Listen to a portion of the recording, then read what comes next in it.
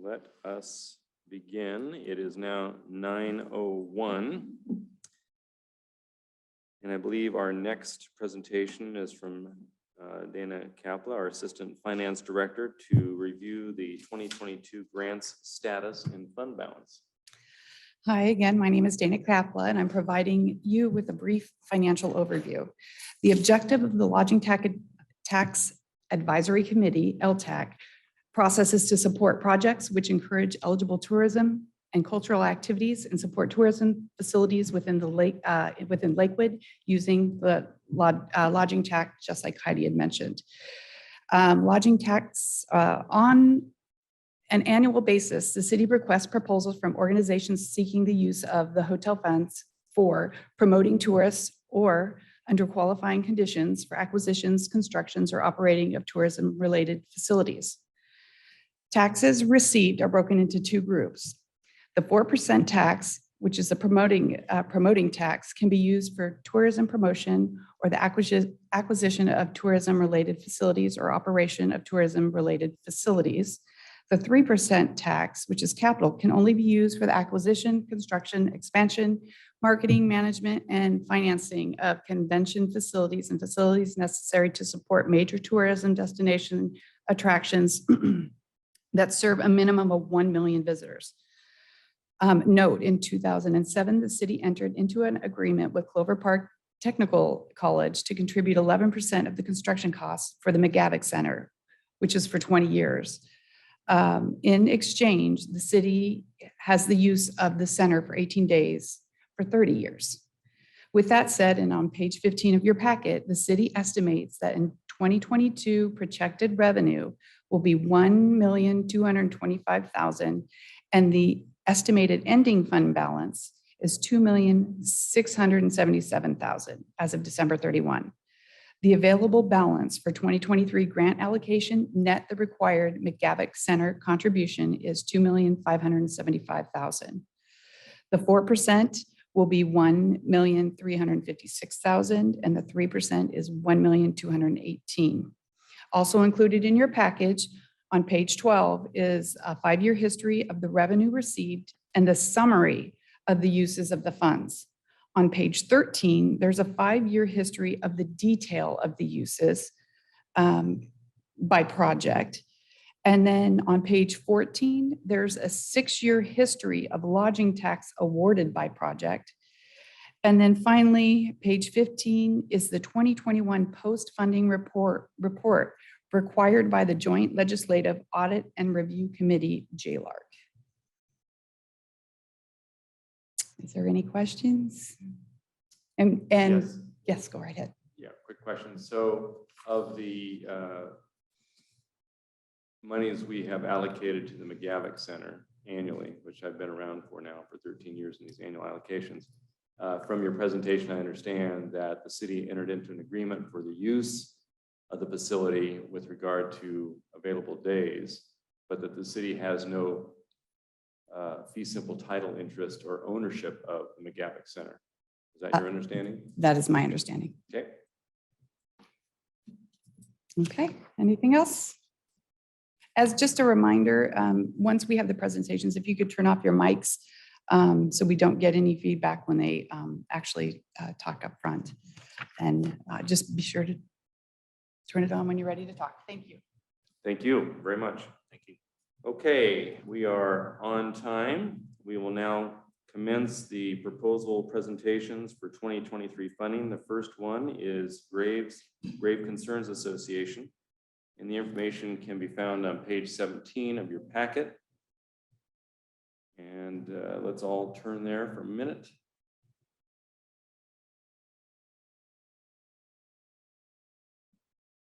And we have Laurel Lemke here. And again, we have a record today, Laurel. So if you could just state your name and the association that you represent for purposes of the presentation today for our record, that would be great. And you got to click the little button down below there so you see the little red light turn on.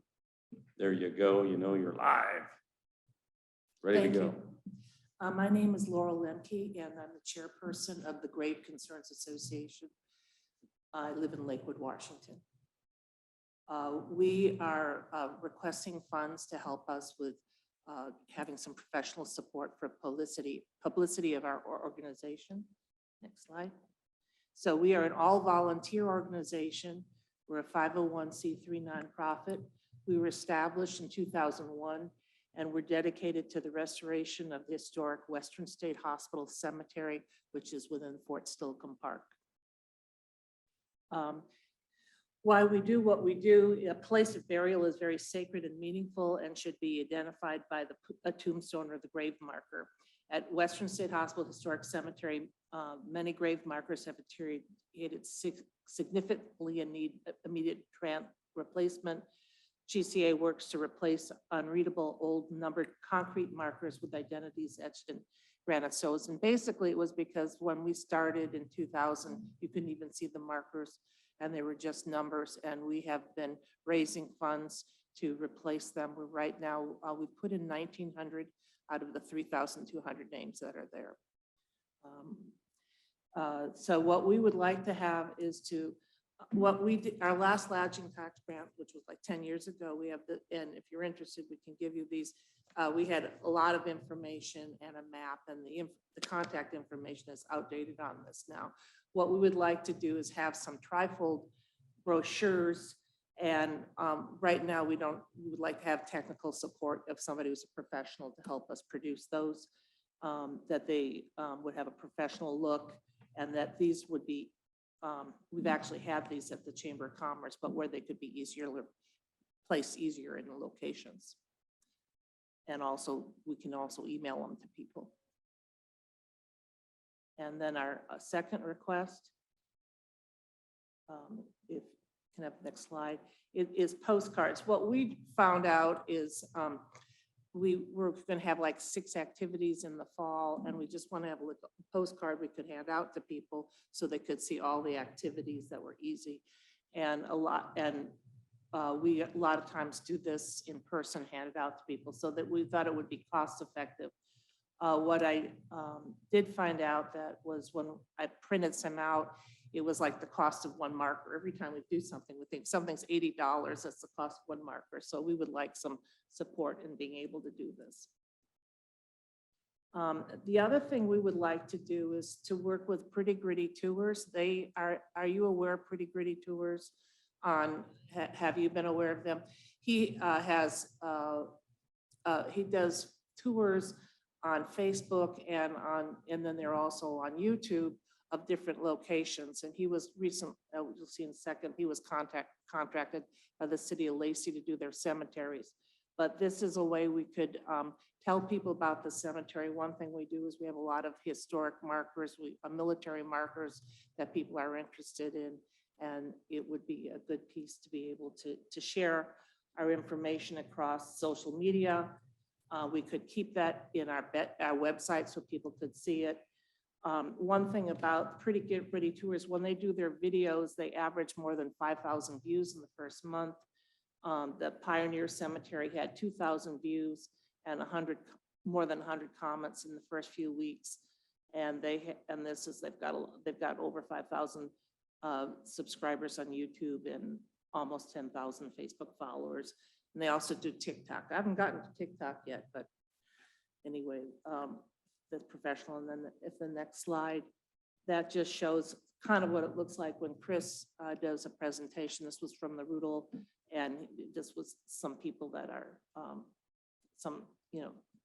documenting people in the cemetery. He actually was in the cemetery. So it can be a combination of both stills and videos. And when he does it on YouTube, there's interaction with the community. So the summary of our request is for the trifold brochure would be $2,500, which would include person designing it and printing it. For having 3 or 4 postcards a year, $1,000, and for the video tour, $1,500. And that's my contact information.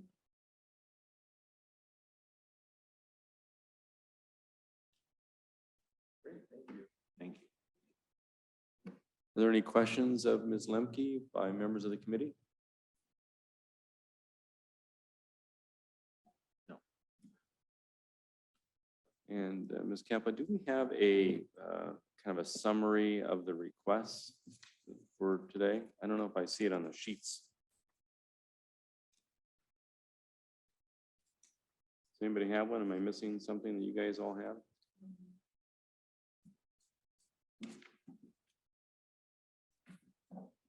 You don't have one either? A hard copy? Just the requests that are being presented today. Oh, perfect. Yep, Yeah, in here. great.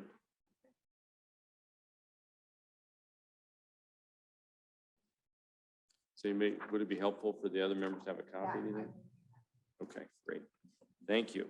Great, thank you. Great to see you. Yep. Sure, yep.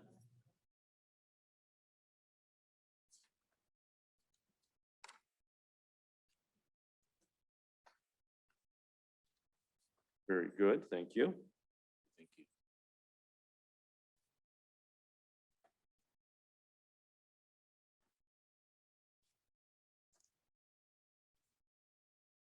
Well, great, we're right on time. We've got a few minutes before the Historic Fort Silicon Association presents. It's on page 40 of the packet.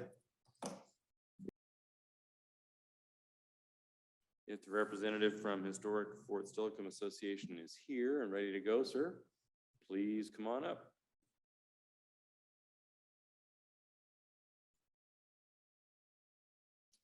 Again, committee, it should be on page 40 of our packet. Let's get to that.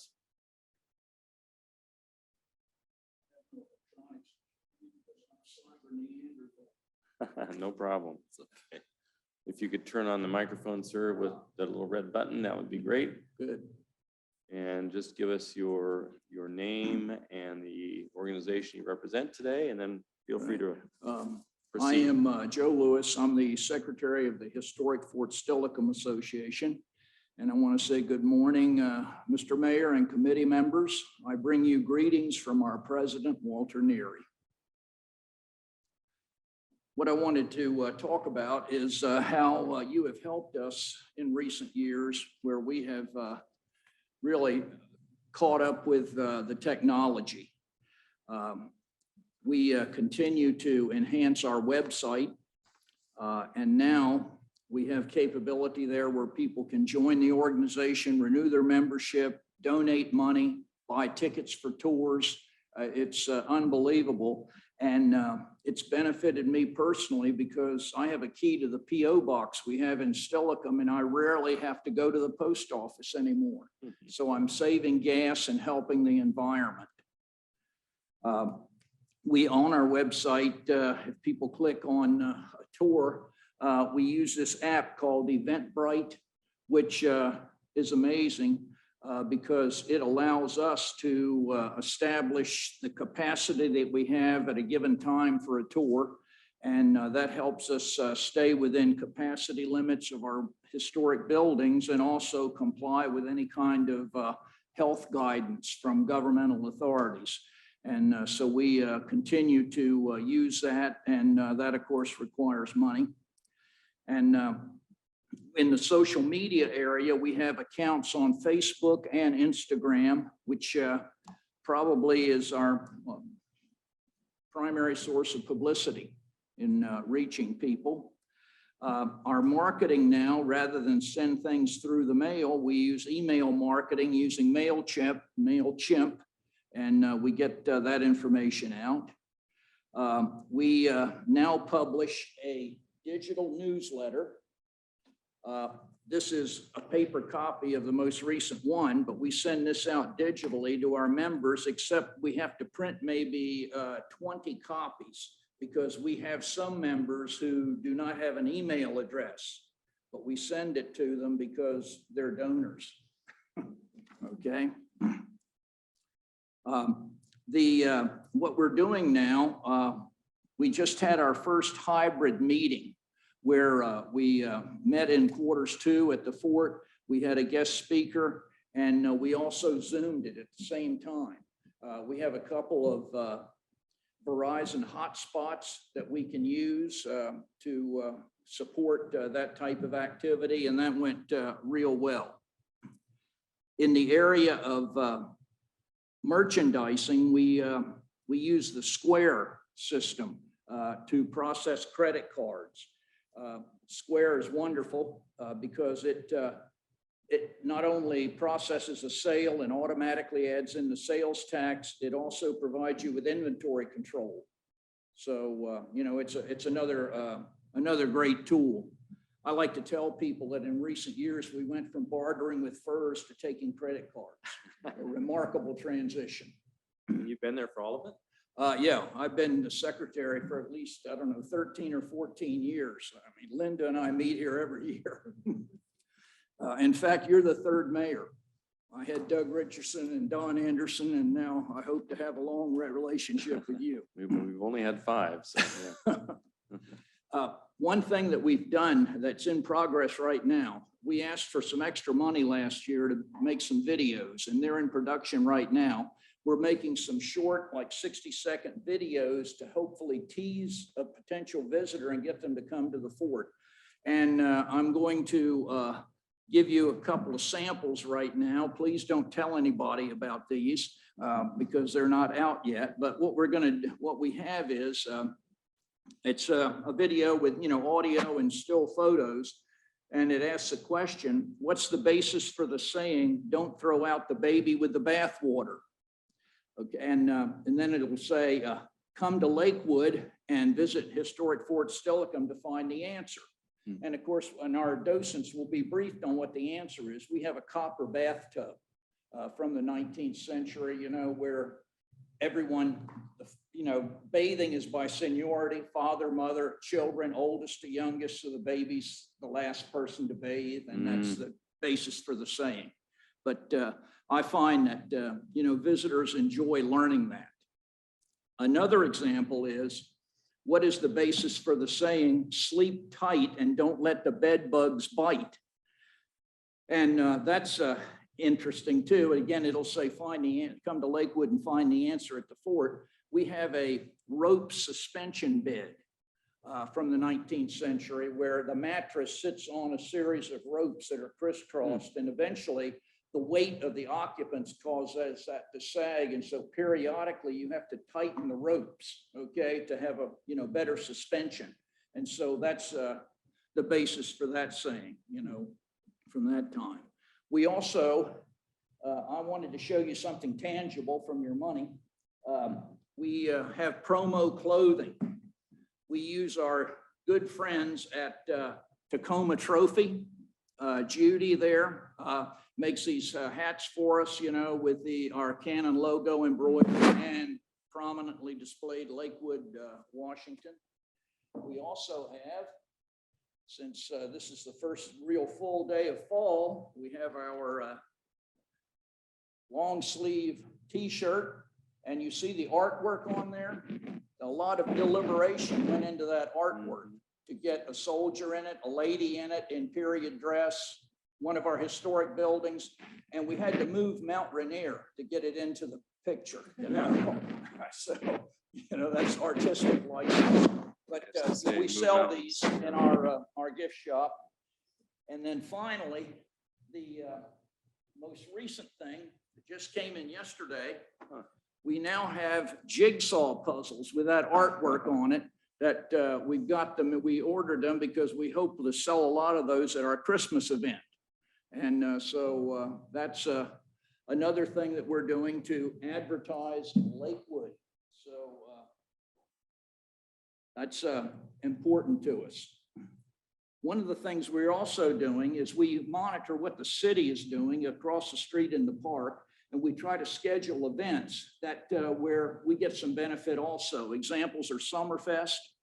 We were open on Summerfest, and the thing is that event is so popular that you run out of parking in the park and people start to drive on the hospital campus to park, you know, and they see that we're open and they come and visit us. So it works out real well. Another recent example is the Boy Scout Jamboree that you had in the park. You know, we had several of the scout troops come and see us. And so that has what I would call a synergistic impact. I have to use that word. When I was at the Pentagon in the 1970s, I could not get a general to sign a letter unless you had the word synergistic in it. You know, the whole is greater than the sum of its parts, Yeah. referring to the triad. We've also had visitors from the annual convention of the Association of Living History Farm and Agricultural Museums. They met in Tacoma and they did a field trip to us. And just last Saturday, we participated in Smithsonian Museum Day. And believe it or not, I had a gentleman come to us last week from San Diego. He printed, he printed his ticket and came up here. I think he had some relatives in the area. I couldn't believe he would travel from San Diego to the fort, but that was real good. We continue to network with the Heritage League of Pierce County and the South Sound Heritage Association. And we're an affiliate member of the State Historical Society. And we're only asking for $12,000 this year because that will be satisfactory for what we want to do. That's what we've had in the past, except for last year, we asked for 15 in order to pay for the video production.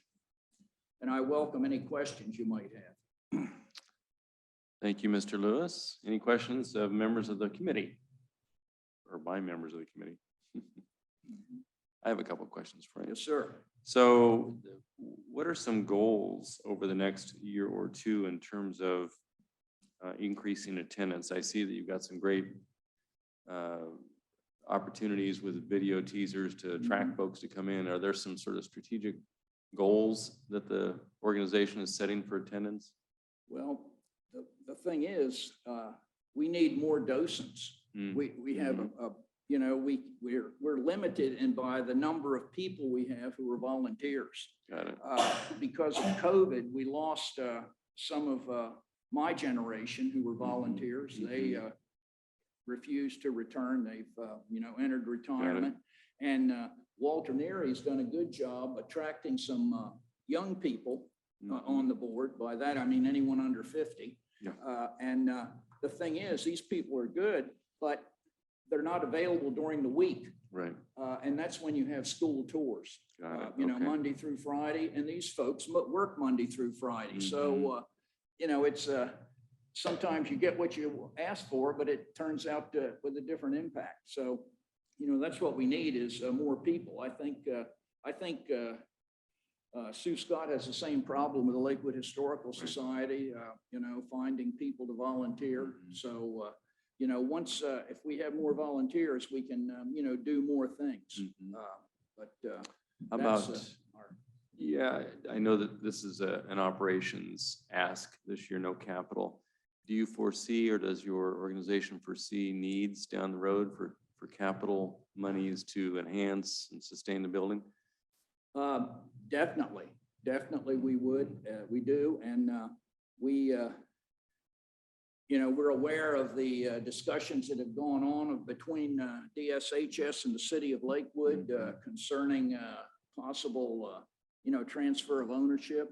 And that would be wonderful. We are precluded right now for asking the Lodging Tax Committee for any kind of capital improvement money because we don't own the buildings. Absolutely, right. Okay, so if the city of Lakewood owned the buildings, then that would, we see all kinds of benefit in terms of the staff that you already have, like helping us out in the IT area. And you have some lawyers that would help us. And so, it would be a benefit. But DSHS's primary mission is rehabilitating mental illness. Right. And so, we're not high on their priority list. I appreciate the comment. And just for the benefit of the committee, as Mr. Lewis indicated, we've been in some discussion, the city with DSHS, about similar to what we did at the Fort Silicon Park, where we ultimately transferred ownership of the park. It took a while to get all the pieces in order to do that. And that's something we're looking at and discussing with both the association and DSHS, because for the exact reason Mr. Lewis indicated, without us having the ability to control it, it's difficult for us to improve it. And we think it has great value in being sustained and improved over time. One thing I'll throw out there, there's an organization that recently received the bid for the $575-ish million reconstruction renovation, whatever you call it, of Western State Hospital. It's Clark Construction, and they have a company ethos of investing back in the communities in which they do business. They have approached the city with regard to what we foresee are potential projects, and they are interested in helping out. So I might work with you to connect you with those folks because they're very interested in the H-Barn project in the park. They may similarly be interested in doing some in-kind or work or whatever. So more to follow beyond the scope of today's discussion, but I wanted to connect you about that. Implementation of the master plan would really benefit our organization because the creation, the erection of that new building would move parking away from our historic area. It just ruins the viewscape during the week. There's so many employee cars there. Absolutely. So it would benefit us. Well, I appreciate your presentation today in the absence of any other questions by members of the committee. Yes, Shalene. Blinking, there we go. So I know that you track via the zip codes when folks are coming through. Do you know approximately, is there someone who's calculating those zip codes to really determine how many folks are coming from outside of 50 miles?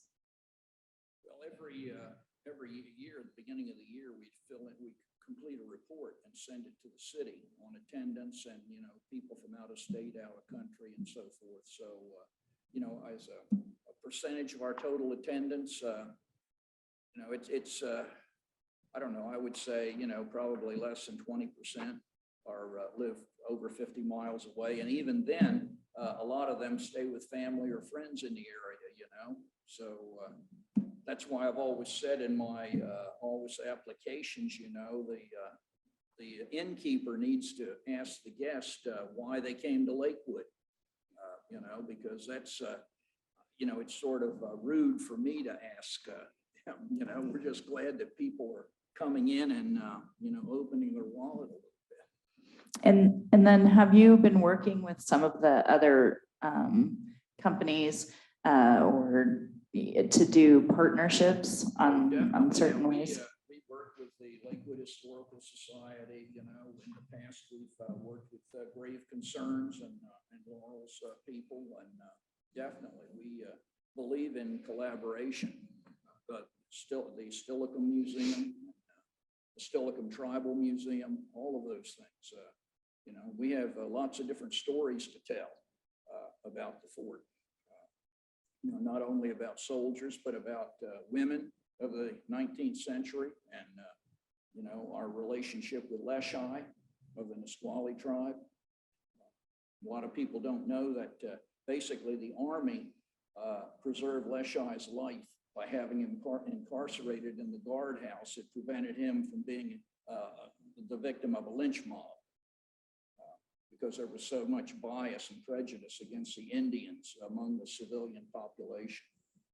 So there's, lots of stories to be told there.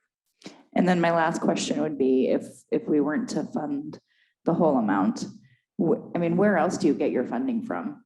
Where else do we get our money from? We get it from, tickets that we sell on Eventbrite for tours. We get it revenue from our museum store, some of the products I just showed you.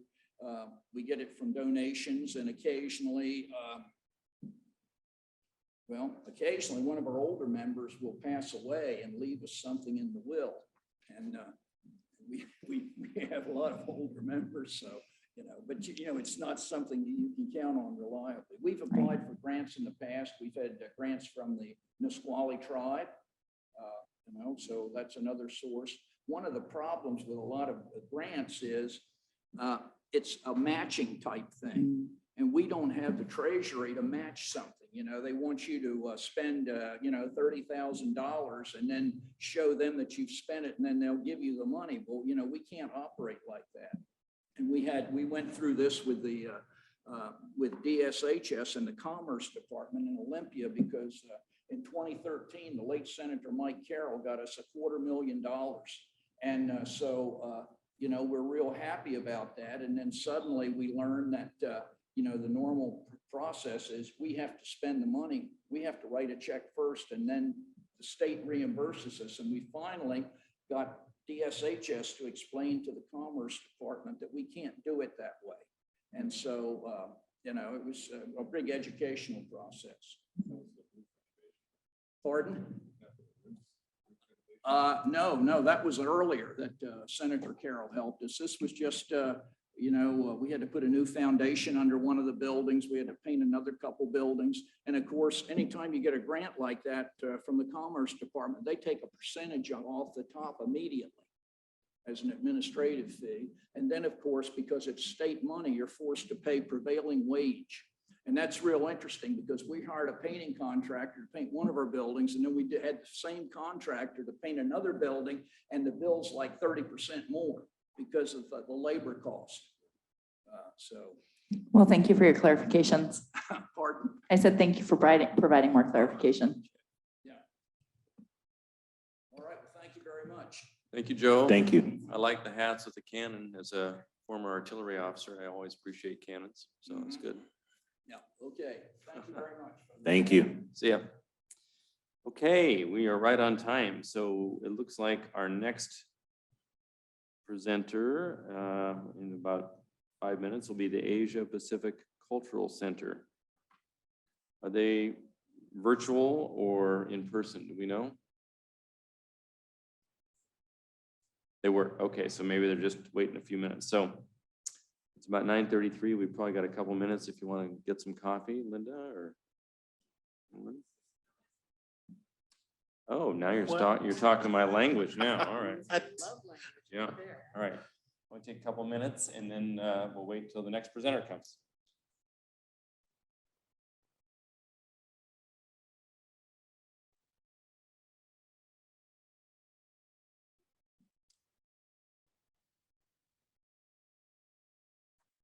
Well, good morning, Ms. Pritchard. I see you virtually, I think. Welcome to the Lodging Tax Advisory Committee meeting for this 2022 season. You're up. Thank you so much. Thank you for the opportunity to show face and say hello. I did have a presentation sent over to Dana, and I'm not sure because I can't see it. I don't know why. I can only see my name. And I did see all of you already, but now it's flashed out. So I don't know how this is happening. But there you go. Okay. Thank you, Dana.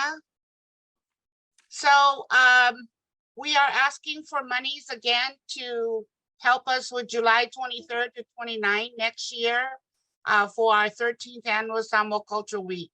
And please know that without the assistance of the City of Lakewood, there will be no Samoa Cultural Week or day at all.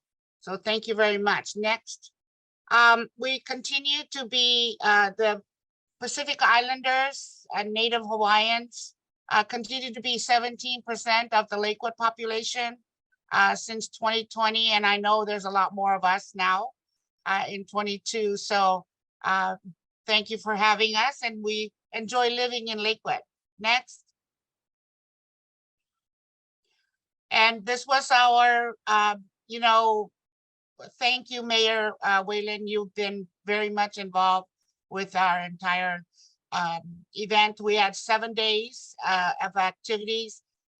More than 8,000 people showed up in person, and many out-of-town guests and VIPs and community members, including Mayor Whalen. We had every single day of the week, we had different activities. So, and a lot of the activities were towards the youth, because those are the people that we want to instill our culture in and language before, all of us who are older, and, we never know when we have to go. So we want to teach and instill these things to our young people so that our culture and language will live on. Next. And so they've enjoyed it so much. Some of the comments from the kids were saying that, wow, I now can appreciate my mom and dad a lot better and more, because they had to live really harder. And so because they got to really, get to see what the moms and dads and uncles and aunties and grandpas and grandmas had to live by. Next. And the talents were also, we showed talents, fashion shows, and we have a Samoa Idol now, which is really great, and hoping that someday we will be able to push some kids to go further with their music talents and so forth, and designing and so forth in the arts. Next. And we spent a lot of our days in the city of Lakewood. We made sure of that. So, yes. Next. And of course, I'm sorry, Mayor Whalen, I tried to look for your picture. I know there's a lot, but I didn't have time to find it. But you're in there. Mayor Whalen is in there somewhere. Next. It's been a wonderful, wonderful event. People came from all over. Next. And so thank you, because you help us every year to bridge communities and generations through arts, culture, education, and business. So thank you very much. And we just are praying that you will honor and approve for our application again for next year. Well, thank you, Lua. Appreciate the presentation. As I understand it, the request this year is 15,000, is that right? Yes, you gave us 15 also for this year. Great.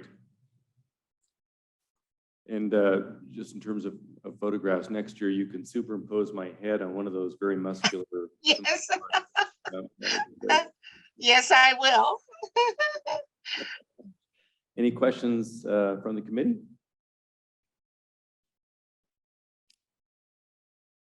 Well, if not, I can say from my experience attending the Samoan Cultural Week and the dinner, it's really well done, incredibly well coordinated, very well attended, and really a wonderful cultural thing to celebrate in Lakewood. So, hats off to your organization for all the work you did.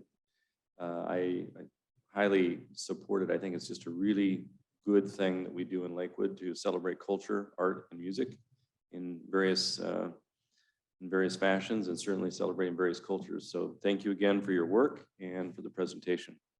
Thank you. Thank you very much.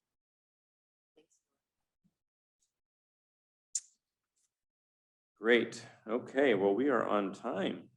We're doing really well. So we are next up with Travel Tacoma, and I think we have our presenter. Oh, Dean will be here. Okay, virtually, great. Well, if you're ready, Mr. Burke, the floor is yours.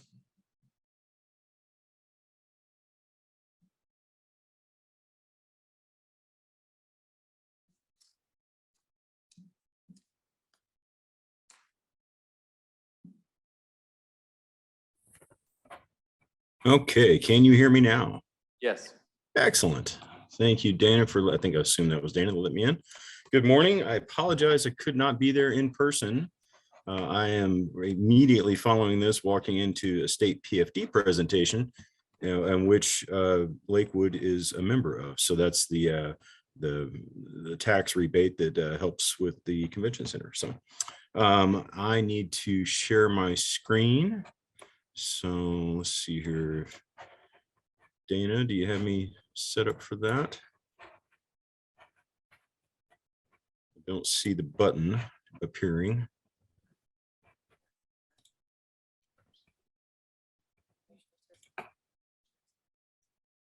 Usually there's a button that pops up that gives me control for that. So if that is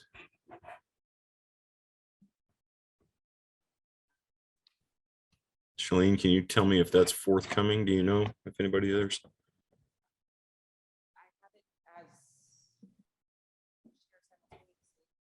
Yeah, Dean, they're looking. Just 1 second. Okay, thank you.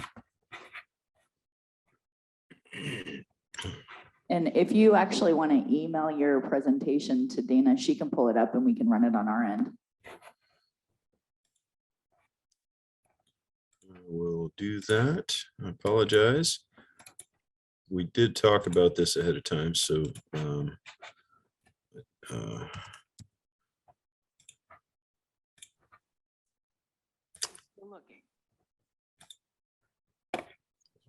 gonna send this to.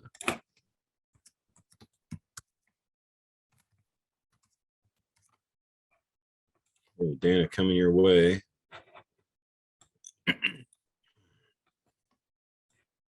Well, I'll start talking while that's in flying across the wire to you, and just give you a couple of quick pieces here. Our application was extremely thorough, so I do hope that you took the time to go through that, because anything I'm going to say here is just tiny little sound bites that are coming out of that. We have a lot to be excited about for 2022. We've made a very modest increased request on our application this year. It's the first time in quite a while, and I just wanted to remind the group that that is the fully fledged merged combination of Travel Tacoma and our sports commission. So it's a lot more work for the buck than it had been, obviously, in the years past. We're making a big jump in 2022, about a 47% planned increase in room night generation to the county. And just also want to remind the group that that is our North Star, that we set the creation of hotel room nights as our primary metric deliverable, because based on that, from there, all of the fruits of tourism that are a part of that are come from that first. And that is how the TPA and the Pierce County LTAC also rank and value their metric, their primary metric. So in telling you that, I'll tell you that we're in 2022, we had a room night delivery goal of about 63,000 room nights. And for 2023, that number goes up to 105,000. It'll be the biggest ROI we've ever made as an organization in room nights in our history. So we're excited for that. Lakewood remains dear to us, of course. It's both what we do inside of Lakewood and what, look at there. Our presentation is popping up. Okay, so as I was just mentioning there, those couple of big room night numbers, and you can kind of see the breakdown underneath those in our three main pillars of business, of sports, leisure, and meetings and conventions. You will notice that we're having a bumper crop on sports return that continues to be our largest volume pillar. And we have seen the pandemic has yielded interesting results on the backside of it as we've recovered from that. Sports has done extremely well. You also notice a massive change in our leisure contribution from 2022 to 2023. And even looking back pre-pandemic, this idea of a 31,000 room night number in leisure was unheard of. And that is because of some technology we have embraced and adopted over the last couple of years that allows us to reach and track and target our customers better and verify that they're coming into market. And then, of course, our third pillar there, our meetings and conventions, coming back up as well, continuing to grow. And, you know, as you've probably read and heard many times in this industry, the hardest sector to recover on its feet completely from the pandemic. Although we are beating projections right now, we are continuing to grow there. So you can go ahead and click to the next slide. Some particular areas of focus for us in Lakewood. And again, I apologize for talking fast and kind of flying through this. I just want to make sure if you have any questions, we get there. Golf continues to grow for us. We're bringing more events into and around Lakewood that are certainly bringing travelers into Lakewood. Cyclocross has been a mainstay for us. Of course, you'll recall that we brought the national championship in 2019. How lucky were we to get in right before the pandemic on that? What a great event. We're kind of rebuilding some stuff there right now with a new promoter, new group, and some new strategy with USA Cycling. So we're working on some bigger projects, not just nationals, but at the global level as well, back at Fort Steilacoom Park. Cross country continues to grow for us with the new addition, recently new of last year and a half, of Chambers Bay. So between Fort Steilacoom Park and the NCAA Division I cross country course we've put at Chambers Bay, Chambers Creek Regional Park, making that area like a cross country superpower. So it's really really performing well for us. We've been in the background with baseball on Pierce College and the project for Field One at Fort Steilacoom Park. Our continued support of Summerfest, we've been there since the beginning. Lake Walled Gardens, Colonial Plaza, of course, Asia Pacific Cultural Center, and then a couple of other things I wanted to note, that our geo-targeting campaigns have proven incredibly effective and trackable. That was the piece I mentioned earlier with leisure travel and us being able to demonstrate when our people that we're reaching are coming into market. And then also just want to continue to note our increased capacity for larger conventions. During the pandemic, a national branded Marriott opened next door to us, which helps us elevate to larger audiences.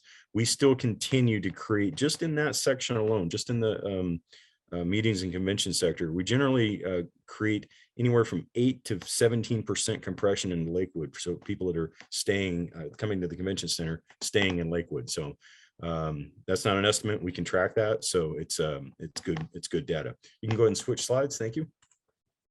Like I mentioned earlier, we requested a modest increase on 23. It's our leanest team ever, and we're setting the highest ROI values ever. I think we're at about threshold on that as far as any kind of reductions go, but we're doing great. And like I said, this is a reminder that we are sports, leisure, and meetings combined. And I put in small print there. I just wanted to make a fun little note there that, an example, we get a lot of attention for sports in Lakewood because we do very well with it at Fort Steilacoom Park, but we're more than that. For example, this year we had the Global Glass Art Society conference in Tacoma. We had 48 attendees from 48 states and 13 countries, and we brought them to Lakewood on tours for private glass collections. That was a critically important part of the stay for those people for the week. So, again, it's not just what we do inside Lakewood, but what we do right next door to you as well that complements how we drive tourism to the area. And then we will share our geodata reports with you, which I'm going to talk a little bit about. If you click slides. We have probably arguably the most sophisticated data partner in the business right now that we've brought on board through the pandemic. We've been talking about this with you over the last couple of years as we've been growing this and developing this technology. And this helps us see how visitors are moving, how they're coming in and how they're staying, and how we are able to attract and target them. This little side here just gives us a quick little health line, and I'll send, well, you have a copy of this you can look at too, but to kind of show you what the general pulse of weekly trips to Lakewood has been all the way back to 2019. And you can certainly see what the recovery is starting to look like as we get into this year as well. Next slide. This is just a quick map showing where visitors are coming from that are coming to Lakewood. And again, these are not, this is, trackable data here. Next slide. Another look at that same piece there, just kind of showing by percent the heat map of where travelers are coming in from. Next slide. Also an image here as we look back from January of 2021 to present. This is we call this our sedimentary rock graph, showing what visitation looks like coming from other states. And certainly, again, you can see as we get into March of this year, this is recovery, right? This is where people are starting to show back up. Next slide. A couple of demographic slides here. I won't linger on these. I'll let you look at these independently. You can go to the next slide. It just gives you some basic models of where people are coming from and their age groups and income and ethnicity and things like that sort. Go to the next slide. This is an interesting one that looks at a quick snapshot back through this year, or excuse me, through 2019 rather, of other points of interest where our guests that are using Lakewood lodging or visiting. By the way, that big, huge orange spike in there is the Tacoma Dome. So we get picking up a tremendous amount of impact at certain events for people staying in Lakewood that are even coming to that. But this kind of shows you a little bit of overlay traffic of where people are going at different times of year. Next slide. And just some more fun information here. One of the things we see out of some of this data illustrates probably what is representative of military stay, the impact of military on visitor days in Lakewood. This is a higher number than we see in the rest of the county, where we've got 6+ days resonating at basically 39% of your visitors. And that's a big number. So, only the next closest one to that is your one-day visitors, which was 22%. So some interesting stuff there. And then the last slide, and I'll be out of your hair, just taking a look at where travelers are coming from right now. This shows us that we are still a drive market at this point in the pandemic. This data is up through about early June, I believe. And what we see is that travelers up to the 500-mile radius, we have some increases up to about 13% more, but once we get outside of 500 miles, we're still a little deficient in our market. Despite this traffic at SeaTac Airport, a big percentage of that is being taken up by the cruise industry. Cruise industry out of Seattle has gone from 205 sailings to just under 300 sailings this season. Tremendous uptick for them. And so quite a bit of that travel's going that direction. But anyway, just wanted you to see here as we're still monitoring recovery and our radius does get bigger in time here. This is what that looks like. So that is my quick presentation production there. And if you have any questions, here I am. Thank you, Dean. Really appreciate that. I think Shalene had a bunch of questions for her boss she wanted to ping you with. Funny. Any questions of the committee? I have a couple questions for you, Dean. Thank you for the Sure. presentation. Certainly thank you for your work that favorably impacts Lakewood. What are we missing in Lakewood to increase tourism and or participation in our restaurants and such? What do you think we could do as a city better? I know I'm going a little bit outside of your scope today, but it is of interest to me. That's a conversation I would love to have with you. And I think I would kindly request if we could do that offline. I'm Absolutely. not prepared to do that in a 60-second soundbite, but I am prepared to do that. And Let's do that. I'd love to sit down. I would love to. So please, yes. Chat about that. The other question I had is in terms of meeting and convention space. We have obviously a few facilities in Lakewood, including McGavick, and as you indicated on your slides, Lakewood Gardens. What are you seeing in terms of the average meeting attendance that seems to be in demand? Is it the larger scale meetings for a larger convention space or more moderate to mid-sized meetings? So the answer to that's a wildly moving target right now because the pandemic recovery it's like taking a photograph on a roller coaster ride right now. It's just like one snap of like a very dynamic ride. And what we're seeing at this moment is an increase in smaller localized meetings, right? So, more day use from your, whether it be your economic development groups or chambers or clubs or associations, while the bigger national level conference is still recovering. I mentioned earlier that we're out, the segment is outrunning forecast right now. At large, bookings across the country are about 25 to 30% down, and that resonates true with us as well. And running at about 60% of lead generation historical. But again, it's rising. It's kind of got the hockey stick thing going on right now in terms of a line of growth. So, if you asked me that 30 days ago or 30 days in the future, it's a very perishable answer at the moment. So, your small, even our convention center is booking more smaller events than we would or even normally like to, but at the same time, we're starting to see the redistribution and shuffle of that. And we're bringing in some bigger, Western US to national level products by the day. And I think as we continue to see that come up for us here as well, it will continue to, we benefit from what comes down from Seattle. McGavick benefits from what comes down from us. And so as some of that distribution changes, you'll see more event days at McGavick, even though they may be, more localized, regionalized. But of course, that's also, the size fit for that venue. So. Absolutely. Well, from our humble perspective down here, the parking availability at both McGavock and Lakewold is a huge attractor for those of us who are going to smaller scale meetings or conventions, as opposed to trying to find a place to park sometimes downtown. But Exactly. Yeah. yeah, it's huge. All right. Well, thank you, sir. Appreciate it. Unless there are any other questions? Yes, sir. During your presentation, you had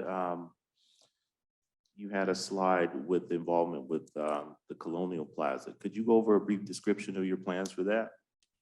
We would have more outlined on that in the packet we sent itself, but just, as events get stood back up in that area, markets and those types of things, night markets, entertainment, we're working harder in 2023 to paint a broader narrative on even the localized itineraries, because it takes a bouquet to make an itinerary, right? And so, and it doesn't just lean on the largest assets. It doesn't just lean on like your biggest museums or your biggest parks.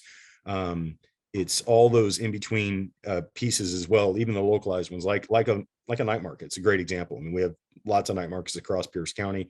We have a number of them here in Tacoma, extremely successful, and they, all of them have the ability to serve a wider agenda. So when guests are in town, and particularly like with Lakewood, because we get such a massive military influx there, giving those itineraries where you've got a robust offering and a chance to look deeper into the local fabric, products like Colonial Plaza and events and entertainment there are super important to that. So, we started that when it came online, and of course, it wasn't on its feet very long before the pandemic hit. So now as we're, on this side of the pandemic and getting back into the deep programming, it's an important one for us. Thank you. Mm-hmm. Well, very good. Appreciate the presentation. We understand the ask this year is the $115,000 as indicated in your presentation, correct? Yes, correct. Yes, sir. All right, very good. Thanks, Dean. Appreciate it. Thanks so much. Have a great day. You bet.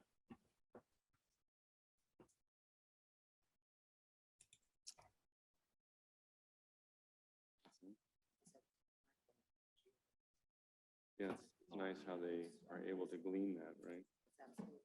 Yeah.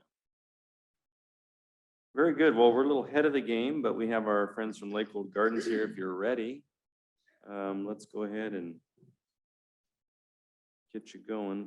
We have two presentations, and so the first one is the tourism and promotion presentation, which is on page 163 of our packets. You want to turn to that?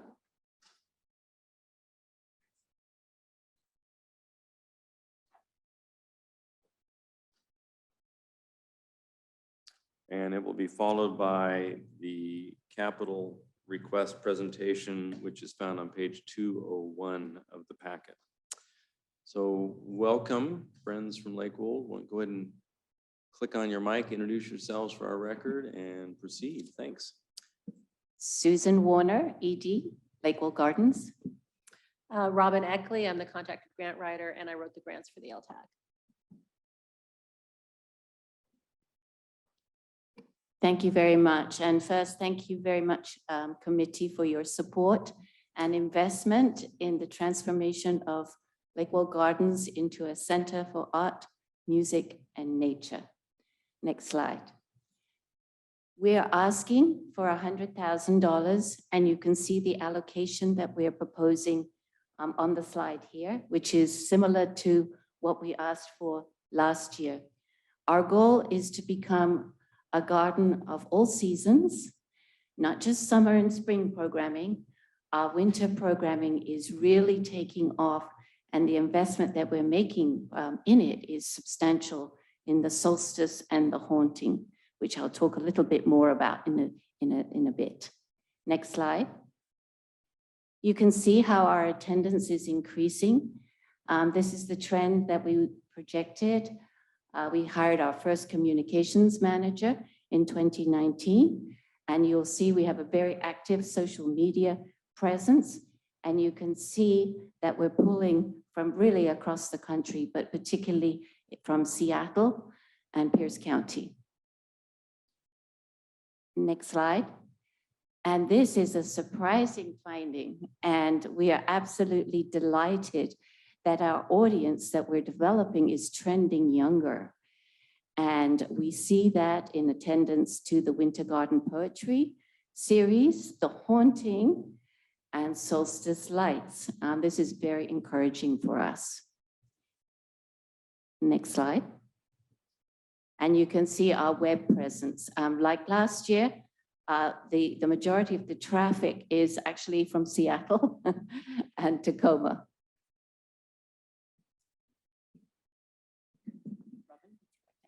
That's okay. Next slide. Next slide. And these are our social media trends here. Again, Tacoma being the most enthusiastic follower of our programming. Next slide. During the pandemic, we did a very aggressive virtual programming that has had a tremendous reach. This is the Black Splendor series, which is an offshoot from our concert series, Music from Home. And it is a series of small vignettes featuring different local composers and musicians. And it's been very well visited. If you go to our YouTube channel, you'll find 50 videos which were produced in the last 3 years. And this particular series has over 7,000 views. Next slide. We still do weddings, and we do 15 a year, which is what we're allowed to do to maintain our property tax exemption. But we also added a series of smaller weddings, mini weddings, and elopements, which have done very well during the pandemic. Next slide. More weddings. We featured in the Here Comes the Guide. And last month, we had over 400 requests for wedding bookings in 23 and 24. So we're somewhat overwhelmed. Next slide. We have started going to our local farmers markets and also the state fair, which is a wonderful recruiting ground for volunteers. We're rebuilding our volunteer program. Next slide. A new program started this year, which is bringing more visitors in, is our exhibition series in the Lower Wagner House. We retrofitted the house with a hanging system for our artwork and put correct lighting in for art. This is our third show that's featured on the slide here. These are all local artists. The work is for sale, and we split the proceeds with the artists 50-50. And I'm very happy to say that this program has really gained some traction. All of the artists that are selected to participate, it's by invitation, have some theme that is in complements Lake Walt's mission. So this particular show by Travis Farzell is actually about climate change. It's provocative and also hopeful. So next slide. Yes. I just wanted to say briefly on that one, we do have artist receptions for each of these shows that take place in the evening, again, building on extending our hours into the evening, which we hope encourages people to stay, have dinner, have happy hour, have hotel stays, that kind of thing. And that our artist series has a podcast as well, again, trying to reach that younger market, which seems to be going very well. Thank you, Robin. And you will remember that we are also an art center for veterans. We have a flourishing partnership with American Lake Hospital. This is our painting program that meets twice a month. And we're also starting a healing garden with American Lake. We have a curriculum that we've already developed, and veterans, patients, clients will be able to come to the garden and learn horticulture skills. That is something that's really important to us. Moving on, we are Blue Star Museum. That means we're free to military during the summer through Labor Day. And like other presenters have mentioned, we do get a high percentage of military visitors. Music from Home is the concert series we began in 2019. It's now in its third season. I'm happy to say that most of our concerts are selling out. We get a lot of participation from West Seattle and Seattle clients who come down to visit. This is Dr. Rosa, and I have a little clip, a video clip of him just It's a couple down. couple down. Keep going. There, oh, there it was. It was No, back no, keep going. there. Keep going. It's a No. blank screen. No, no. There it is. Now hit play. Sorry. I'm Ross Salvosa. I was born and raised in the Philippines. When the Spaniards came, they supplanted their music. And, you know, we managed to build a hybrid form of our artistry combined with the Spanish music. Can you turn up the volume a little bit?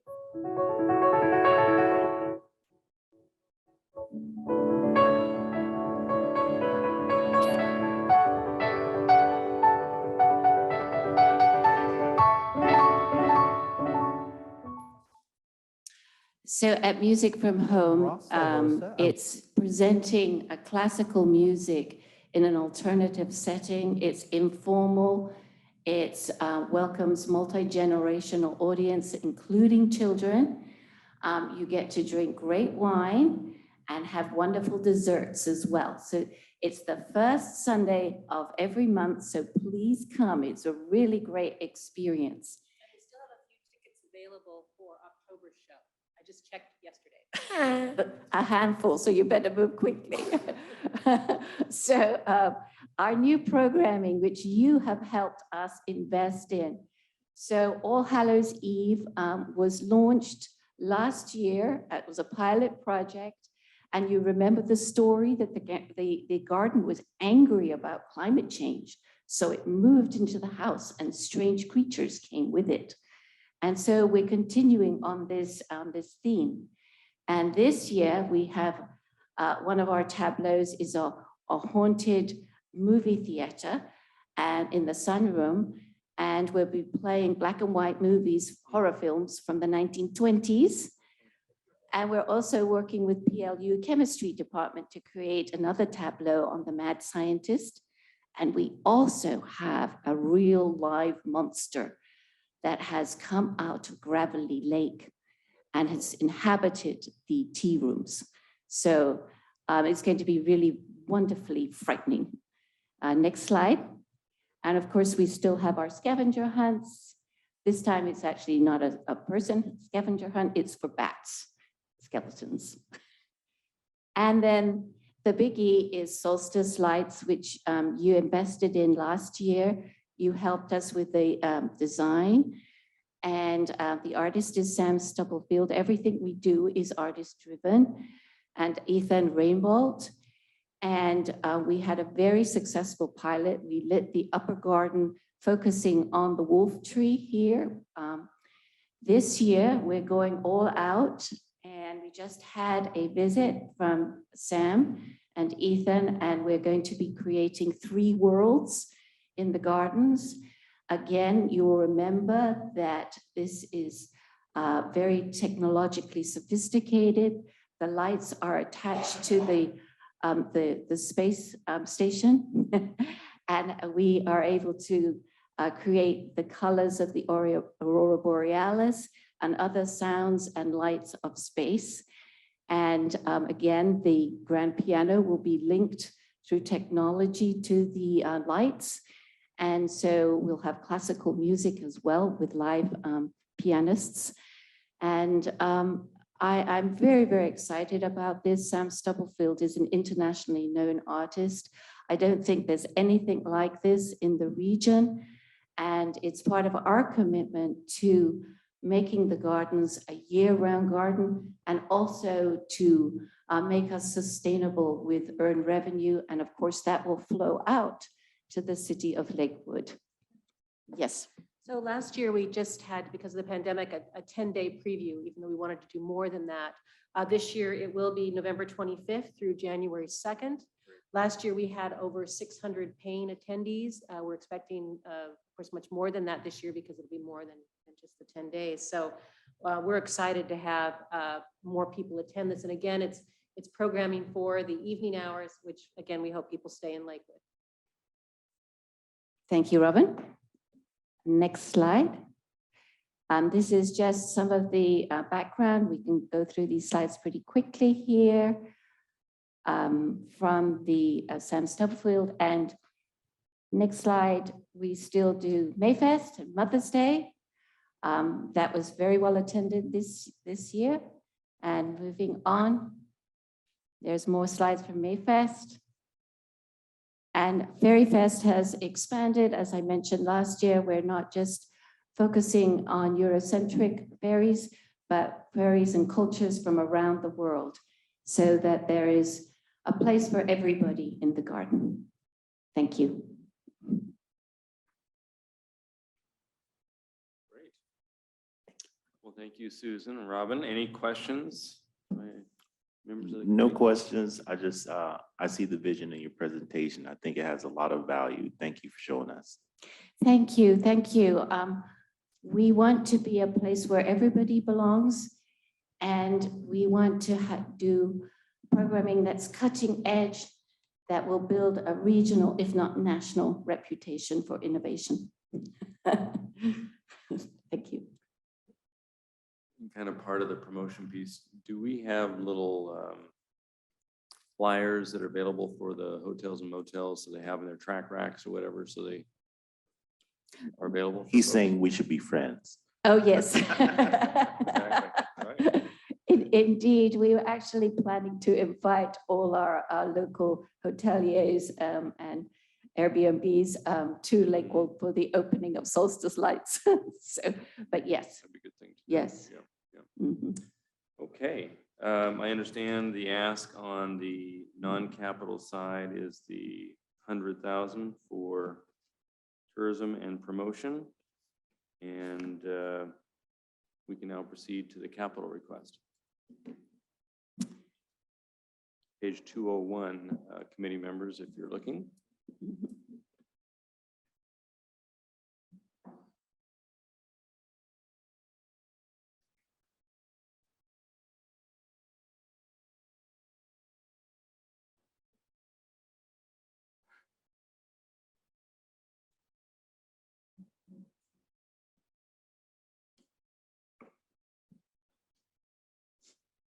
Okay, Next slide, please. The capital request is for the carriage house on the property. Next, you can see where it's located. It's the first building that the visitors encounter. Next slide. And here it is in its current state. It is obviously in need of rehabilitation. It's the oldest building on the property. It's an L-shaped building, and it houses our garden shop and our shop itself and admissions.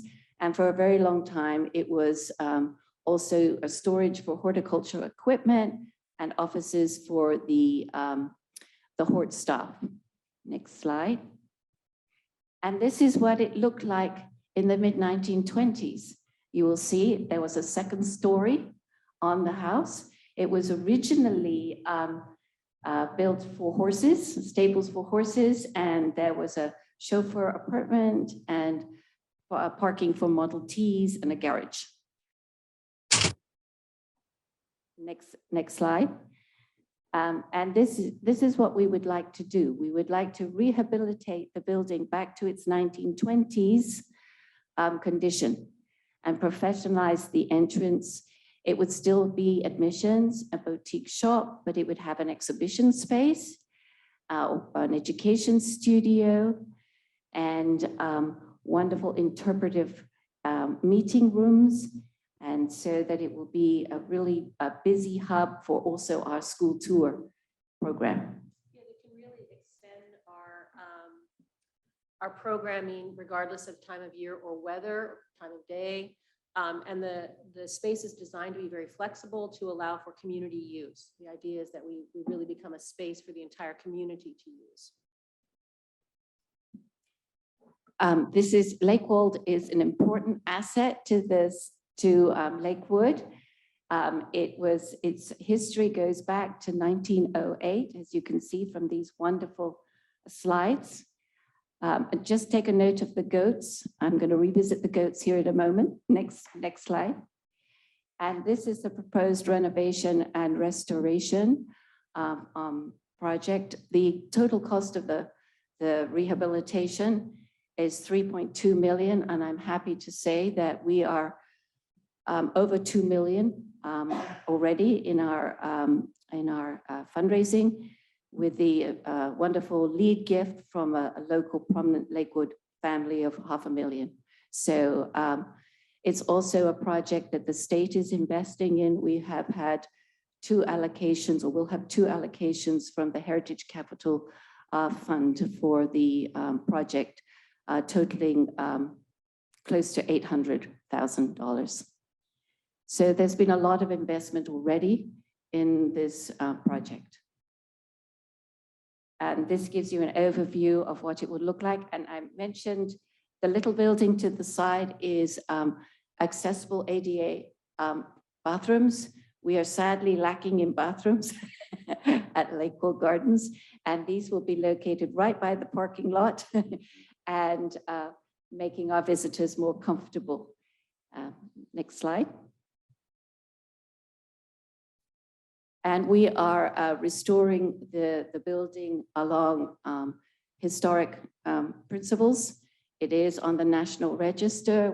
Our architect is a preservation architect, and there's a full historical structural analysis of this building that is available to the public to read. This gives you an aerial view. Thinking too also about what Robin said, this is for the community. It's also for our schools. We have a great partnership with the Clover Park School District, and we have been developing new curriculum for grades 1 through 5. This gives you an idea of our preservation. The offices will be in the former stables. You can see them there. And the care with which this building is being restored for community use. And we've got some nice renderings coming up of how it will be used by people. You can see some of this activity where we'll have proper sinks so that we can do hands-on activities. We can do workshops. We can do interpretive exhibitions. We can do propagation. There is also a new greenhouse attached to this building, which is actually an existing historic greenhouse that is being donated to us by a local resident. It's a wonderful piece of art, which we will see here shortly. And you can see how flexible the spaces are. Next slide. Here's a beautiful rendering of the building in progress. You can see how the doors, the garage doors, are being retained so that the whole classroom can open out into the garden. So it becomes an inside-outside space. And this will be available to the community as well, of course, to rent for whatever activities are desired in this space. Our new garden shop, Boutique. Some of you may have already come and see we've totally turned over our inventory. We now support local arts and crafts. There'll be a coffee and wine corner in the shop for added appreciation of our state's good wine capacity making. And then you can see some more of the design upstairs. Next slide. And this is the restored roof area that will be another little meeting area and also space for offices. Our horticulture staff now have new offices in the Wagner House, So they have already relocated. We hope to break ground in May. The applications have been submitted, and those are in process. And we're working with Corsmo Construction to make all of this happen. And our proposal to the committee was we are asking you to make an investment in this structure for the community in exchange for city days, that the city would have access to this wonderful building for whatever usage is appropriate for the city. And I think that was a similar arrangement to previous project. We're asking for 400,000 over 4 years, if possible. And we hope very much that you can come on this journey with us as well. We are Lakewood's Center for Art and Music and Nature. Thank you. Robin, do you want to add anything? No, I think just that the flexibility of the space, the attraction of a historic structure, much of what can be retained is being retained. Of course, some things aren't up to code, as you might imagine from when it was built so long ago. And the building is in terrible shape, quite frankly. So a number of projects have already been done to stabilize the building right now. But the work is very necessary to increase accessibility, increase reach into the community, and just to expand our programming hours and days of the year. And May will probably coincide too with the public phase of the campaign to complete the project. As I've said, we've had great investment already from the community, and we'd love to have your name on it too. Thank you. I think we've got one more slide of the greenhouse. There's the restrooms. There's the greenhouse that's being donated to us from a local property. It's a beautiful structure. And people will be able to go inside there and help propagate plants for the garden. How is that being moved over? Corsmo is going to move it carefully. Okay. We will rebuild the foundation. So what will come to us is the glass and metal structure. Wow, okay. Mhm. Questions of the committee? Yes. Please. Oh, I'll. I think the first question that was coming to mind is when you're asking for this capital, how are you on the other end going to be covering the operating expenses? Yeah, what will Lakewood Gardens be doing to cover these new costs that will incur because you're growing in size? Yeah, thank you for that question. Something that we take very, very seriously. Over the last 3 years, we have increased our budget substantially so that we can offer these kinds of programs. And with the kind of programs that we're offering, we have had greater investment from our local funding community, including foundations that have newly started awarding us funds. And there are many foundations that are coming to us with the programming that we are now offering. And for example, with 3 years of arts programming under our belt now, we are eligible for the National Endowment for the Arts. And so we applied to them just last month for funding for the first time. So it's what we're doing is really strategic because we are expanding our funding and support base with the kinds of programmings that we're offering, because people want to be part of this exciting journey with us. Great, thank you. And I do want to say too that Corsmo has invested in this project, has been a partner for us for quite some time now in the planning process, and they have committed to working with Lakewood Gardens to ensure that events that are scheduled when people reserve the garden for weddings or for wakes or those kinds of things, that construction will work around those parameters so we can continue our earned income. We've had a discussion about that we need to continue to be open to the public during the construction phase, including for private events. And they're committed to working with us to do that, including coming in and setting up special fencing to protect people, while they're in construction and that kind of stuff. So I think we're fairly confident we're going to continue on the earned income for the next couple of years.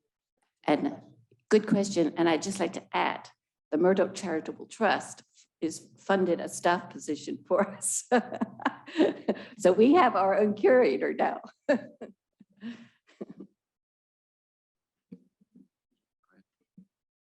DJ? So maybe in addition to that response, I think part of the rationale in building a facility that actually works and provides greater opportunity for programming is to increase the self-sustainability of Lakewold by having programs that people actually Yes. come to, meeting Yes. space that people want to utilize, those kinds of things.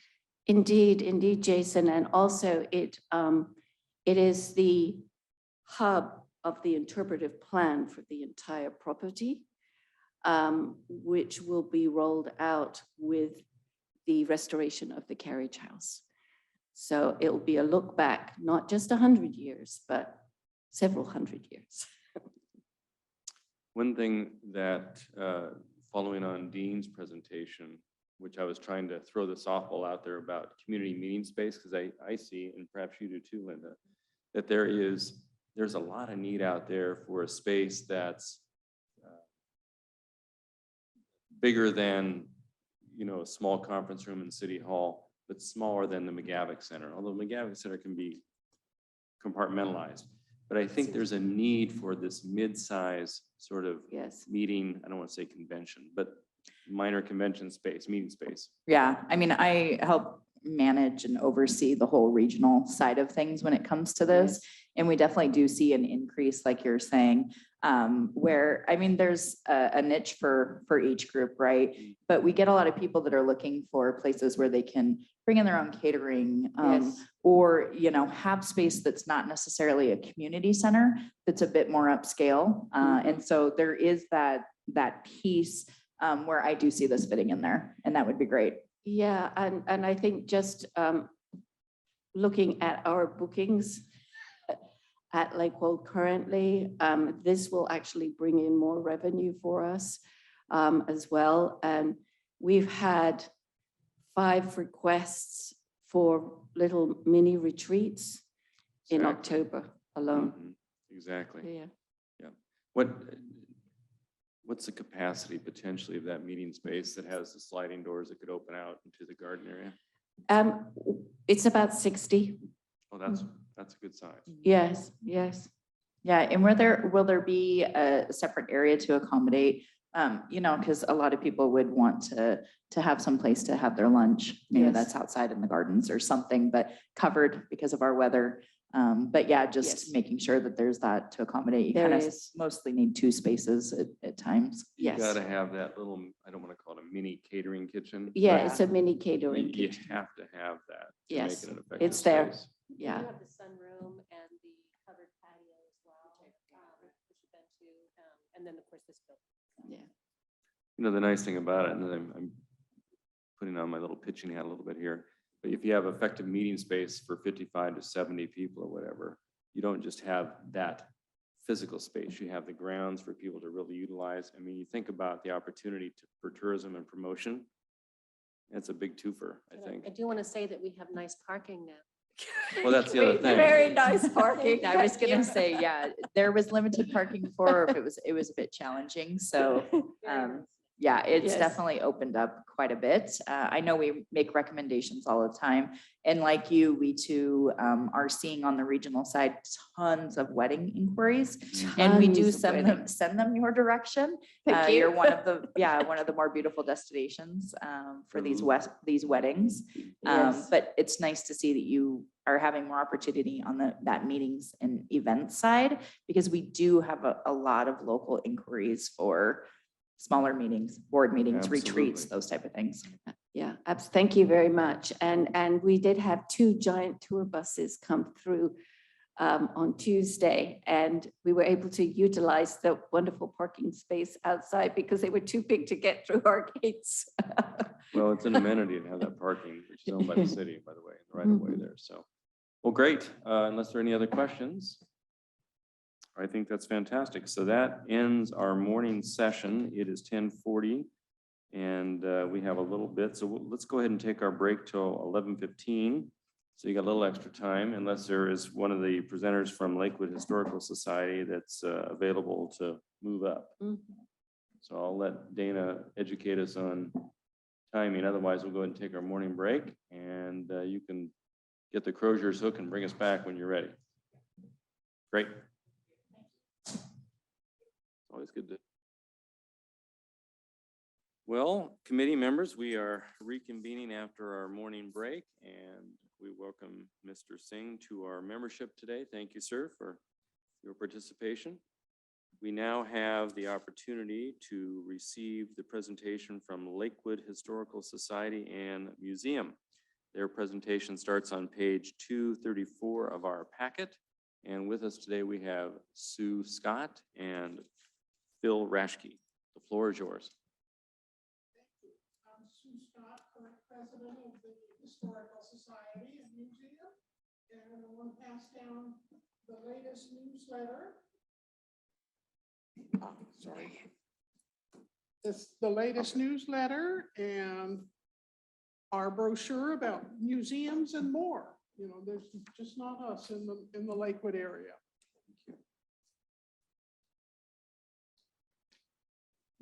Okay. And to do our presentation today is our senior board member, Phil Ratsky, who's going to do the presentation for us. You're on. Thank you, Sue. I always like the word senior. Yeah, right. And it gets more appropriate as I age. Yes. It's good to be here this morning. Good to see you all again. I'm happy that the president has announced that the COVID is over. So maybe life will start to return to normal. We're going to talk about the Lakewood History Museum. And for those of you that are new, I'm going to do a little background to get everybody up to speed. We were founded in 1998. Next slide. 2022, I say, what a year. We did more programs, more events, and had more visitors than in our entire history. And that was during COVID. So it really worked out well for us. Part due to the help from the city when they were doing their festivals in the Motor Avenue. Next slide. This is our old location right here. That building, when we moved out of it, it's in the Colonial Center, but it's still vacant. So, but it was very small. I mean, you can tell that parking was a real problem. And it wasn't, it worked, but it wasn't a great place to be. Next slide. Then we were offered the opportunity, thanks to some work by Glenn there, Glenn Speed, who's also on the board, to move over near the Lakewood Theater, which is the iconic theater that everybody tends in the logos and things. You remember this theater. A lot of people attended movies there, and I'll talk more about that in a minute.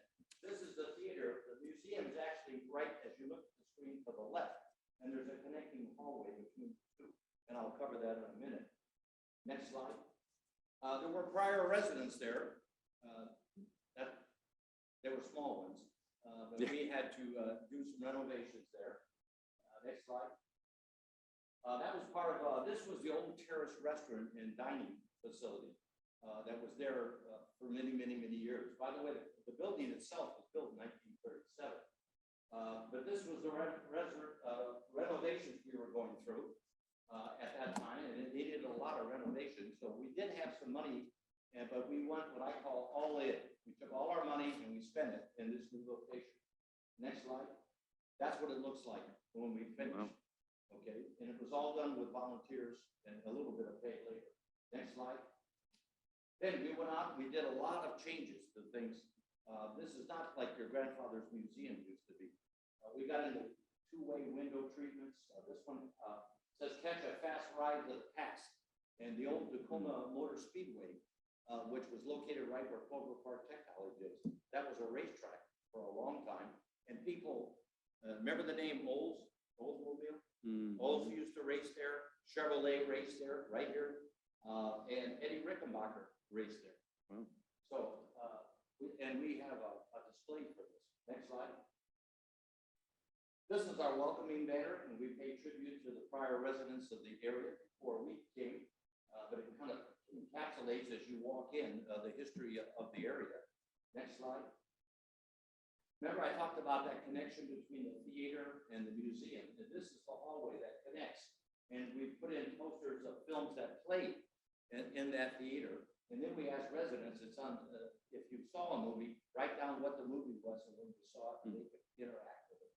We also have a video that's motion activated. When you walk in, this video will activate and you'll hear the history of the theater itself. Next slide. We have an historic cabin that has a QR code on it. QR codes are the coming thing, and we've got a couple, we're trying to get more. Basically, this is not the old Heath cabin, but it's a replica of the Heath cabin. And if you haven't read the Heath diaries, which are available, Heath was out on the frontier there around 1850 to 53, maybe a little bit earlier, but he kept a daily diary.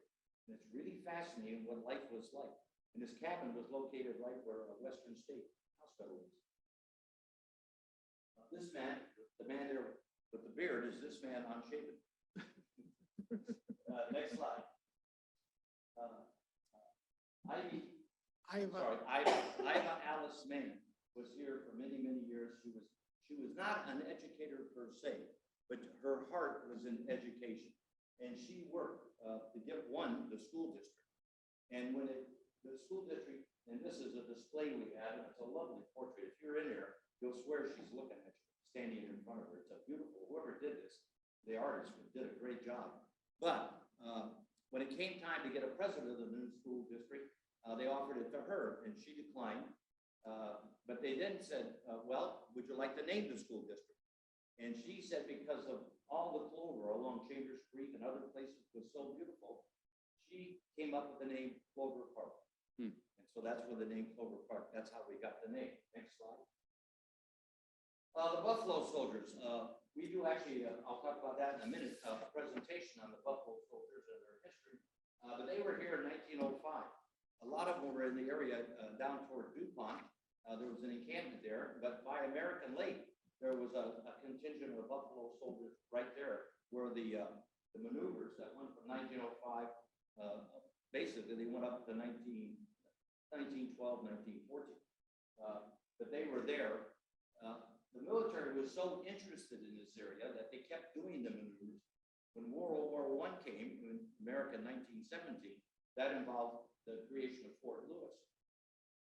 And by the way, if you've been out to Fort Lewis, you see that main gate that looks like an old fort. That was built by the workers who built the fort with their money, and they donated it to the Army. And the big iconic building, if you're down the freeway that you see, historically, it looks like an old Swiss chalet. If you go down south on the freeway, that was the old officers' quarters, and later became a hotel and everything. That was the Salvation Army built that, and after World War I, they sold it to the Army for $1. So, next slide. Our first city mayor, many of you know, who is still with us, is retired Lieutenant General Bill Harrison. And we'd like to keep track of people that have been involved in the creation of our city. And so everybody coming there gets an idea. We weren't always Lakewood as a city, but we were considered the Lakes area as part of Tacoma. Next slide. All right. There's 8 volunteers. There's no paid workers there. No paid staff. We have one part-time paid consultant who helps us with our newsletters and some other things.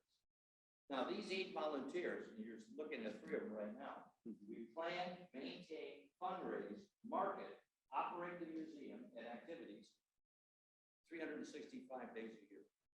Okay? For the city of Lakewood. Next slide. Our operating expenses. Between rent and utilities, that's our biggest expense.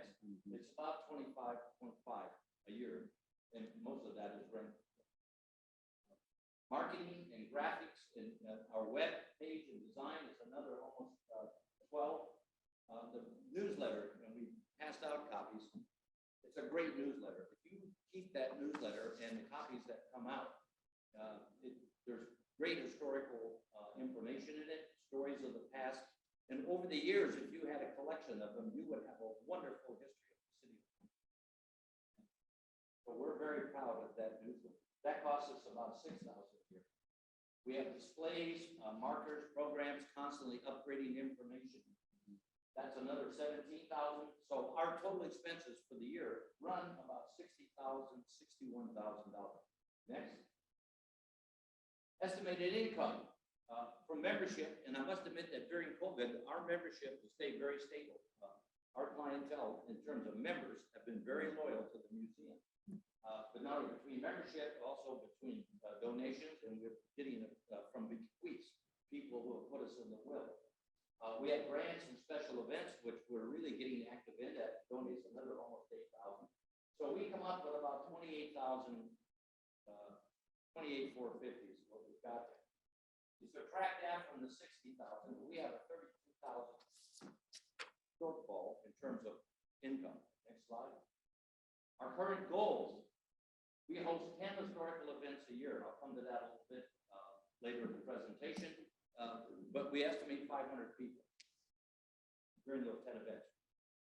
We've placed 2 historical markers up. Right now, we've got 20, well, we will have 22.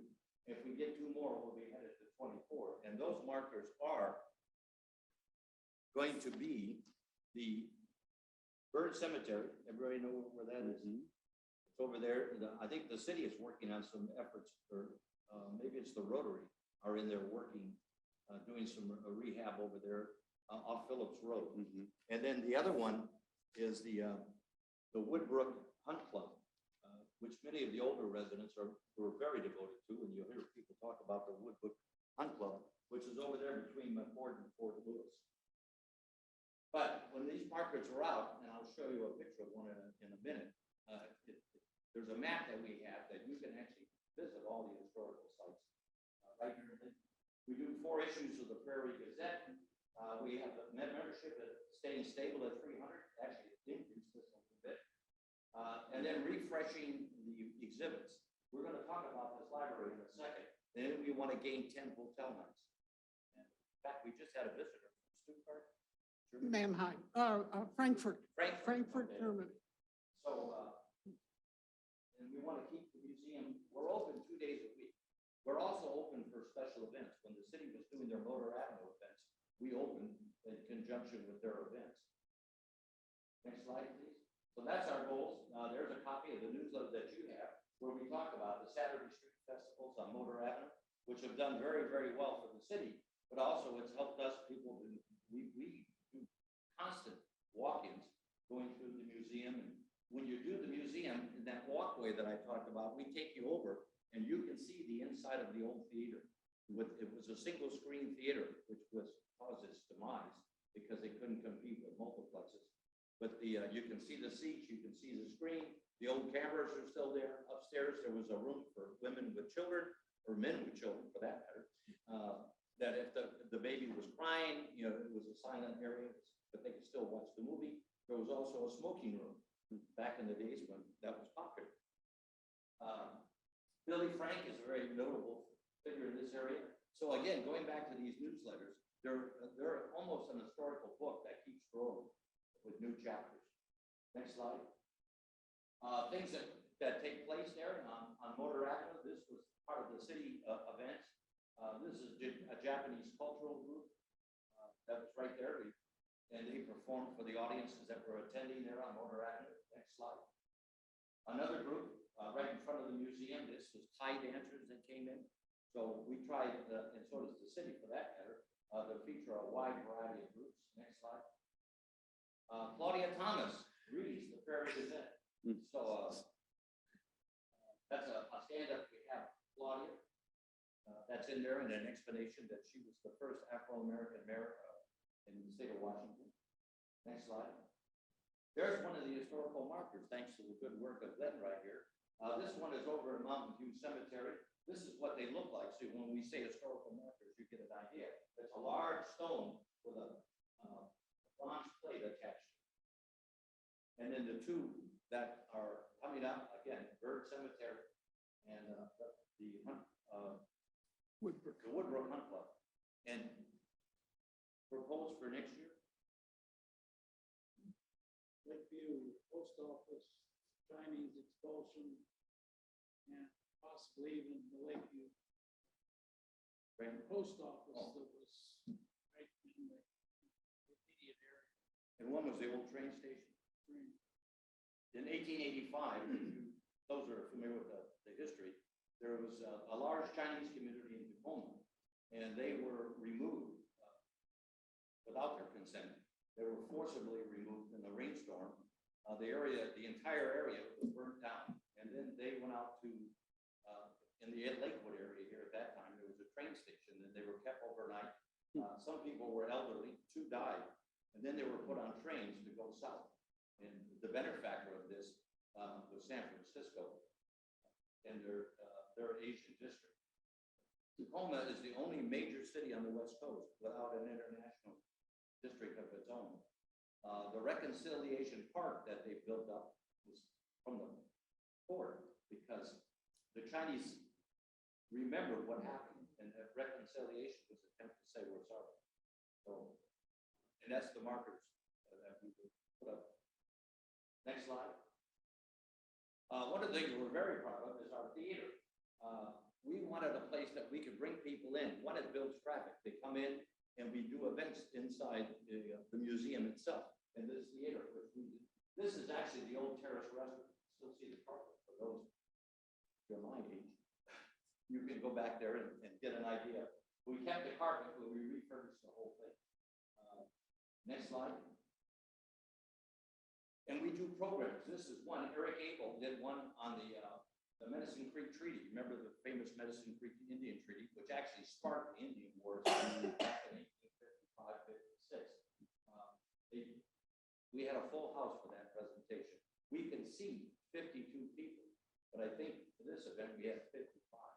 Next. We also show films there, historical films, things that people can relate to. Remember Laurel and Hardy? Or am I the only one? That's scary.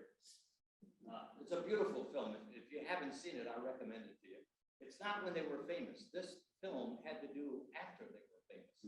And they went to England and it's kind of a farewell buddy-buddy thing. They weren't making a movie or everything. It didn't get off to a good start. Their wives were with them, and it's just a very warm story. This was also a full house. And we have more films scheduled. I think at Christmas, we're looking to show Elf. We're going to do a Christmas thing for the kids. Yeah, you know Elf. Yeah, I can see him smiling. Yeah. Next. This is just to give you an idea of the crowd and how we see people. Next slide. But we draw people, and that's good. Ivan. Ivan came to us in September 2021. This was a big boom for the museum because most long-term Lakewood residents, Ivan was at what's called the B&I down at South Tacoma Way, which is actually in Lakewood now.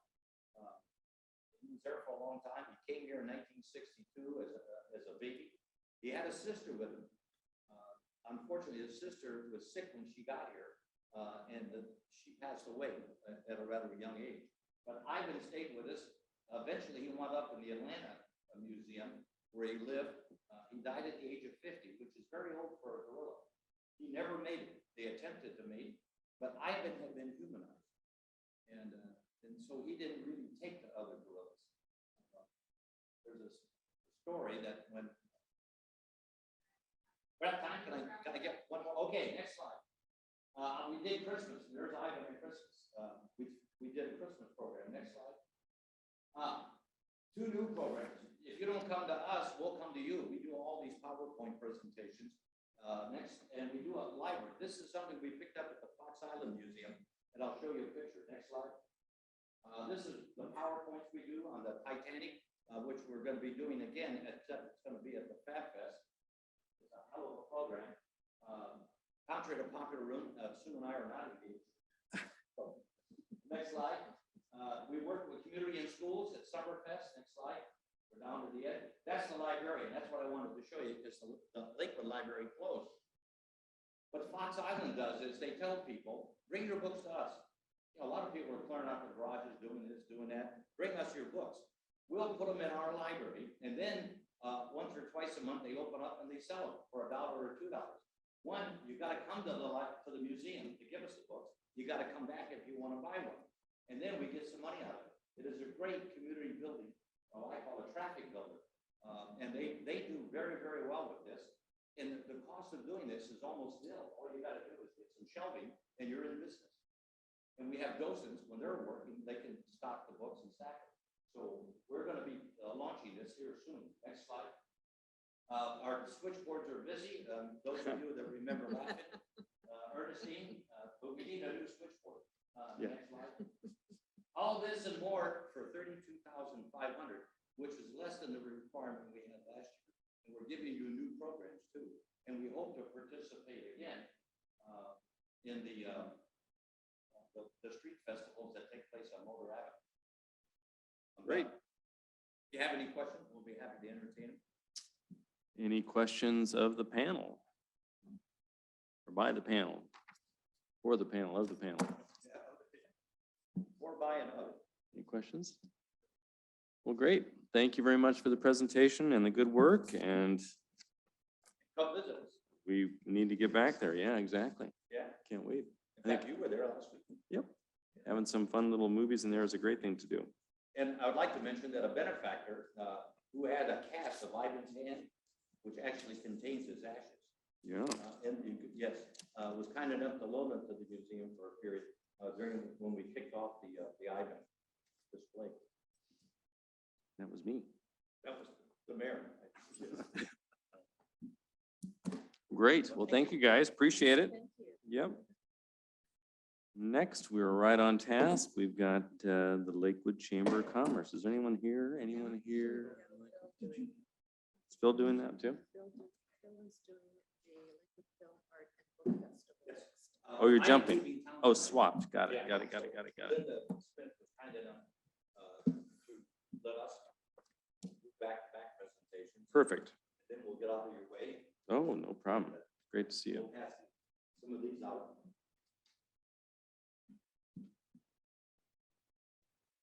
It's called FAB.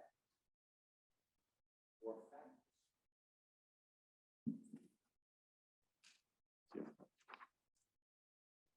And you got the film, the flyers? Okay.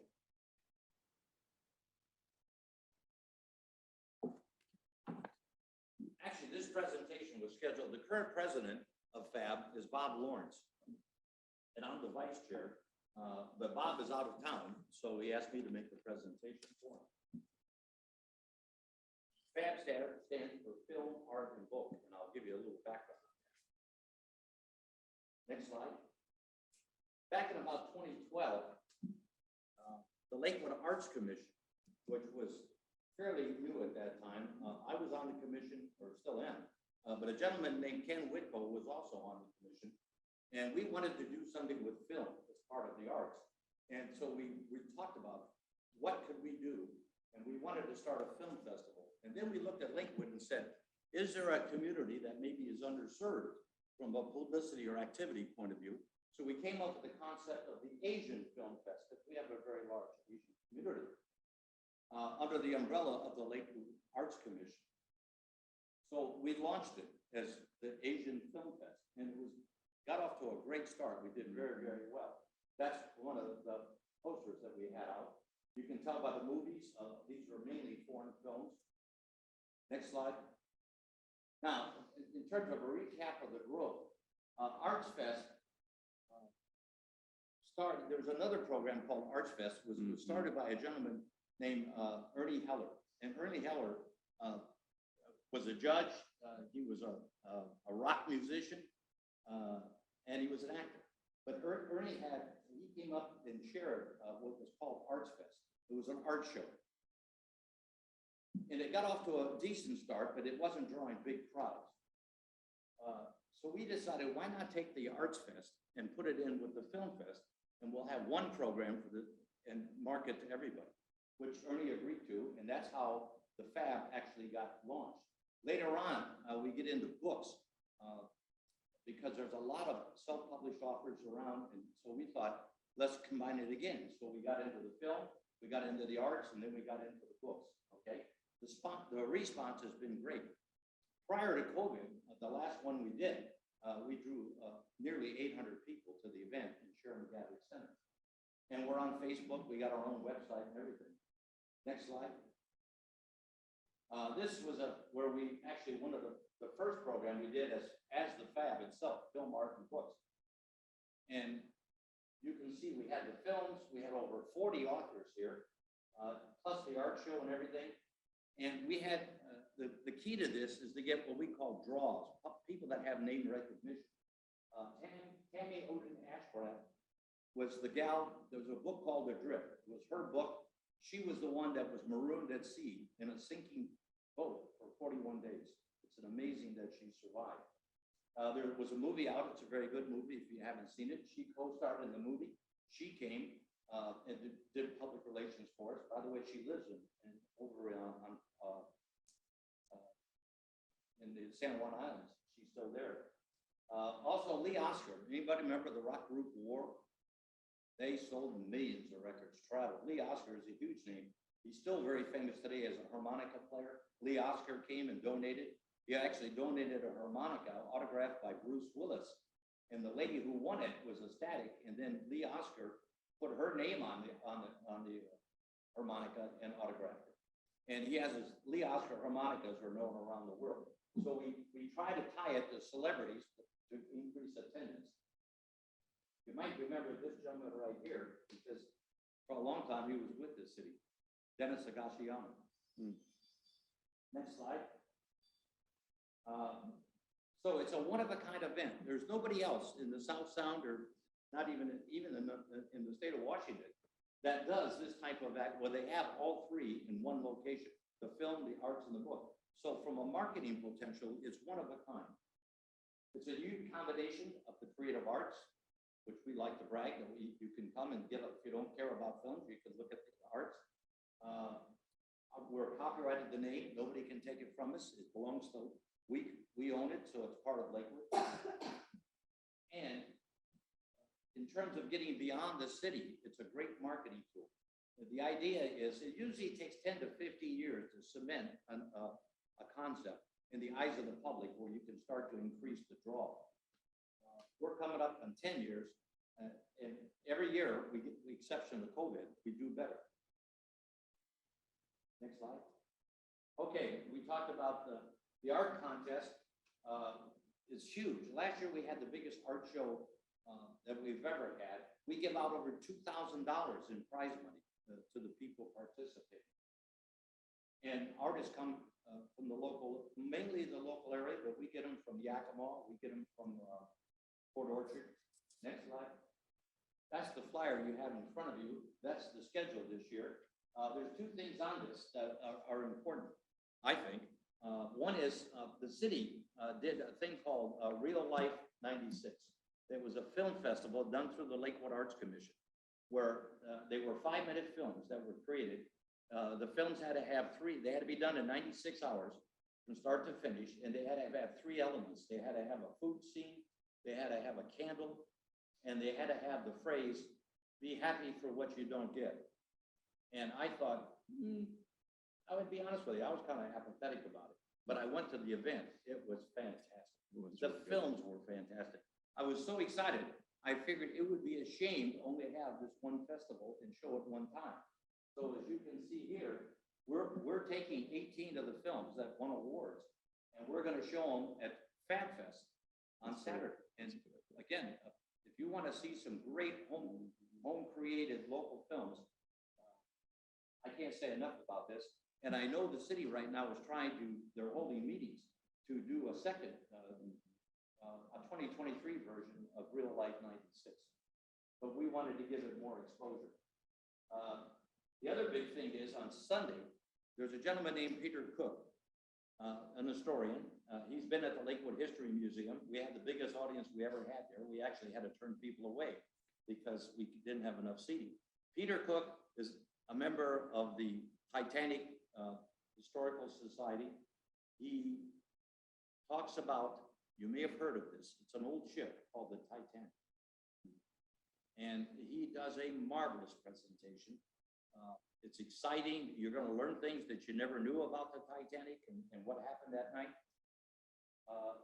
He also is going to put on a big display. He has a lot of memorabilia from the Titanic to include peace that he has. And of interest to everybody, there is a direct Lakewood connection to the Titanic. To know what it is, you have to come to the presentation. And when you do come, the first 60 people are going to get a Titanic boarding pass. It's an authentic copy of a boarding pass to get on the Titanic. At the end of the presentation, you'll find out, did you get in a lifeboat or was that the end of the journey for you? Okay, so this will be on Sunday, October the 16th. After that, we're going to show the film. It's a British film called A Night to Remember. And that is considered by historians the most accurate film about the sinking of the Titanic. And then stay tuned because you can get free food. We're going to host the Art Festival Awards so you can see what art has been selected. And there'll be heavy hors d'oeuvres at that presentation. So Sunday's a big day. Then the authors, just to give you an idea, you can see the crowds that come in terms of the authors. They sell their books. It's very, very popular. It's a good element to the event. Next slide, please. And we're adding things. We always try to keep it fresh. This year, we're going to have live violin music. Going to the Titanic, the lady, Jeannie Hill, who lives in Lakewood, she's going to be playing music that was played by the ensemble that was on the Titanic. So she'll be playing for 30 minutes and you'll hear the songs that the Titanic passengers heard before the final ending. Special displays. A gentleman named Daryl Nash, first-rate historian. He's going to be there. Daryl is a member of the Buffalo Soldiers Museum and Society. He's going to have a big display on the history of the Buffalo Soldiers. And again, the Titanic memorabilia. There'll be live performers. We started out, the first one we did when it was the Asian Film Fest, we had the Filipino dancers. They disbanded, but now they're back. So we're going to have the Philippine dancers. There's also going to be a ballroom dancing entertainment going on there. And if I haven't mentioned it, it's at Sharon McGavick Center on the Clover Park. Good location. For a while, we moved locations, but the last several years, we're at Sharon McGavick, and we love it. Next slide. So what we want to do for 2023, and we've asked for a slight increase. I think last year we had like 21,000. I think we asked for 23,500. The idea is, it's not that we're doing anything, we're not trying to, it's inflation. I mean, the cost of renting films is skyrocketed. If you want to show a film nowadays to a public audience, we got to pay those fees. You got to buy the linens to put on the tables for everybody, publicity, promotion. So it's mainly just to cover the cost of what's going on. And we want to continue the whole film art book concept. And we'd like to do more military art. That's a market that we need to get with the military bases here because they're big contributors to Lakewood and the tribes. Then we're trying to get at what's called three-dimensional art. Most of the art contest has been two-dimensional. Three-dimensional is like sculptures and other things. Usually we did bonsai, which was a three-dimensional, but this is actually sculptured artwork or displays that were three-dimensional. We're going to try to improve that. Again, we're interested in real life. Notice something about that? No wrong. Yeah. That's my fault. It's real life 96. It's actually real life 96. The marketing, we market statewide. We've had people, like I said, from Yakima. We had one from Moses Lake.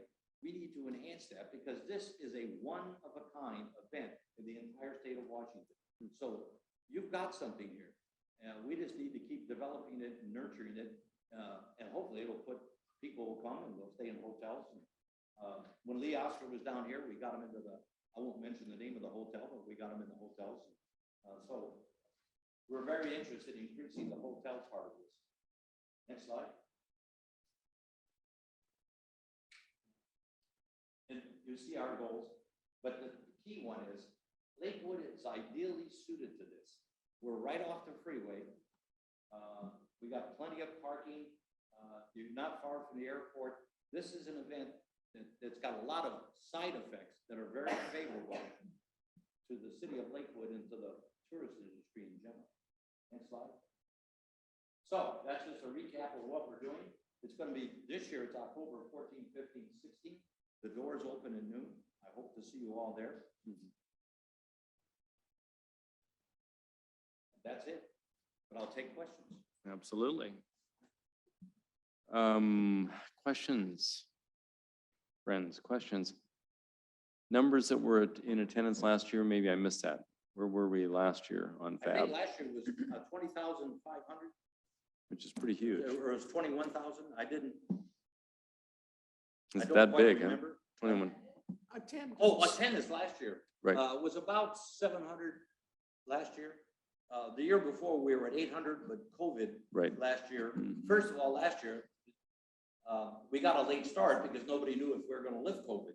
Got it. So we couldn't do the event. And then when they said, yes, you can do it, we did it. And we did, we had 700. That's great. The year before, we had 800. We're looking to beat that this year.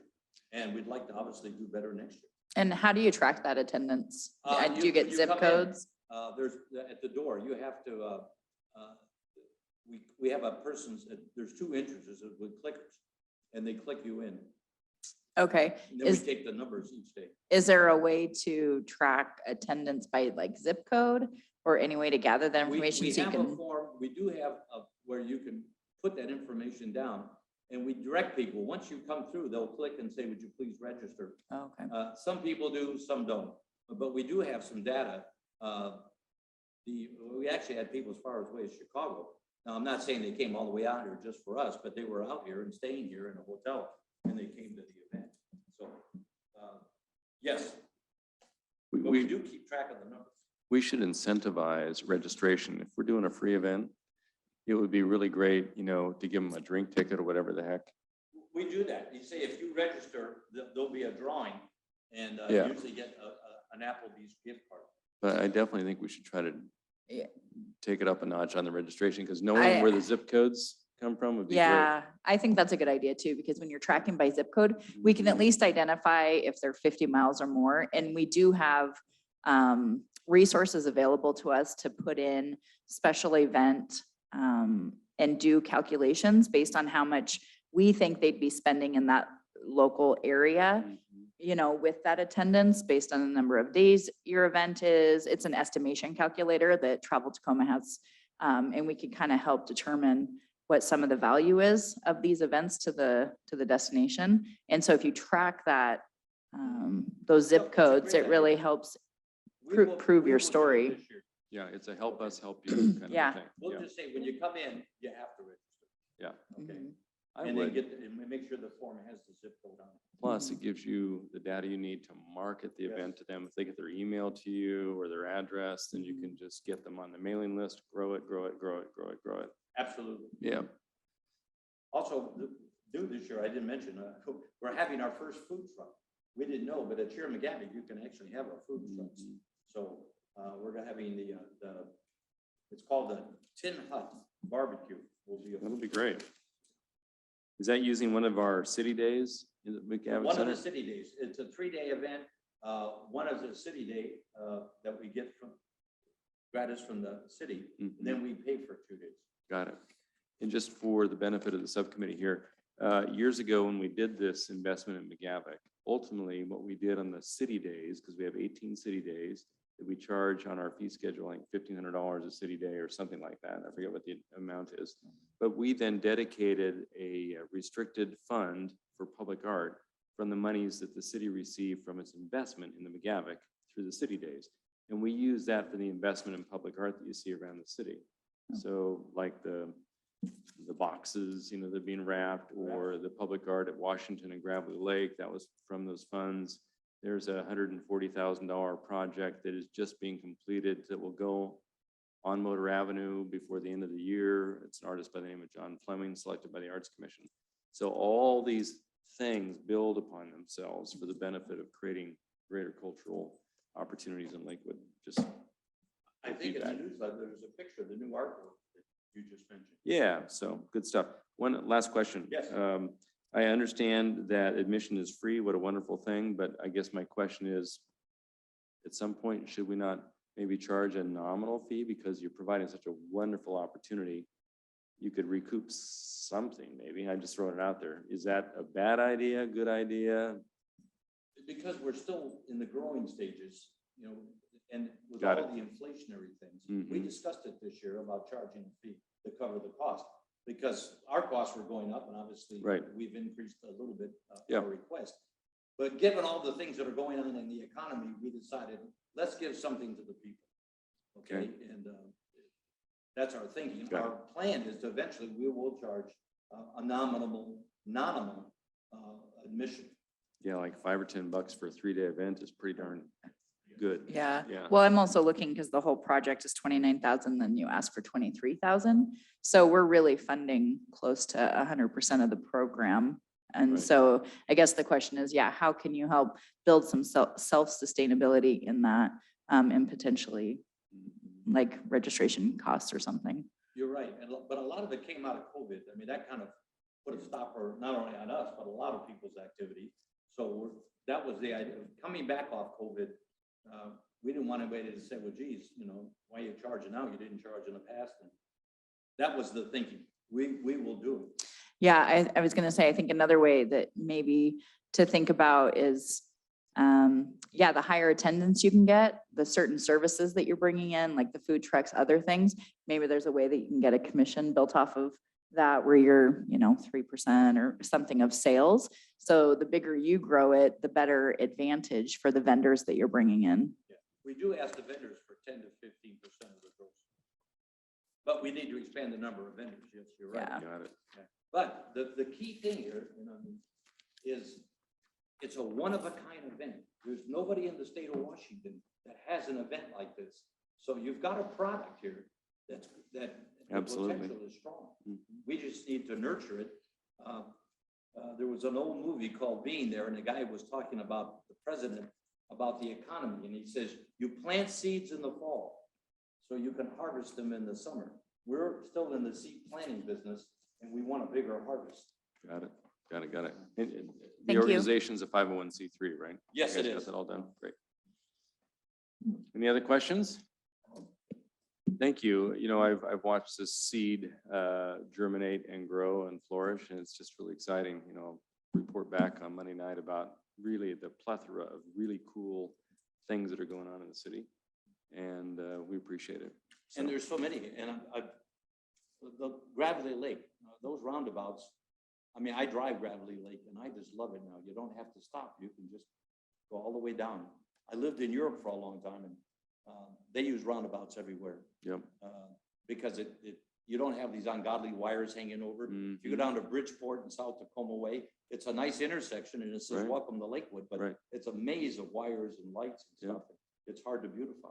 I invite you to check out your roundabout on Washington and Gravelly, where we now have lights that were just charged this last week to uplight the art. So as Yes. you go by in the evening, you'll see it, which Right. is kind It of used to cool. be on the side and we got it moved over to right in the center. Well, now we have lighting actually on it. And the lighting. Yeah, so just happened last week. I live here and I love it. That's the end of Very my good. commercial announcement. All right, thanks. We'll see Thank you guys. Thank all of you. Thank you, Linda, for allowing me. And Dana's keeping me on task here. So our next one.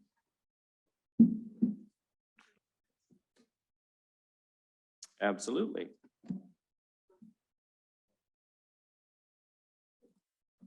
great. Get even more. Thanks, Phil. Okay, thank you. Next, we have Thank you, Dana. presentation by the Lakewood Chamber through our committee member, Ms. Linda Smith.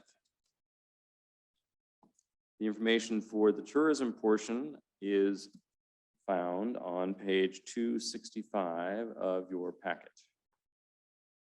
But Linda will probably lead us through the information here.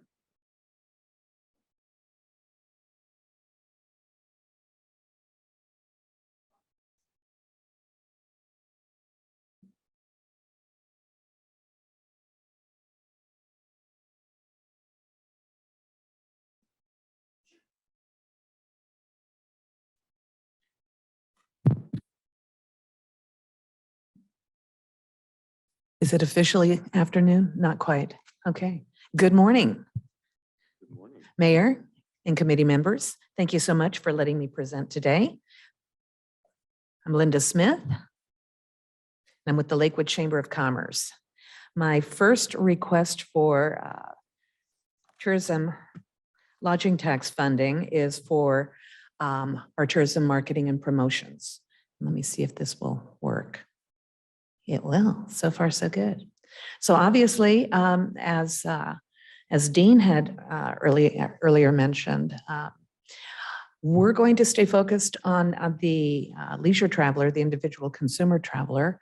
And we thought that we should carry this campaign into the spring and summer of 2023. And we'd like to continue to serve as the lead destination marketing organization, focusing on individual and family travelers, driving to Lakewood to overnight, shop, dine, and tour the area through combined efforts of our lodging, restaurants, attractions, and retailers. Lakewood offers the ideal getaway. I think that there's still people, although the president did say we are past the pandemic, that there are people that are concerned about their health and their safety. And one of the things that Lakewood, as a destination, offers is wide open spaces, clean environment, and safety.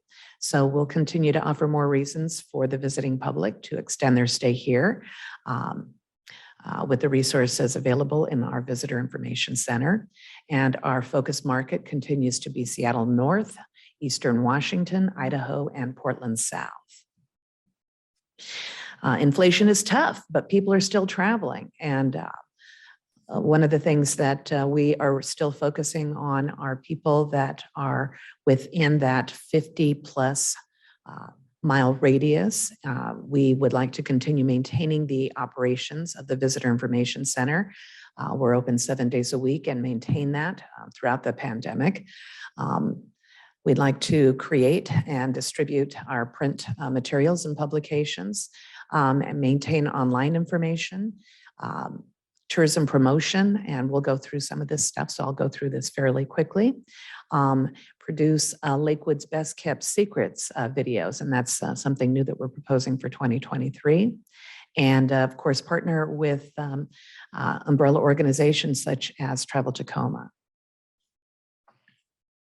Our Visitor Information Center, as mentioned, is open 7 days a week. And we have obviously the print material, and interestingly enough, people are still asking for maps. They're still asking for print material, which is great. I know that there's plenty of people that use their telephones and their computers to access information, but there are still plenty of folks, young and old, who come in and want advice and information from our staff. We also have a travelogue, video travelogue that features great images of our local attractions and businesses in the area. So that's kind of a great prompt for people to say, where is that and where can I get that pizza or that Mongo hamburger? We are also looking at producing, and you have in front of you our lure brochure, which is just basically a cover lure piece. And then we have inserts in there for dining, attractions, accommodations, as well as our calendar of events. And these are purposefully done in one color, and we produce those as needed throughout the course of the year whenever it needs updated information. And of course, the calendar of events is for spring, summer, and fall, winter. And doggone it, I couldn't get that fall, winter in there. It's still at the printer, so that will be coming out soon.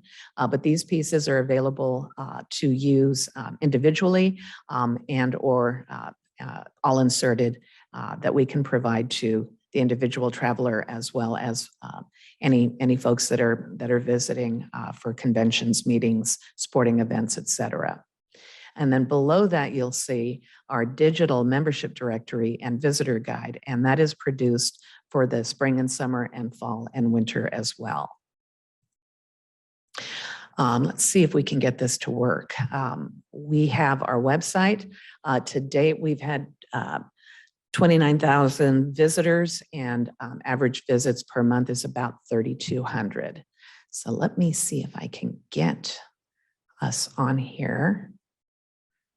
No, it's not going to let me. Is there a way I can go back?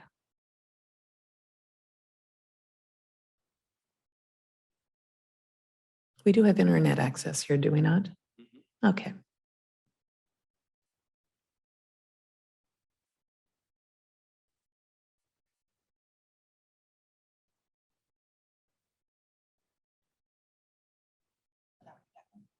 I'm sorry, can you do?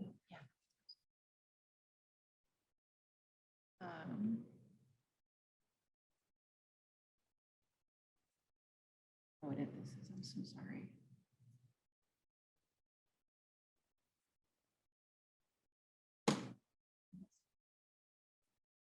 Yeah, Were you wanting to watch the video or go to the website? I wanted to go to the website.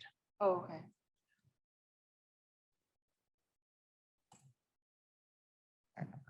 Oh, okay, wonderful, thank you. Okay, so I talked a little bit about our website. One of the new things that we have, and we've created over, I don't know, past 10 years at least, an attractions and services inventory. And basically it is information that we provide to our frontline personnel at our lodging establishments and local attractions. And there is information starting from A to Z, antiques to zoos and zip lining. And what we wanted to do, although we do believe that it's still great to have paper material, is that we wanted to, of course, make this available online. So we have started with our attractions and services inventory, and I wish I could see better. Let's just go to accommodations. So under accommodations, once again, this inventory is pretty thorough. Each of our lodging partners has their own page of information. If they have a video, we post that. Also, there's general information, map locator, a Google review, and then on to the left, you'll see where the website is located, telephone number, et cetera. But if they have social media pages or anything like that, that would also be listed here on the left-hand side. And then when you come down here, you can also share this information on Facebook, LinkedIn, et cetera. And what you can do is post that and say, this is where I'm staying, or forward that to somebody. You can email it to someone and say, I'm staying in this particular location. You really ought to check it out when you come to visit next month, et cetera. So it's a great way to share that information on social media. So we have information such as bed and breakfasts, churches, entertainment, and we're still continuing to add to this. We have information, let's just say, on historical information. And so as we zip down here, we have local attractions. And once again, you can click on the different venues and it'll take you there.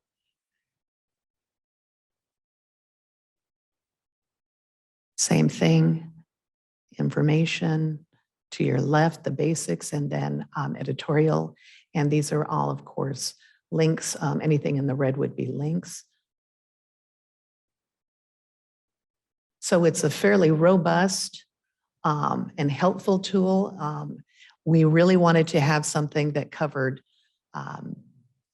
basically anything that you wanted to see and do or stay at here in Lakewood. Parks, once again, would be, from the smallest pocket park that we have to the largest here in the region. So all of these are great, great locators, even Ponders Park located here in Lakewood up to Mount Rainier National Park. So we're very, very proud of the fact that we are able to provide very detailed and specific information about Lakewood. Let's see, shall we go back? Can we go back?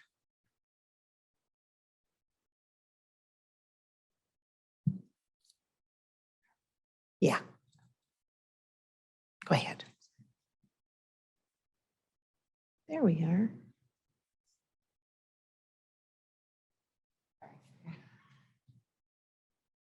Do you have a community calendar there too, Linda? We do. Yes, we have a community calendar. Where did we go? My apologies. I'm sorry, these old eyes just can't see real well. Does that say calendar there? Oops. My apologies. Yes, we do have a detailed calendar of events right here. And it's not, well, although it's Lakewood centric, we still have plenty of events information throughout Pierce County and some in the South Sound.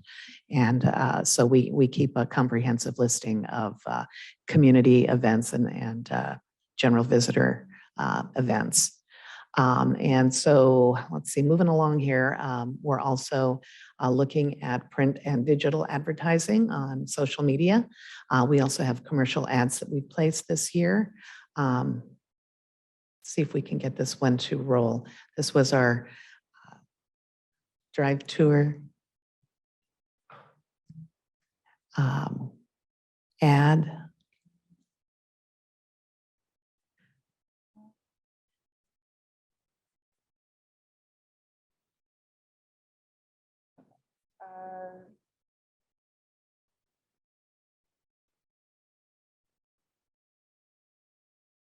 I don't think it's gonna go, I'm sorry.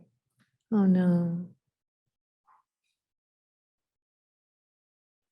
It's the video up top. No.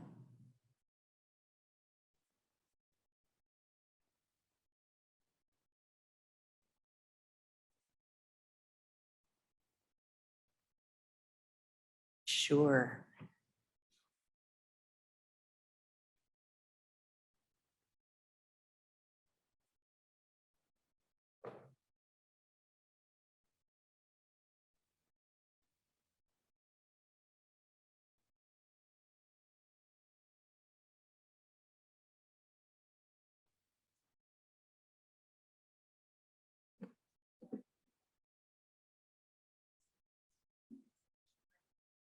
Absolutely, yep.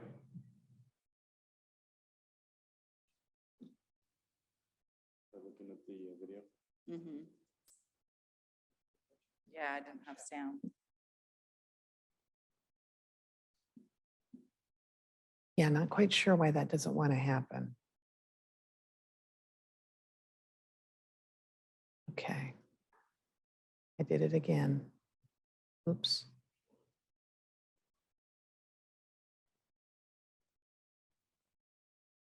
Oh, there it is. Okay. Thank you.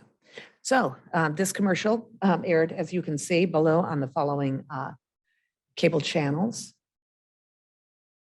And also one of the components that should be of interest is the QR code that you see that is on the commercials. And when you use your telephone, if you will, you can click on the QR code, which will take you directly to the Chamber's membership directory and visitor guide.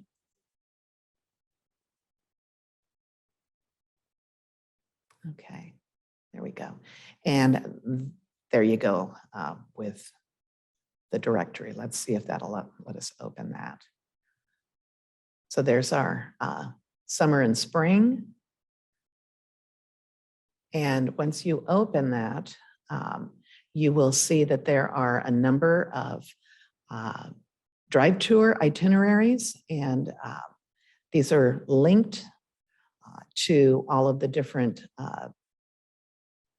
venues and shops and places to visit. So you can basically hot link to the different the different attractions and services that we have here in the area. So of course, we have our International District Drive and a foodie focused tour. This is just more of an outdoor recreation type of drive tour itinerary. And then a historical tour. So it focuses on different areas of interest.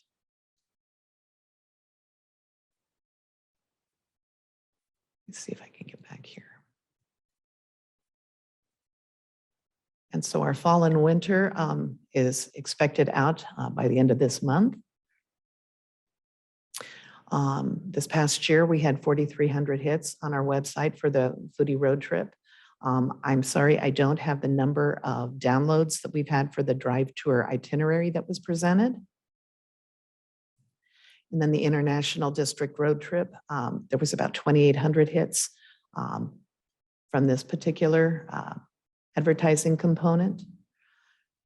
I'm really disappointed that I can't show you our videos because they really are fun. This one is a seasonal ad, and this was for the holiday season, and it was focusing on shopping in Lakewood. And our blue lights, of course. And as a driver to that, we had a drive tour itinerary, of course, that complemented the video on places to visit and to stay and enjoy during the holiday season. Our concept this coming year is Lakewood, Our Best Kept Secrets. And here I am in front of Los Cueros Carniceria, and it was just a did you know type of a thing about our hidden gems that we have available here in Lakewood. So that is what I have for my presentation for our ask for lodging tax grant dollars for tourism, marketing, and promotion. Do you have any questions? No, thank you very much. I think it's great. And I love the fact that you're driving to the community, from the community. Thank you. Any other questions? Well, thank you, Linda. Maybe you can, again, reiterate, a little bit about your thoughts on what you see in the leisure market in terms of missing links. Do we have any sort of needs in the community that aren't quite there yet that you see would be something to think about for the future? Well, one of the things that we talked about was that as far as attractions are concerned, Lakewood has a plethora, I think, of beauty, but we don't have a lot of man-made attractions, right?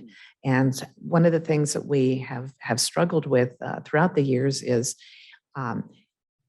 Northwesterners are a hardy stock, and so we can put on our boots and our jackets and trudge around in the fall and winter, and not and even in the spring, frankly, and not be, I guess, afraid of heading out. But there's folks that travel from outside of the area where I think that they would enjoy the comfort of being indoors, right? And so one of the newest attractions that we have here in Lakewood is Catapult Adventure Theme Park, which is a great family venue. But once again, 9 months out of the year can be a little bit iffy. And so with those types of attractions for folks to enjoy, I think is critical in helping us grow as a visitor destination, as well as for our own community members. And so I think that's the marker for us. I'm really excited about hearing about some of the other venue potentials where we could have locations that are unique, that are beautiful, that would be a great draw for different types of events and activities. I think that we're really hitting stride now. I'm excited to see so many of our different nonprofits that are, looking forward and looking at ways to bring people from outside of the area into our community. And so those types of things are, I think, important components that we need throughout the course of the entire year and not just in the summer months. Yeah, I was going to add to yours too. I think for chambers, the organizations that we're seeing today, I know our organization, you could always use more, right? Everybody needs more. There's just not enough marketing funds to really advertise what you have available. So it's working with what you have. Right. And I mean, Linda, I think you've done a great job with the resources that you have available, but I could see how, even for Travel Tacoma partnering with you, there's so much more opportunity to get exposure for this destination, but you need more resources. Agreed. So I think that can kind of be what's holding back some opportunity for Lakewood. Great. Well, that's good to hear. I appreciate the feedback. Thank you. Well, thank you. Next presentation, I think you're it. Oh, am I? Yeah. Oh. Just a quick question. Are you gonna have more embedded stuff in your next presentation? I might have. Then I'll just share the screen. That way it'll just Night of automatically Lights. in the Zoom. Okay, got So it. it's. Yeah, I love the night market. Speed up on that.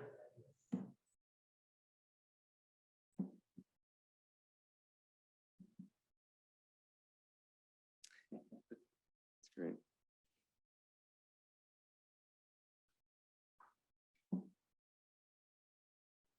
They both look the same, right? There it is. Yeah.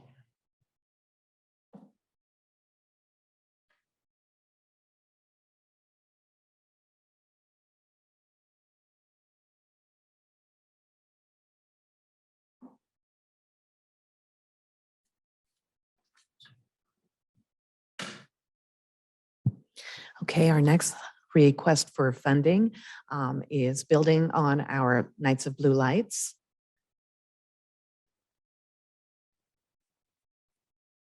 So we are proposing that we continue building on a community historic holiday celebration. Nights of Lights was launched in 2019 with good participation. However, the program builds annually, and I'm hoping that within the next several years that we're going to see far more participation than we currently are. And it all began in the Colonial Center.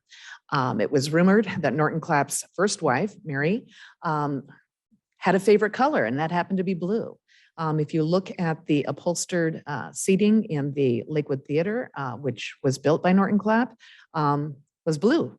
My understanding was that the original colors of the fabric were burgundy, and Mary insisted that the seats be blue, and so they were changed. And so her vision of putting up blue lights for the Christmas season really started in about the late 30s. And she began talking to neighboring shopping district owners and convinced them that blue lights were something that would really showcase a unity for Lakewood. And it would definitely put Lakewood on the map. And people began traveling from around the South Sound to see Lakewood luminous with these sparkling blue lights. And it became a destination for holiday shopping. I personally remember back in the 60s when my father would drive us around, and my favorite spot was driving on Gravelly Lake Drive. It was absolutely beautiful, especially in the snowfall, because all of the storefronts were decorated in blue lights, and it really was something very, very special for our community. And so it was kept alive here in Lakewood until the 70s, but began to wane. And I think a lot of that was that, original shop owners and business people began retiring. I don't think that people really understood the historic nature of what the blue lights were about. And white lights really became kind of sexy in the 70s, right? And so I think that interest began to wane. There's also a lot of people that own the businesses and shops in our community that don't necessarily reside in Lakewood. And so that emotional buy-in was also not there. So for old timers like me, Blue Lights really became kind of a fond memory of yesteryear. But then the Blue Lights took on a different meaning in 2009 when our 4 Lakewood police officers were murdered at a Parkland coffee shop. And it says, it's written here in the weeks after the tragedy, I would say more like months, blue lights blazed throughout Lakewood and our community. And the city council also voted to approve blue lights to be the city's official holiday lights. And so we would like to propose that Lakewood once again brand ourselves as a city of blue lights for the holiday season. Here's the crew putting up blue lights. We had local shops and restaurants participate, putting up blue lights. Bruno's got a little creative with their lights. He wanted icicle effect.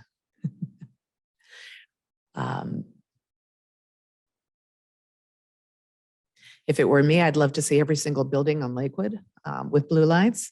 It hasn't been possible yet.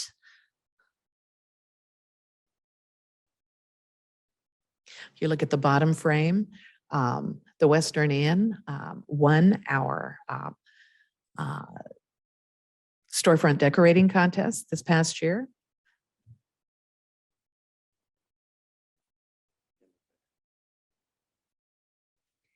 And once again, I have video, but I don't think that it's going to work, so we're just going to keep going.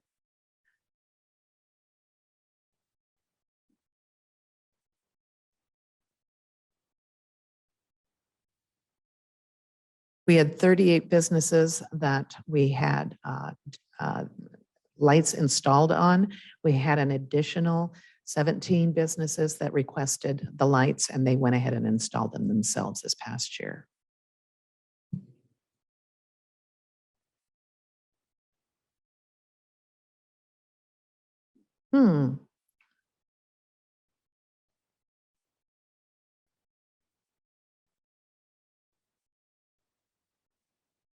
And I think that's our favorite view. And this is an embedded video, but apparently you're not going to be able to see it. There we go. One single car, yeah. This was a 3 a.m. kind of a video. Don't ask where the drone came from.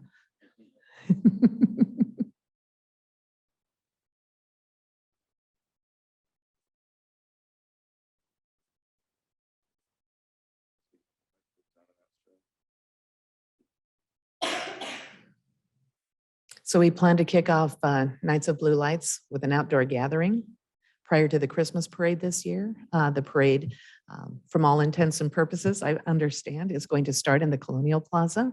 So we're very excited about that. And we wanted to take the fir tree that's in front of the Best Western and blaze that puppy up. So ready? Yeah. So that is the end of my presentation. If you have any questions, I'd be happy to entertain them. Well, thank you very much, Linda. Just remind us all, I know it's in the materials, but the $25,000 request on the blue lights, is that for materials? Materials, labor, combination of both? labor, combination, yes. And it's to be available to requesters who are local businesses? Any business or organization in Lakewood. Got it. Do you confine it to the central business district effectively? No. Okay. Got it. And do you use funds to market it or to make promotion of it from the other ask? Yes. Or- okay.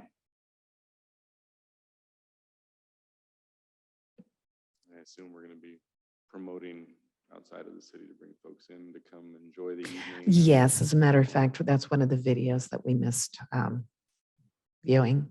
Got it. All right. Any other questions for the panel? Okay. Thank you very much. Thank you.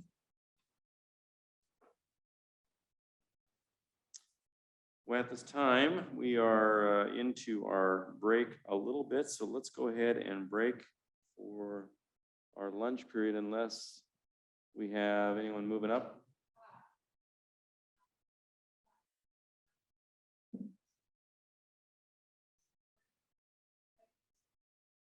Very good.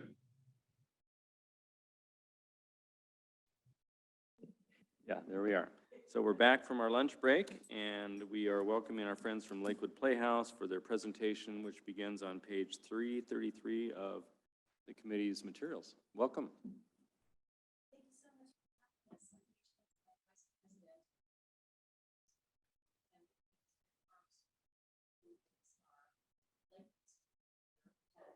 Let's do that. Okay, A little bit of microphone. Sounds good. Project page. Oh, we're very project. excited to be here today. Thank you so much for having us. We're thankful to the committee for this opportunity and for the support we've received from the Lodging Tax Advisory Committee. It is community engagement like this that helps live art flourish in this community. And it's especially important to know about it, which is how we use this marketing money. At Lakewood Arts Foundation, Lakewood Community Players, doing business as Lakewood Playhouse and Lakewood Institute of Theater, we are entering our 84th season. It was so cool seeing that 1941 established thing. We're one of the oldest places here in Lakewood. That's 84 years of community engagement and entertainment.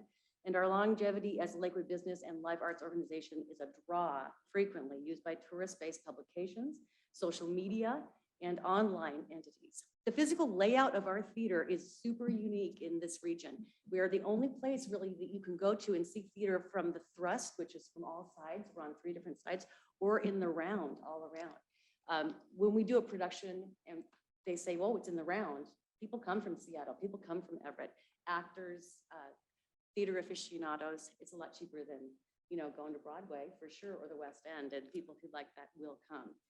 Actors are in the center, the audience is all the way around. All right. Yes, so our audience members come from out of town to see productions, not only in a unique setting that we have, but also because of the shows that we present. We know that we have presented shows that people say, oh, I haven't seen that in a long time, or I don't know of other locations that are willing to do such shows as Angels in America, in both shows in repertoire, or some of our youth shows that have been what we called our spotlight shows, where it's a combination of youth and adults, have been award-winning. So we know that that not only draws, that's my kids from Newsies, not only draws audience members from out of town, but talent as well. For our production of Producers, the main character, Max Bialystock, was played by a gentleman that came all the way from Seattle. And many times we have heard both artists and audience members say, well, it's just far enough away that I came on down and I got a hotel room. With such shows as our education shows, we do around, I think I did a count of at least 30 shows a year, depending on the classes that we are having. And because of those shows, we have lots of grandparents, aunts and uncles, family members that will come and see the show that came from out of state even. There was also a time that, wow, I just blanked. I gotta saw my kids again. There was a time that we held a class that there was a family that had taken multiple classes, their children had taken multiple classes from Lakewood Institute of Theater. And because it was the Christmas holidays, one of the students was a friend with the child sitting there with the red shirt on. And so they actually came up from Texas to be back for the holidays so that their child could be a part of the class that we were doing, as well as seeing family and friends up in the area. So I know that they also stayed in one of the local hotels. Yeah, and besides our out-of-town members, the quality of our shows brings out-of-town talent. The biggest example we have now is we have an organ puppet master who comes up just to do puppet classes. And we're talking about some other puppet things like puppet karaoke or different ways we can bring people into the theater that isn't just a show you watch, but maybe something you can enjoy. Improv. We've been in talks about future. Speaking of which, our theater was dramatically impacted by the length of our pandemic closure. Theaters were the first to close and the last to reopen. And although we did retain all of our staff and continue to offer programs online, the presentation of our 83rd season ended not only with one show having to be canceled because the cast got COVID, but a need to consolidate and financially rebuild. And although we will be offering a shortened season, our 84th season will indeed happen. Yes. With shows being announced in the next couple of weeks. We actually got an angel donor, and that is really changing things for us. So things are looking up, and we're very excited. When you give that kind of money, you know it's going to be helpful, but you can't know what it will do for some folks. And for us, it's a game changer. Yes. So, despite fewer shows for this particular year, the feedback we have gotten proves an ongoing interest in the productions we offer. And we have set an expectation of better than average attendance. So we greatly appreciate the ongoing support we've received from the Lodging Tax Advisory Committee and are grateful to be considered again this year. If you have any questions or. Oh, yes, I did want to say, I do know that the grant will help us in advertising in the fact that there are, last I heard, the population of Pierce County alone is 876,000, give or take. And thinking about it, I know that probably maybe about 6,000 of that 876,000 are aware of Lakewood Playhouse and have purposefully come to Lakewood if they do not already live in Lakewood.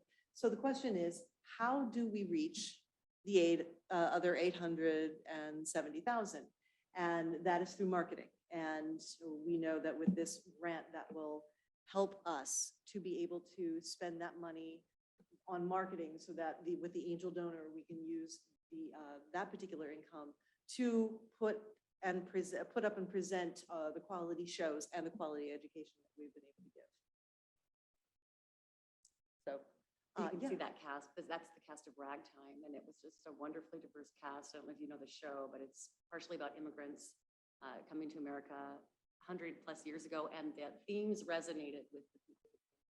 It's just, I'd never seen it personally, but it was a game changer. So yeah, we're excited. So do you have any questions for us? Questions, comments? Firstly, congratulations on turning things around from the pandemic. That's huge. The pandemic affected everyone, trust me. So just curious, what's some of the strategies you guys have for marketing in the upcoming season to kind of like use that, resource, that newfound resource you guys have? What's some of the things we can get excited for? I would say definitely getting back to putting up posters within the community. We used to do that on a regular basis, and then because of the pandemic, we obviously stopped. There was no point in creating those posters. Creating color posters, 11 by 17, does get rather expensive. So being able to put those up again in places, again, that people wouldn't necessarily be aware of the Playhouse, getting that word out. It's always nice to go to a local business outside of Lakewood, all the way up into North Tacoma, and walking into a pub and going, oh, look, our poster, that's fabulous. Now they're aware of us. So that is one of the things. Another thing is with more press releases, being able to afford the ones that we have to pay for. Basically with Lakewood Institute of Theater, the majority of the marketing that I do is, okay, what else can I do for free? What can I send out? And so being able to advertise more in the Tacoma News Tribune, in other newspapers in this community, as well as reaching out into Federal Way down to Olympia. I know that Lakewood Institute of Theater has been able to draw students from Lacey, Olympia, Bonnie Lake, Auburn, up into Federal Way. And so being able to expand into those communities and have them become more aware of what we have to offer both on main stage and with the education. Do you have anything? Yeah, I mean, I think it's in our material too, that we do have the Lakewood Shop, Eat, Play, Stay campaign that we write on all our literature. The brochures go direct mail to many of the areas. You know, people do sometimes, you know, hey, I got classes for kids and they didn't know about it. We also have the Take 5 to Exit 125 language that we used on some of them. And word of mouth really does work too. So we just try to be, you know, as engaging as we can when we have classes that go and are successful, like Newsies, which just sold out. People were so into it. It was great. Well, I asked only, I'm a fan of you guys' work, so I'm asking because I'm excited about it. Obviously, you guys have put a lot of hard work in that those efforts and that tenacity resulted in an angel investor. So obviously, what you're doing matters, you know. So please continue to do that. I'm in full support of you guys. Thank you. Absolutely matters. Any other questions of the group? So just real quick, I'm looking at the project budget and revenue source. It looks like the anticipation of income revenues is a little low on the Playhouse side right now. We're just kind of estimating, unless I'm reading it wrong. I'm looking at page. I mean, it's hard to know. Our revenue was down last year. Our audiences were at about 40%. Okay. A lot of older people who just didn't want to come back. With COVID, yeah. You know, even though we're masking as audiences so that our actors can stay healthy, that's the goal.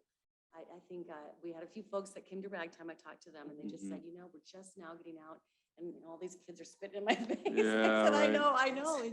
It's a scary time. I mean, who would have ever thought we'd all talk about this pandemic that we're, you know, still in really. So it's a strange time. So yeah, we're trying to be realistic, but at the same time, hopeful. Got it. You know, live the life that we have. We're beginning So- to see the change. I know with The the light of day. education program, Yeah. the school year was very low attendance, but the summer was one of the better summers that we've had. So we know, and the audience as well. Like we said, Newsies sold out multiple times, which I was not prepared for. But we're seeing the change, but we don't want to get ahead of ourselves. Right, absolutely. I know this isn't a facilities ask, but I have to ask about the facilities. How is it holding up? Thank you for asking. Yeah, and with this angel donor, we are addressing some of our concerns. So that was definitely an issue. It was kind of like, we're gonna do. So we are excited. We've got new seats coming. The Washington Center for the Performing Arts donated the seats, but we have just have money to put them in, you know. Right. So but we have that now, and we're working on. Gosh, what are we doing? Well, we were talking about the Side hard, yard. yeah, the side yard, the hard shed, which is becoming a holy shed instead. The roof needs to be replaced. Some of the walls at the sides are a little questionable. And that is where we put all of our wood storage. So we have to keep it from the elements, but the right. elements is destroying the shed itself. We know that the lobby needs a refresher. The backstage, the dressing room needs a lot. It's a little scary back there. The overall building is standing firm, Got it. but it's just some of it's cosmetic, some of it is structural. Ultimately, there is what we call our back wall that does need to be addressed. Yeah. And that's a big project.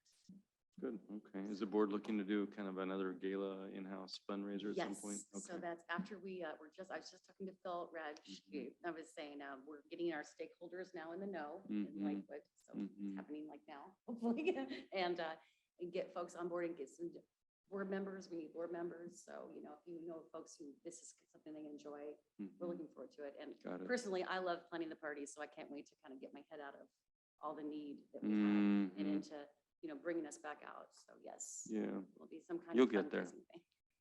So, well, if there's no other questions, thank you again for coming and giving us the update. Thank you And very much. Appreciate your time. appreciate it. Thank Yeah. you.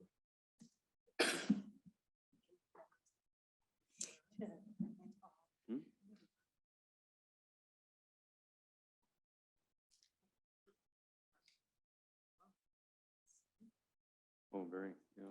It's a great. On the other hand, they're right there in your face. So. There's not a lot of separation for sure. Yeah.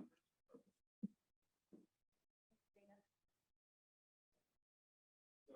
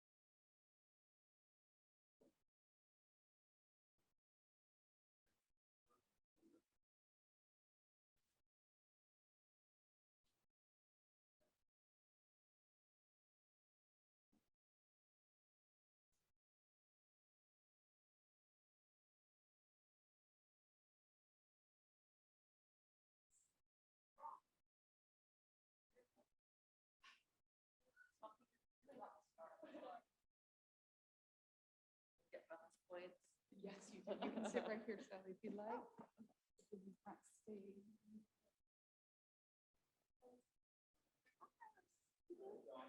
Pardon? Which one would you like to do first? I'll go ahead and do Summerfest since that was first. Sure.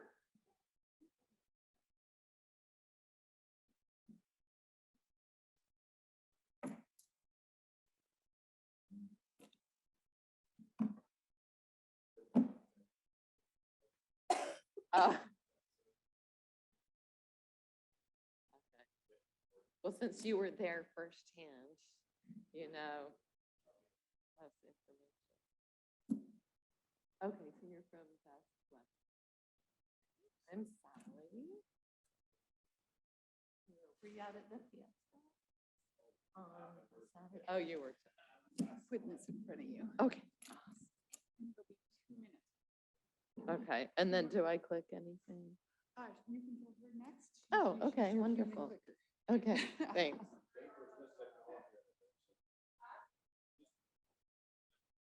Hi, Shalene. Good, good. It's so great having you on this committee. Making it Really look appreciate it. easy. Yeah.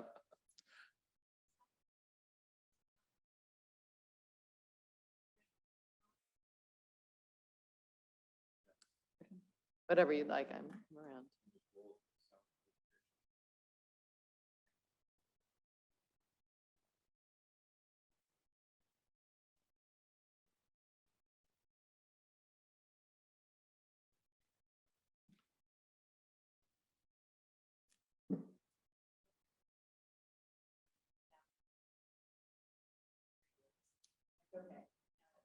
Yeah, yeah.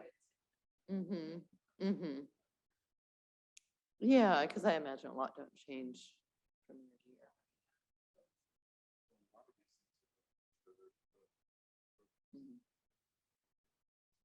Mm-hmm.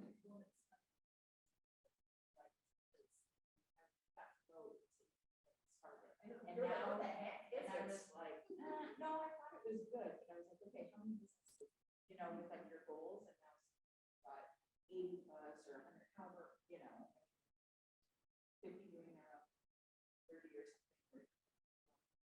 So all of these. Mm-hmm. To see all of that coming to fruition. Mm-hmm. Mm-hmm. It takes time for an event to come to maturity. I think my best lesson was, yeah. Mm-hmm. Mm-hmm. Mm-hmm. Mm-hmm.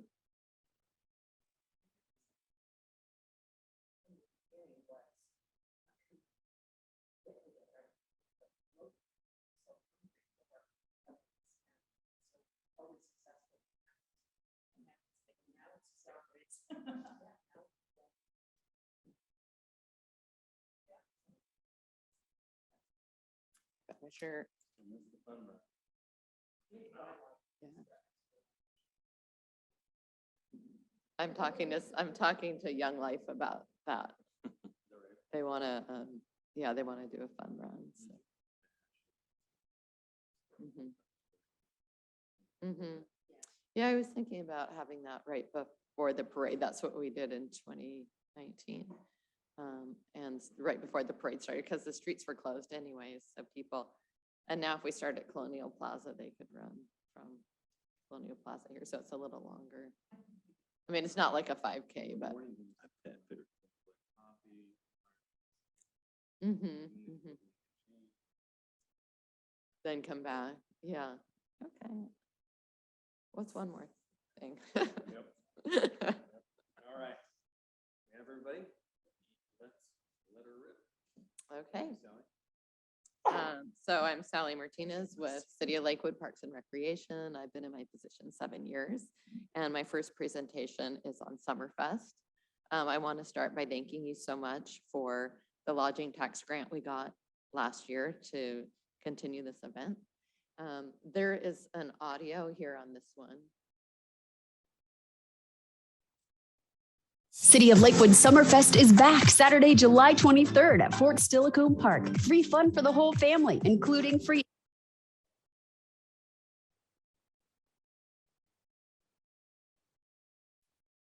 food food vendors. Be inspired by sports, art, and wellness vendors and activities. Enjoy a day of live music, beer garden, car shows, international performances, circus acts, and so much more. Summerfest brought to you by Amazon and Virginia Mason Franciscan Health. For more info, visit cityoflakewood.us/summerfest. See you July 23rd at City of Lakewood Summerfest. I wanted to hear firsthand the radio ad. Radio ads are one of the key ways that I really reach the population that's outside the 50-mile radius. Okay. So I work very hard to get sponsors to supplement the lodging tax. And this year we had Amazon. That was a first-time sponsor at the $10,000 level. So that was very significant. Twin Star Credit Union came in. They were a new sponsor. We had our traditional sponsors of Navy Federal, Lakewood Sister Cities. Best Western has been our hotel sponsor. Because this is the lodging tax, I always like to have a hotel affiliated. So thank you for that. And then Virginia Mason has been a long time sponsor. They come back every year as the presenting sponsor. So as I mentioned, the radio has been a huge hit. It is pricey, but they are a sponsor. So I approached the radio station to be a sponsor. And so we get a great discount. They ran 186 commercials that reached over 1 million people. And 350,000 of those lived outside the 50-mile radius. We know that. I like the radio because they keep such great data and they can report back to me. And then I purposefully reached out to the Seattle Ballooning Company. They are based in Seattle. We offered the free balloon rides for the first time, and they had it up on their website. So we got a mix of local community and people from Seattle to come down for that. And then we reached out for the first time to the Museum of Glass, and we had their hot shop there. And that's something I've been wanting for many years. It's kind of a federal production, but they came out. And as you know, they have a massive membership, which reaches outside the 50-mile radius. So that was also strategic. The marketing piece, I have my end to uphold, but then I also have them uphold their end and provide me with data. And this is just an example of Showcase Media asking them, okay, how many people got the ad? That reached 10,000 people. And this was a 30-mile radius ad. However, I will ask them to do specific ones for the local community then outside the 50-mile radius. And with Google Ads, of course, you can do that. And then I always try to take pictures for the sponsors, and then I meet with them afterwards. And that's how I have longevity with them. There is a tremendous amount of free advertising that I capitalize on to make the money go as far as it can go. So what I figured is with the $85,000 I got, that came to about $4 a person. We had 25,000 people at Summerfest. That's our sweet spot. It's perfect. I don't want it bigger. I don't want it smaller. It was ideal for the space, for the parking. That does come with its own challenges because for example, we had to have a whole new parking plan this year, which worked really well, but I have to hire a company now. That's an expense I didn't have before, and a perfect example of what I use the lodging tax money for. But we've got the farmer's market. We get 5,000 people a day to that. We have signs at that. We put out reader boards. There's free online calendars we use. The Balloon Glow used their Instagram and Facebook posts. Our food vendors advertised they have a big following, and we had over 35 food vendors, and so on. I don't have to go through each one, but those are some of them anyways, and especially the Puget Sound Regional Volleyball, because they send out an email to 35,000 families. And the Clover Park School District sends it out to all their families. So those are free and valuable and allow me to spend the money on other things.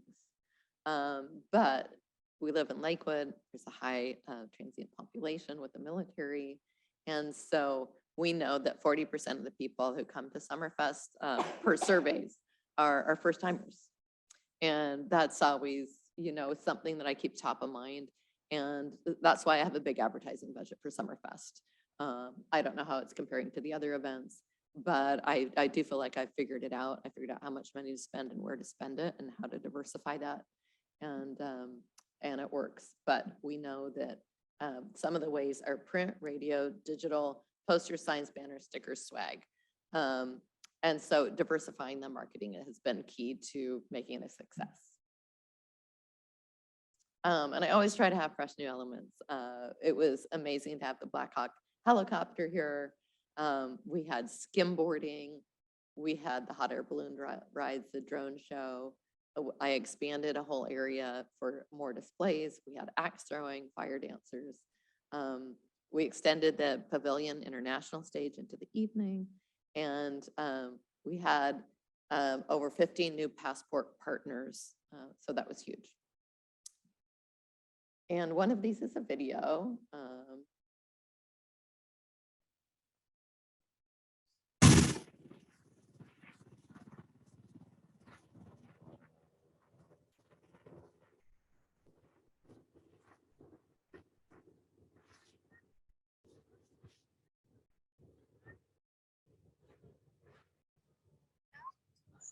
That was a big hit. You can see that people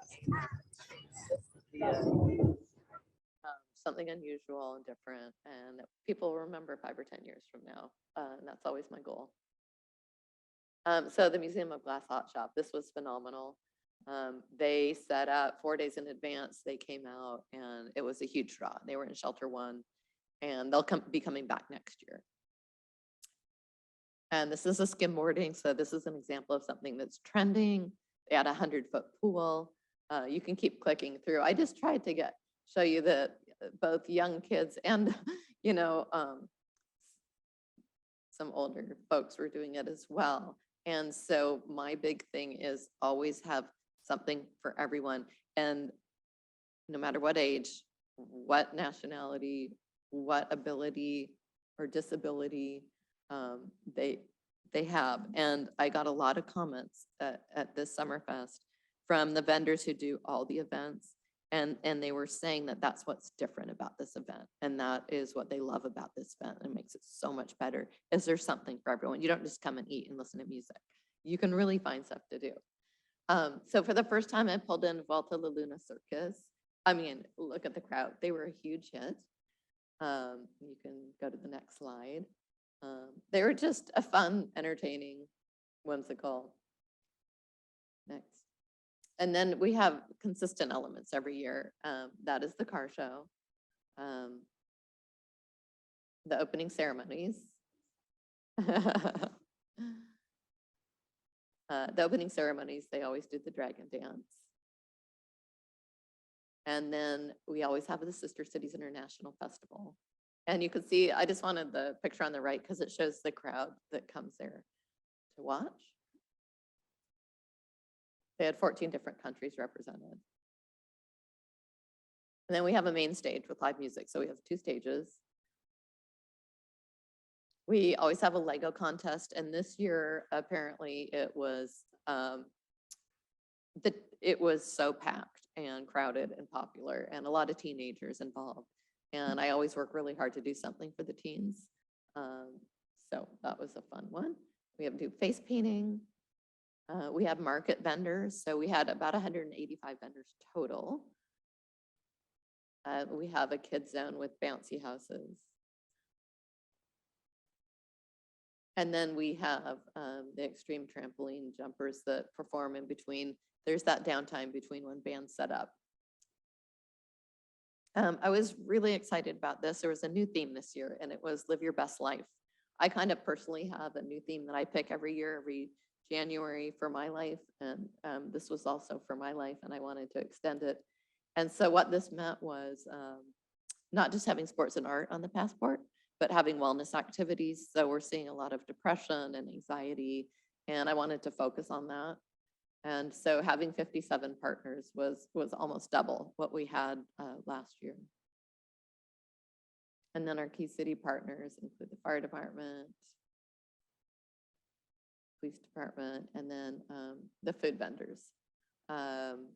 So I thought I had too many food vendors. I didn't. Almost everyone sold out. Many of them made $14,000, $10,000 to $14,000 in a day, which means they'll come back. They were very happy. Just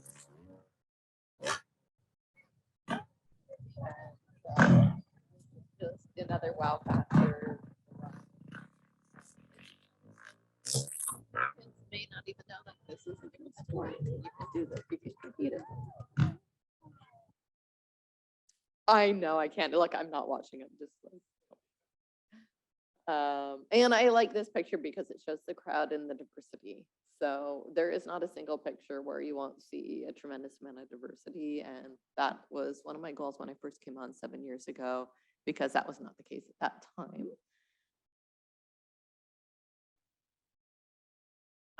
Can you go back? So we, thanks to City Council, had a drone show and it was such a hit. This is not the whole drone show, it's just a snippet. Oh, wow. Summerfest.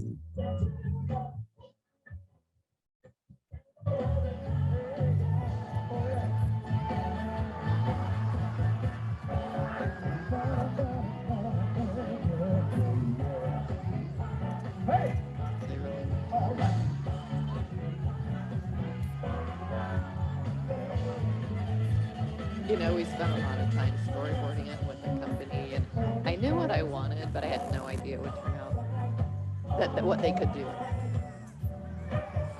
and how the final product would be. How exciting.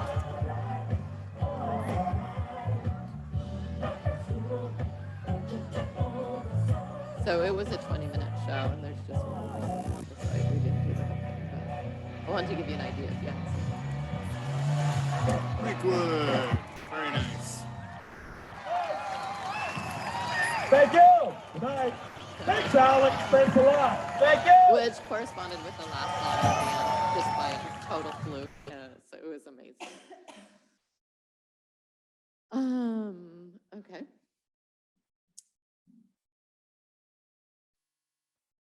Oh, I think that this is wrapping up. So we have a date for next year, July 15th, 2023. I've already booked all the music and we're really looking forward to it. I wanted to let you know that I also have a new sponsor for next year, and it's a media sponsor, and it's Premier Media, and they just acquired it. They do South Sound Magazine, and they just acquired a new publication called Northwest Travel and Life, and that appealed to me because it hits Oregon, Idaho, Montana, Alaska, and BC. So I know when I advertise through them, we'll be reaching people from outside the state. And that concludes my presentation. Any questions? Yes, thank you. Conclude your presentation just on Summerfest. Right. Any questions for Sally on the Summerfest request? I have some questions. Sure. So I was just quickly looking at past grant funds that we've done. And so in 2019, we were at 40,000, and then in 2022, we jumped to 80,000. So then I was just sort of wondering, and now we're going to 135,000. So can you kind of share with me how you jumped from, I mean, we doubled it, and then now we're almost doubling it again. And like, what is your expectation moving forward? Is it based on the fact that funds weren't used in 21 and 20, or are you expecting to continue, like, where will you, where do those you are grow good from here? questions. So as I mentioned, $25,000 is a sweet spot. I don't need to grow it from there. What happened in 2019 is we learned all the new things we needed. We learned that we needed to hire a parking staff. We learned that we needed to double our staff on site. We learned that we needed to double the porta potties. We learned that we needed to, all these additions. All the things to accommodate. That costs.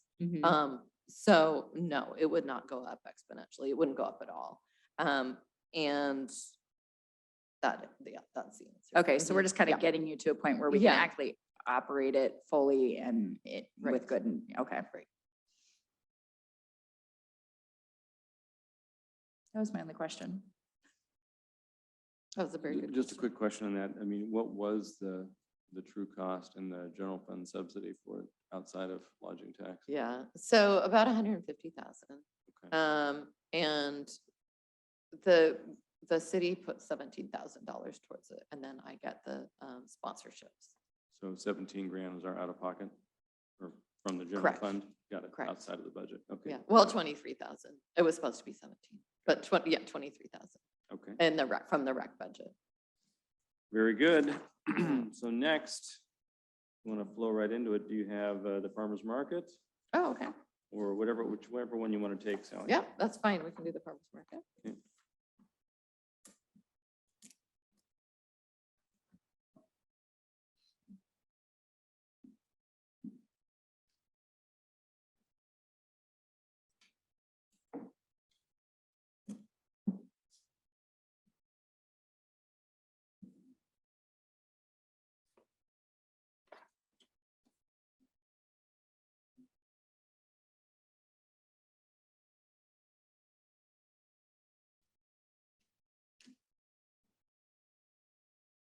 Okay, Lakewood Farmers Market. We just had our last market on Tuesday. And it was beyond successful. I'm so excited about this season. You can click forward. So thank you again for the lodging tax. It goes a long way for the market. And I also pursue sponsorships. Virginia Mason is our presenting sponsor, and WSCCCU is also a sponsor.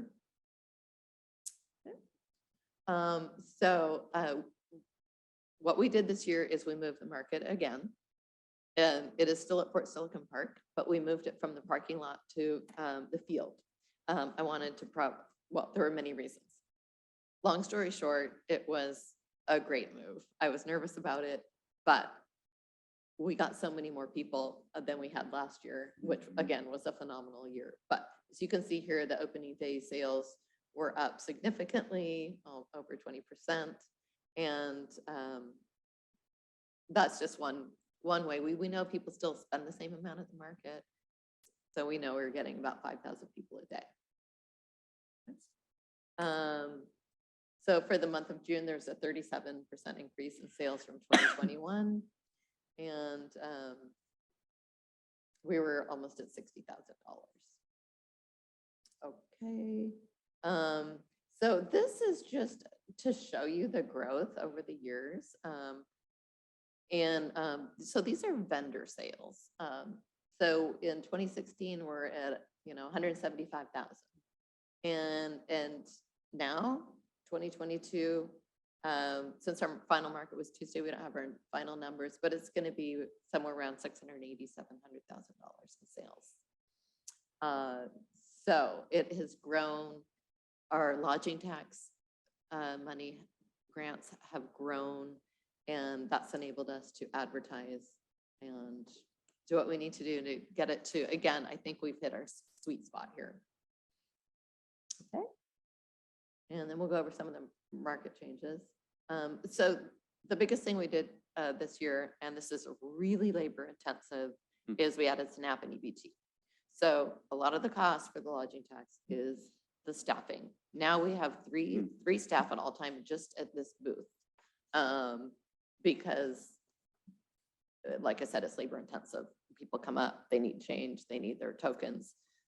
It needs to be reconciled with finance, right, Dana? But what it does is it brings in so much money for our vendors. So in June and July, it brought in $16,000, and it allows the low-income population to buy fresh fruits and vegetables. So very important, very labor intensive, very successful. Next. So this is a new location. I was worried because it's linear and I really like a round or square market. But what happened is this path is served to be kind of like a promenade, and it's very accessible to people in wheelchairs. The vendors love being on the grass. And one of the main reasons I did it is, well, you can go to the next slide. I'll talk about it. So the grass keeps things cool on hot days. We had to cancel a few from the warm weather last year, and I didn't want that to happen again. There's more shade. You can see all the shade that's provided naturally by the trees. We didn't have any of that in the last location. We have more seating because it's right by the shelters. And we have more covered spaces because the shelters are there. I really wanted to grow the number of food trucks, and we were out of space in the parking lot. So I added many, many more at this location. And there's more parking. And then it's near the pavilion. So we added the summer concert series that you also fund to follow the farmers market. So it's on Tuesdays. They start at 6:30. The market ends at 7. So there's this overlap. People come to get food and then go to the concert. That seems to have been pretty successful, I think. I think so. Yeah. That's just another view. So what will you find at the market? You can go ahead. Most of you know we had actually 75 up to 86 vendors. And we had over 20 food trucks, 29 crafters, 17 food processors, 2 flower farms, and 7 farmers.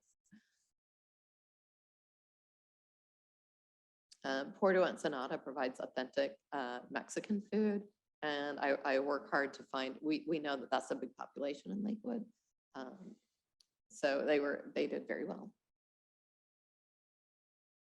This is just another view. And again, just to see, I wanted you to see the diversity of who comes to our market. It's all ages and all ethnicities. One of my sponsors, Virginia Mason, I take $3,000 from their sponsorship and give it back to the community in form of these healthy bucks. We got 1,500. We know that 1,500 children are eating fresh fruits and vegetables. It's incredibly popular. People come just for that. We added Huli Huli chicken this year. And then, of course, we have our fresh produce. Again, we have 2 berry farmers. And then this was my highlight. We added a bakery. It's very hard to find bakeries. She actually was a teacher at Charles Wright for my children. And in COVID, they stopped and they started this family business, and it's absolutely delicious bread. Of course, we have our flowers, plants, crafters, bloom making, just fun. I mean, okay, we get the funniest animal pictures. There's actually a cat behind that glass thing in that backpack. But we had bunnies, so on. Kids just love to come out and play.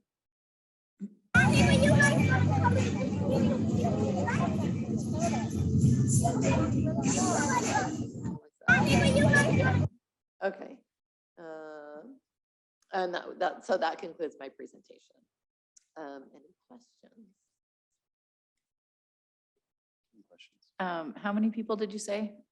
Is there like a certain number that attend? Yeah, over the? so our number is between 4,000 and 5,000 a day based on the sales. Okay.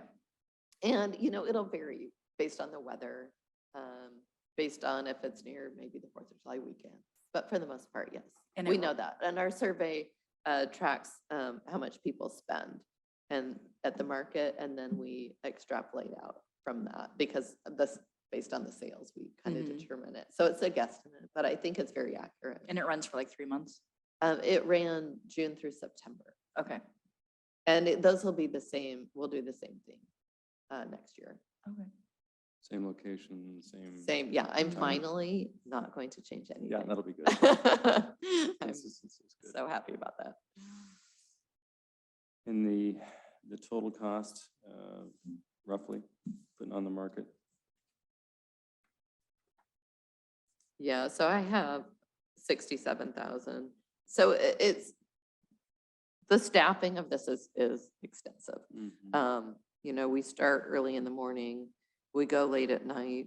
We're putting signs out by hand. That's people forget about a market, so we have to. And with the sign law, we can't keep signs out overnight. So we're yes, that's.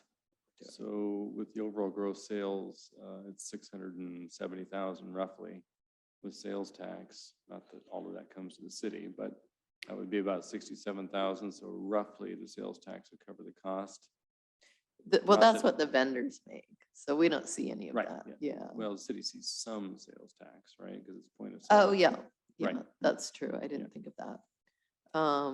And then, of course, they pay their vendor fee, but it's nominal, so Yeah. maybe 17,000 in vendor fees, How many? 17,000-ish. 17,000-ish. It's not bad. So let's say we get 1% of the sales tax, 6,000. We're obviously subsidizing it. And then Yeah, and then sponsorship. the city subsidizes 20,000, and so we use that up, yeah, In addition to the lodging tax. correct. And how much are the sponsorships typically for the? 7,500 and 3,500. So for Summerfest, you were spending, you said maybe $4 a person to market this. And then based on this calculation. Well, I was just saying in general, if you took the lodging tax money and divided it by the number of people that came, Attendees, yeah. that's kind of what it comes to, you know. Okay. Just as a point of reference for some other events that maybe get, 700 people, and it's, that comes to $25 a person or something. Yeah. I guess that's how I was Okay. approaching that. Okay, because I was gonna say this one's like $1.75, right? Based on the number of events and Yeah. 4,000-ish. I was just gonna say, could probably use more marketing at that point to get more. Yeah, I feel like, involved. again, people are really, it is, there was a buzz going around, so people know it, they're spreading the word, and that's free when people spread the word. But I'll continue to do the same advertising that I did this year. I've got it nailed down, yeah.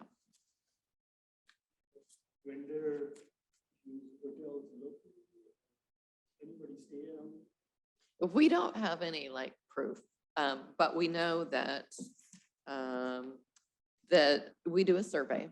So we're really intentional about that. We did a survey of 250 people, and of those, 10.8% were from out of the state, staying locally. So I think what it is more and more, because there's so many fun things to do in Lakewood, and the market's such a great thing. When people come from out of state, maybe to see family or friends, then they take them to the market.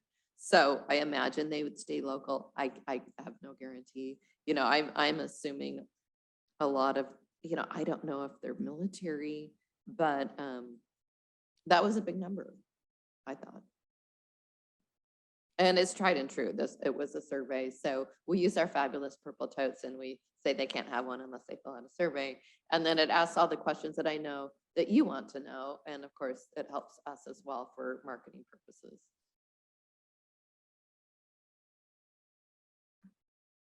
Any other questions on that one? Cover everything? Okay, Sally, let's take the next one.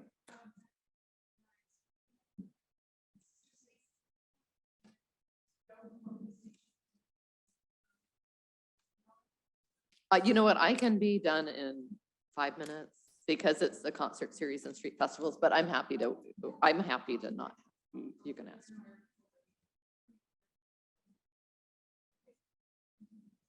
Okay. Okay, we'll do this real quick.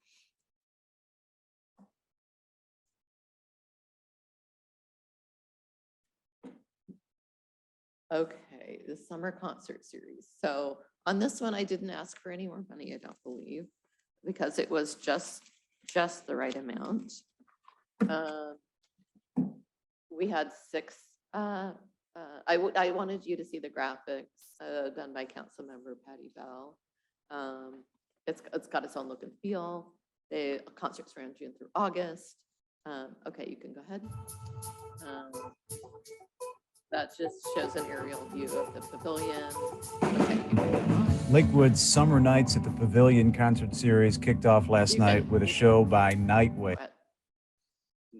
This is Paperback Writers, a Beatles tribute band. They were on tour. So they did draw from outside the 50-mile radius because they have a following.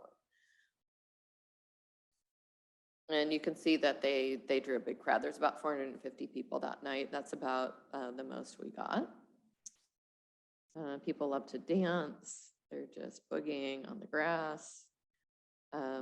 They went and grabbed dinner first, and then they brought it over to have a picnic. And you can see them eating there and watching the show. It's welcoming of all ages and cultural backgrounds.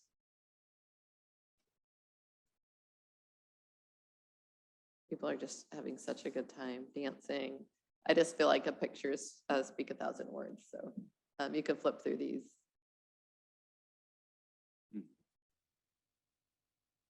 I love just to see the parents and kids dance because there's not many places to do that unless you're going to a wedding. People ride their bikes, which is wonderful. And that concludes my presentation. So I've already booked the bands for next year, and I think I have 8 or 9. So the military band performs for free. And so I submitted an application for that. You have to do that. They have 4 different bands.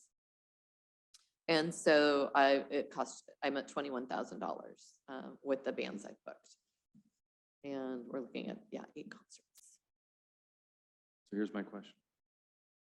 So when I look at the pictures and as I observed some of them, many of the concerts had the door down. I know. I was very bothered by that. Yeah. But the bands wanted to do that because it was echoing on the inside. That leads to my question. So when I talked to Mary Dodsworth, she is desirous of some sound baffling. There would be panels on the interior. And it seems to me with a city-owned facility, this would be ripe for a capital request, which we have plenty of funds to provide. Okay. Accommodate. So it would be worth thinking about that. Okay. Because that's something Mary and I have chatted about. She believes there's a need for it. It would help. It would provide an aesthetic to cover the back, and it would give that sound baffling for the bands to project the sound forward and still have the lid up, which I think makes for a better concert. Very, very much. I was, this didn't happen in the years before. So it's like, what is Never. happening I this year? know. Yeah. Okay. Is that, okay. So I don't know how we can accommodate it this year without doing maybe a special request, but I can think through that with Dana or Mary or John, maybe, if there's a request for that, because it seems to me that I throw it out for the group, but that might be an appropriate capital request. Mm-hmm. Okay. Yeah. All right. I'll get the estimate on the cost of this. Okay. And the last one is the street festivals. And again, I'll just go quickly through this. Thank you for funding this. This was the first time event. And we got to use our beautiful new streetscape on Motor Avenue. We had someone design this for, again, a new look and feel. And so we had 4 street festivals start running from May through September. We just finished our last one. Okay. So I'm not going to go through all of them. I'm going to highlight 2. First, just the Jazz Night and Car Show. This was, again, a first-time event. The car show was amazing. We used the parking lot at the end of Motor Avenue, and it was very successful. Kids came out, parents came out. Next. Again, lots of diversity. And so we pulled in for the awards. We had the police department award, the fire department award, mayor's choice, and then people's choice. And that was a really fun way to get the different city departments involved. And so we had people from the police department and fire department out there judging. Deputy Mayor Mary Moss was out there judging. And then we presented trophies. We had roaming entertainment. So these are the consistent elements to all 4 festivals. We had roaming entertainment. It was always different, but this is what we had that night. We had face painting every festival. We had games. We had market vendors. And we had live music.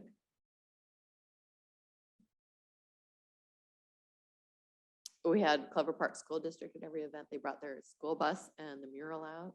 The fire department was there giving tours of the fire truck. Every event had food trucks. they varied from event to event. And then we had the Festival de la Familia. This event, I wanted to say, was done by committee. I did not want to do this event by myself, but I've been wanting to do it since the first year I started at the city. So this was really exciting for me. And the minute we decided to plan it, I got a call from an art group, a Latino art group, and they said, can you meet for lunch? And I said, sure. And from there, it just took off. So we had a committee of about 15 people. We did the flyer in Spanish and English. Next. We had KBTC Television as a sponsor, and they brought Clifford out.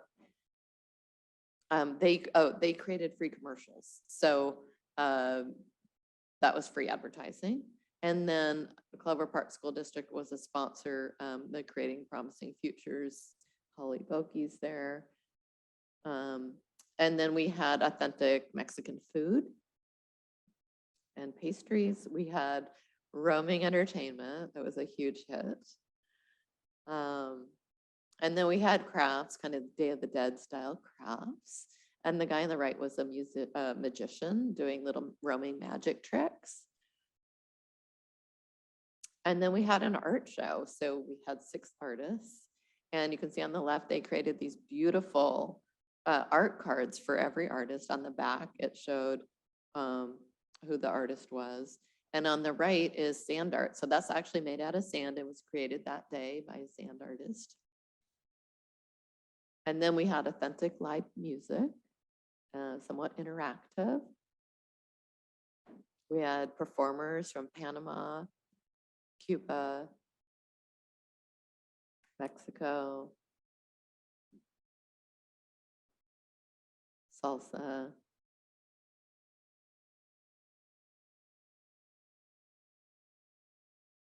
And you can see from the pictures, it really did bring out the Hispanic crowd, which was what we wanted. And they were a huge success. So thank you for believing in that, event series, Saturday Street Festivals. We'd like to do it again next year. We'd like to have Fiesta de la Familia again. And then the most other popular one was Dancing in the Streets.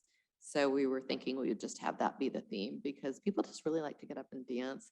When you have the like the cultural performances, people are watching and not participating as much. And that's the reason. So that's a thought. We haven't totally decided, but that's where we're going. So I've scheduled dates for them in the warm weather months. And we didn't have to cancel any of them due to rain. So that was really, really wonderful. Yeah. Yeah, and the budget was perfect for those. So I didn't ask for more money. I don't have any questions. Every year I sit through this and I think what you do is amazing for the community. So I just wanted to say thank you for that. Thank you. I have the best job in the world. Thank you. I as well want to commend you for all your efforts. I was there for the Fiesta. It was beautiful. Oh. There was lights all over the place. My maintenance engineer got lost in the crowd. He was so yeah, people enjoyed it thoroughly. Thank you for that. Great, thank you. All right, thank you, So everyone. wait, I got a question. Oh, sorry. They're used to me. I understand. So, Lakewood's a wonderful place, beautiful in the summertime and such, but sometimes we don't have a lot of things to do in the fall and the winter months. At one point, we talked about a night market once quarterly out there. Where's that opportunity that we could perhaps fund? Well, I'm going to tell you the challenge. The challenge with these street festivals, I started planning them in January with the goal of being completely done planning them by March, which I did. Mm-hmm. And I was so grateful because it is so hard to get vendors and food trucks on a Interesting. Friday and a Saturday night. Okay. They have all their regular night markets that are seasonal, and they're not going to leave it to do a one-off. So that is what I discovered. Meaning they do it like weekly and whatever. They do it jurisdiction weekly they're in? Saturday nights or weekly Friday nights, or they've got their whole festival, 3-day festival series that's Friday Got it. through Sunday. Okay. And it was really challenging. Mhm. And so for that reason, I cannot see a night market, just a one-off night market working. So midweek would be impossible. Well, they're at markets throughout the day, right? They're Mhm. either at the market and then they'd have to come to our market. You know what I mean? And set up potentially toward dusk, which is hard to do maybe, but anyway, food for So thought. those are the challenges. Mhm. Well, with the H barn, you know, we could, Potentially, yeah. that- Before we keel over. I think you could do, I think you could do some type of a food truck rally would be more realistic with, you know, just a DJ or something. But to actually have a farmer's market would be very difficult. No, I was thinking more of a night market, not necessarily a farmer's market. Could be food truck, could be like a Crafts Chris and- Kindle market kind of a thing, yeah. Music. With the night markets, you just have to really look at what else is happening in the community. Because I Mhm. know Gig Harbor, Tacoma, they all have night markets as well. So, yeah, and I appreciate making these opportunities available in fall and winter, especially with holiday showcase type stuff and those things. So I do think there's an opportunity there, but I can understand the challenge of getting the vendors because they're already on a schedule. So on that note, we could have a holiday market there. That could work. Vendors have expressed to me that there aren't a lot now. And so they need a place to go. So that could work versus a summer night market. And having a beer garden and music is really helpful for the sales. So we'd want to pull in music so that the vendors do well. As you know, which is easy to do. We can even be just on someone's phone on, you know, through speakers. But I think that a holiday market has potential. If you were to do a holiday market, do you need more funding? To do one for the tree lighting ceremony? Oh, I think I mean, You can do it. off the record, I think our rec budget's doing okay that we could do that. I know it's not a request, but. That is, the cost for that's just staffing. Yeah, and the porta potties. Well, and not to put any pressure on you, because I do understand when you have inclement weather, you know, to even try to think about planning, and Yeah. an outdoor type of an event in the fall or winter is a Yeah. bit of a challenge, but the potential for having covered venues, might be a good reason for us to have a Yeah, conversation that in the would be future, right? ideal. However, the Burien Market is open year round. It's outside, rain or shine, people come, do you? So, I mean, I think that's a perfect example. And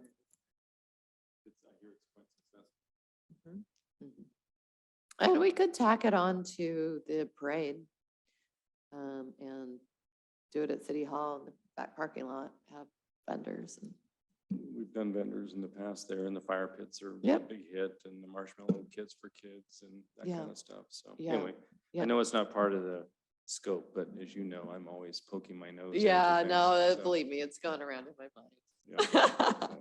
Well, thank you very much for the Thanks, presentation. You had a communications presentation. Is that still part of something, or? That's Bryn.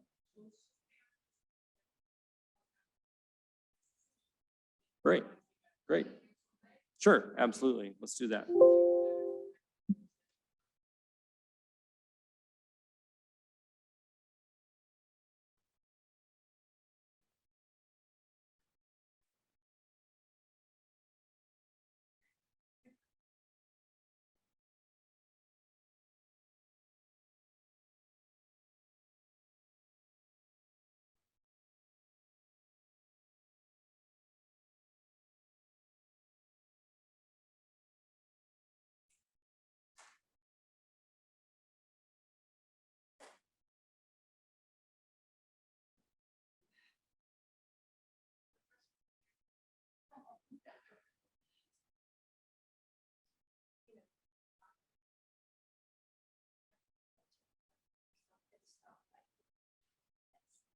Have a seat here.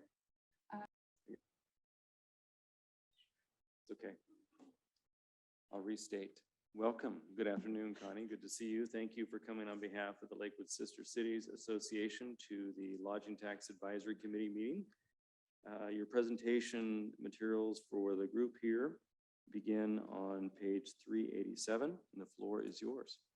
One caveat, as I mentioned to the other presenters, I'm kind of in two places at once. And so I'm waiting to see if I'm up for a court hearing. So if I leave, it's not, nothing against I'm you. not It's just gonna I have a I'm not gonna hold it against you. quick little thing, and Ms. Smith will take over the chair position in that event. Do I You're need next. to Yeah, turn please. this on or? Sure, you're good. It's red, so you're on.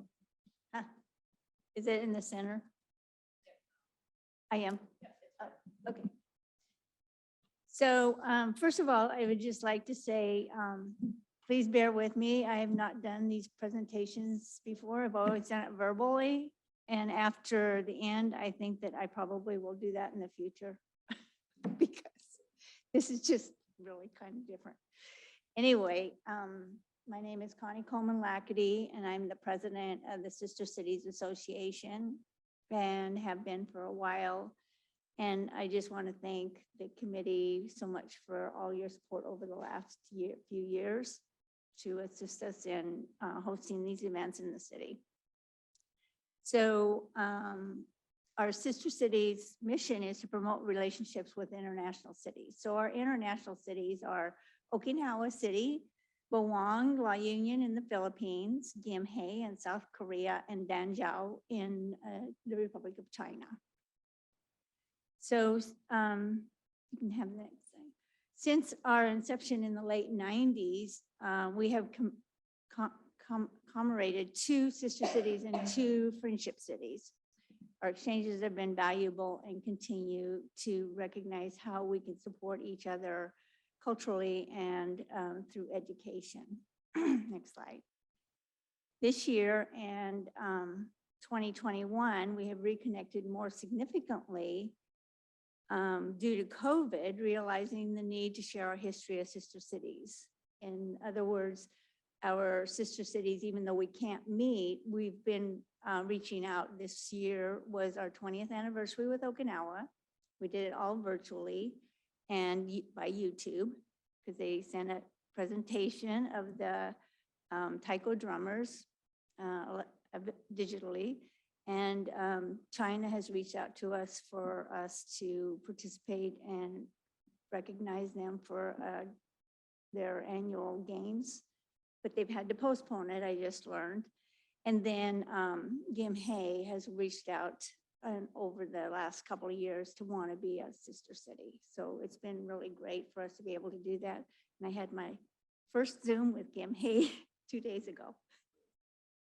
And it actually worked. So next slide. Gimhae in 2019, go to the next slide, presented to the mayor and the city council a presentation about, or an MOU on how we can develop more. Well, first of all, let me back up a little bit. So our sister cities, as I said, we also in Okinawa, the State Department reached out to us to say, how can we recognize you? Because we're doing a presentation, an exhibit of all of their sister city relationships around the country, the world. And so I sent actually one of the t-shirts that we designed when we actually had our students go to Okinawa for a student exchange. But Mayor Claudia Thomas is the only one that has visited Okinawa City. And in Bawang, we had Mayor Anderson go there for their annual festival.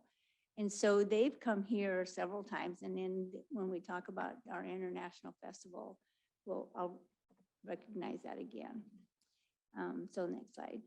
But anyway, Gimhae, because in 2019, they came here and presented us with an MOU or MOA, whichever one you want to call it, of how they would like to reconnect and what we can do citywide, student-wide, and culturally. And we were going to commence that in 2020, but COVID hit. And in 2021, they weren't allowed to come. I'm able to come either. So Sally, who you just heard from, and I thought that it would be a great idea for the Gimhae students to be a part of our 25th anniversary art contest. And so we had over 80 applicants, art pieces. It was amazing. And so one of them, a first prize, made it to the Lakewood Connections magazine as front page. So I have a picture of that later. So we thought they would be able to join us this year at the end during the International Festival. So, but then they couldn't because their COVID rates were higher than they had expected. However, I just learned 10 days ago, that they are coming here in December. So you don't know that yet. My Zoom call confirmed it. So anyway, they will be coming here for 2 or 3 days, and they usually come for 5 to 6 days. And they want us to sign, have that ceremony to sign the sister city relationship. Now, if they come next year, which we were hoping they were going to do since they didn't come this year,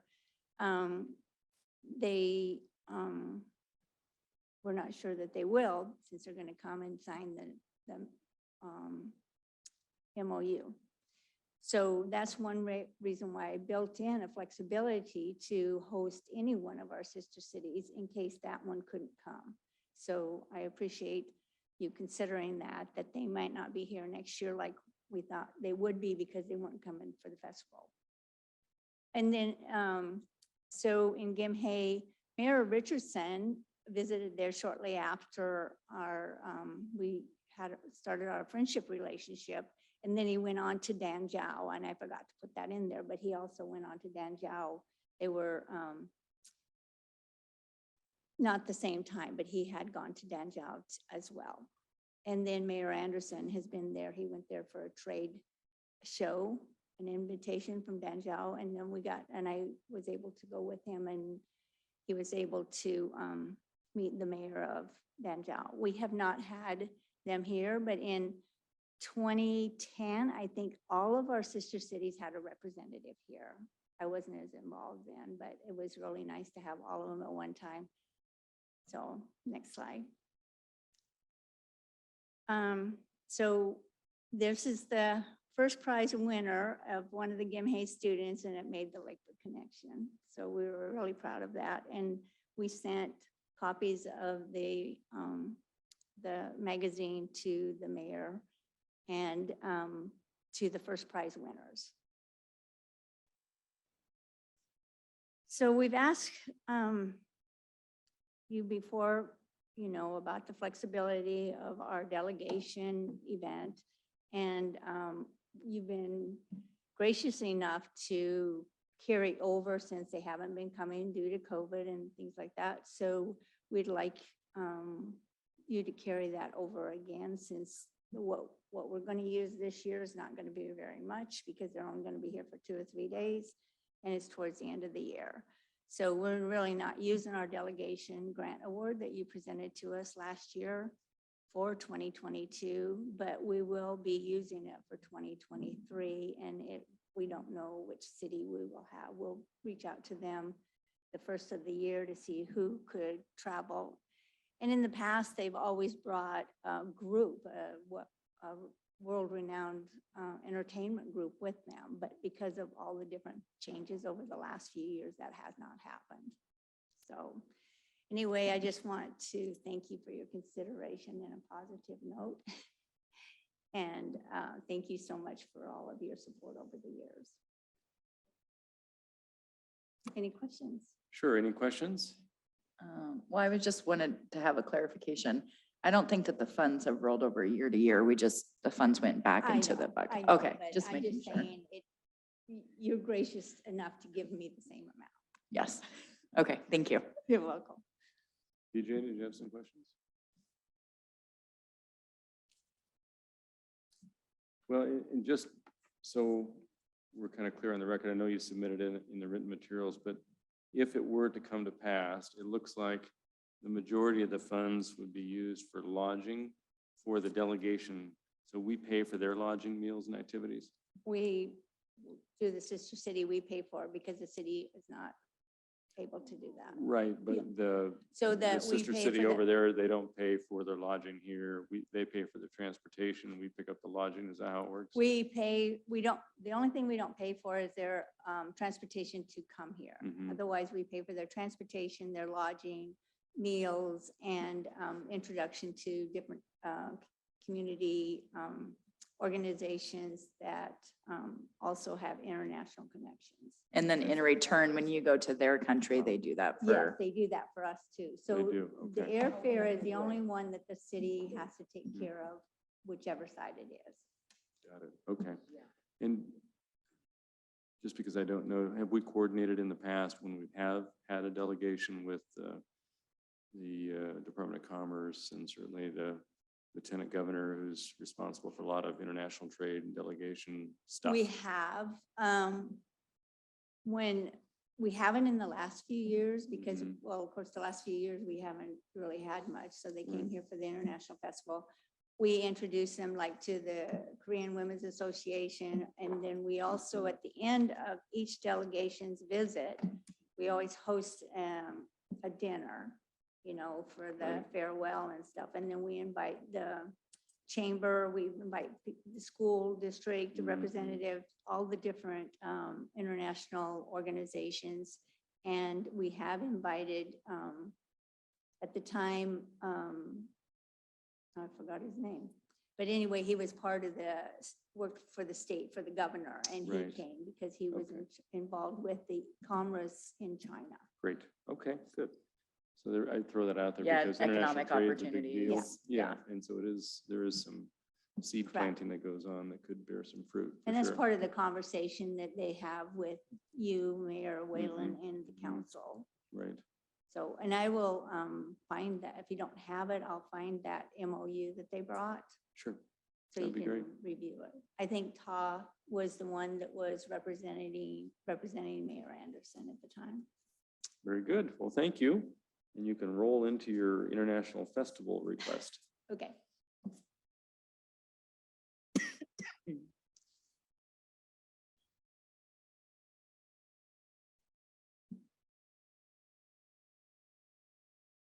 So our international festival is our largest and only annual event. Now, in the past, we've had some other events, you know, just for connecting with local organizations that represent our cities, but we haven't done that for a while.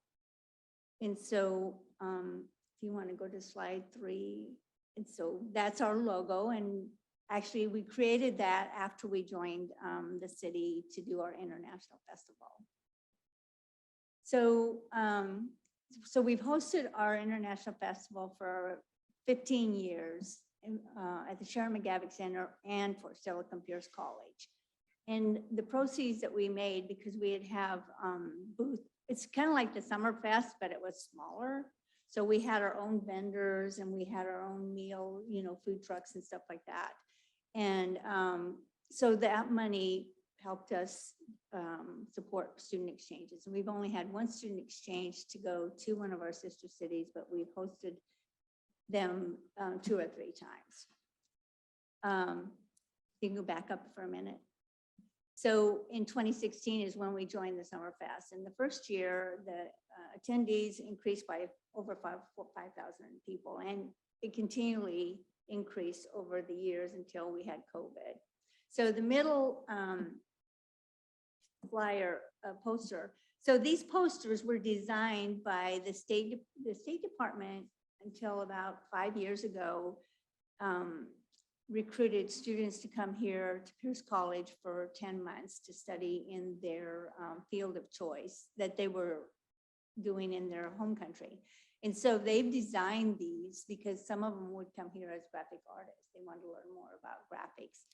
And so I just wanted to show you that we used to do posters because now we are with the city. And so the city kind of does all of that advertising and the marketing stuff. But so the next slide. So this is Bohong, representatives from Bohong, and the 2015 was our last the International Festival at Pierce College. And so Mayor Anderson and former Mayor Doug Richardson were there to greet them and hang out with them. And they were here for about a week or so. And they actually stayed at your facility. So that's the last time I've done any work with your property, but so they were here and they brought a group of people here to entertain with us. So Okay, so the next, and then this just tells about it. I should have put it differently, but one of the things that we did, and that's very blurry. So these students would come here and they helped us out with the International Festival. They would do the origami, the calligraphy, and volunteer for the city and volunteer for us to help with the International Festival. But those are some of the other things that we worked with them to support. Okay. So next slide. The next few slides are the first International Festival at Summerfest in 2016. So this was the Okinawa Shishi Dog, and they start out at the main stage, and then they go to the where the pavilion is now, but you'll see the stage that we had at the time. And so this was our first one. You can just continually advance. And it was always so much fun, but it was different because, you know, everything was right on a college campus before. Yeah. And Come a long way. yeah. So, but it was great to be back this year. And while the attendance was down, 25,000 attendees was significant for being gone for a couple of years, I thought. So this is the Okinawa, the taiko drummers, and they're always a part of any entertainment group from our 4 sister cities are highlighted each year with our International Festival. And we have anywhere between 12 and 14 entertainment groups that perform at this event. So this is this is the first crowd we had. It's grown tremendously since then, but for our first time ever there, I thought it was really amazing. And it's never been less than 80 degrees, it seems like. But you see the stage, it's a wooden stage. It has a canopy over it. And sometimes it interfered with some of the entertainers, but it was our first time out to see if it would work, and it did, and we've been there since. So you can just go ahead and advance through those. And then we also had audience participation, interactive participation. We had the Russians perform. And this was from another Asian country. I can't remember exactly which ones we had. That was like quite a few years ago. These are our international students with their calligraphy table and booth and the origami. And they also helped the vendors pack in their stuff and help them remove it. This is the Korean representation in Mexico. And they didn't mind the floor, but the ones that were barefoot, see how the crowd is, the ones that did barefoot dancing, it was kind of tricky sometimes because they would find a nail. So then the next year, our second year, we actually rented a floor to cover that. So that's what some of the funds go for as well when we have to ad lib, but now we have the pavilion, which is beautiful. And this is from the Philippines. So, as you probably noted in my request, I've increased it a little bit because in the past, our expenses were lower and so we didn't think about the future after 2 years of being idle, that it was going to increase that much. And so if we wouldn't have had this year, this is the first year we had actually 2 sponsors. And if we wouldn't have had those 2 sponsors, we'd have been in the hole again. And because the expenses have gone way high. Yeah. And so now I'm just betting on the expenses that were high this year to add just a little bit more to that. Because first of all, we can't guarantee that we're going to have sponsorships, and we can't guarantee we'd have an outside grant. And it's for the DJ, the entertainment, and any additions we have to do for the entertainers. So I just want to add again, oh, these are the little girls that just got so excited. We had several little kids just want to dance with with them and everything. But I just know that you guys have been very supportive of our requests, and I hope you continue to do that. So thank you again for your consideration. Well, thank you. Any questions? Questions? Have any of Questions? you been there to the International Festival besides you?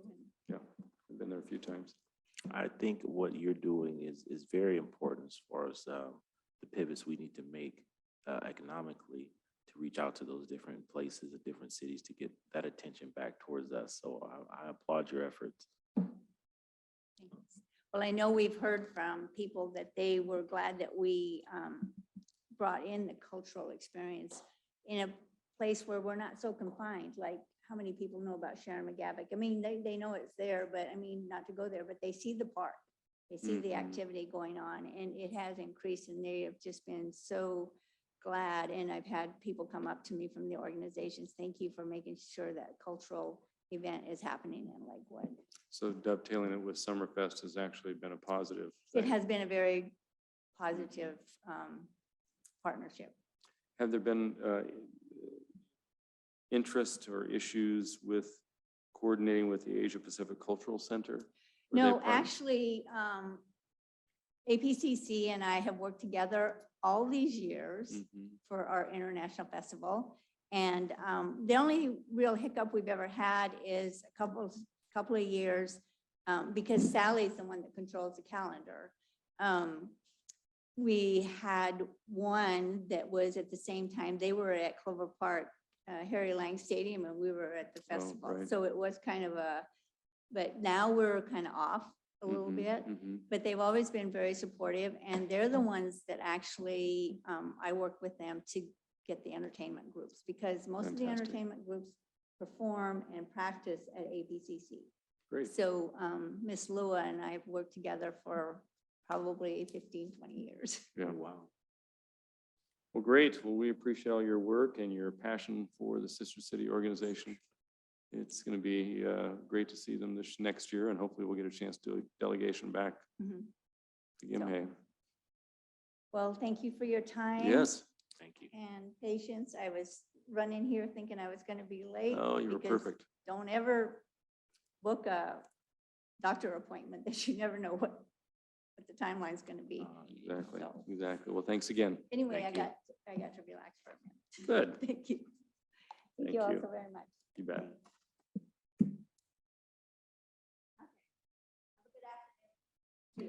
Okay, I'm gonna check my status on Zoom for just a second. I'll be right back.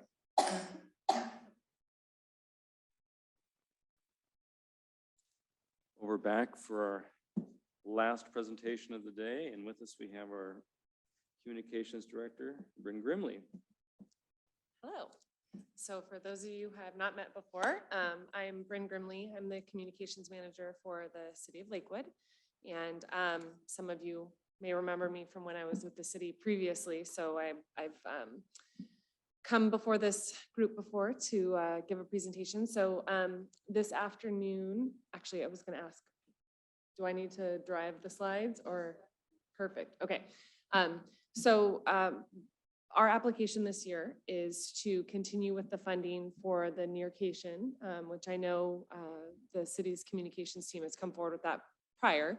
And I will say this year, for those who don't know, so I previously was at the city from 2017 to 2020.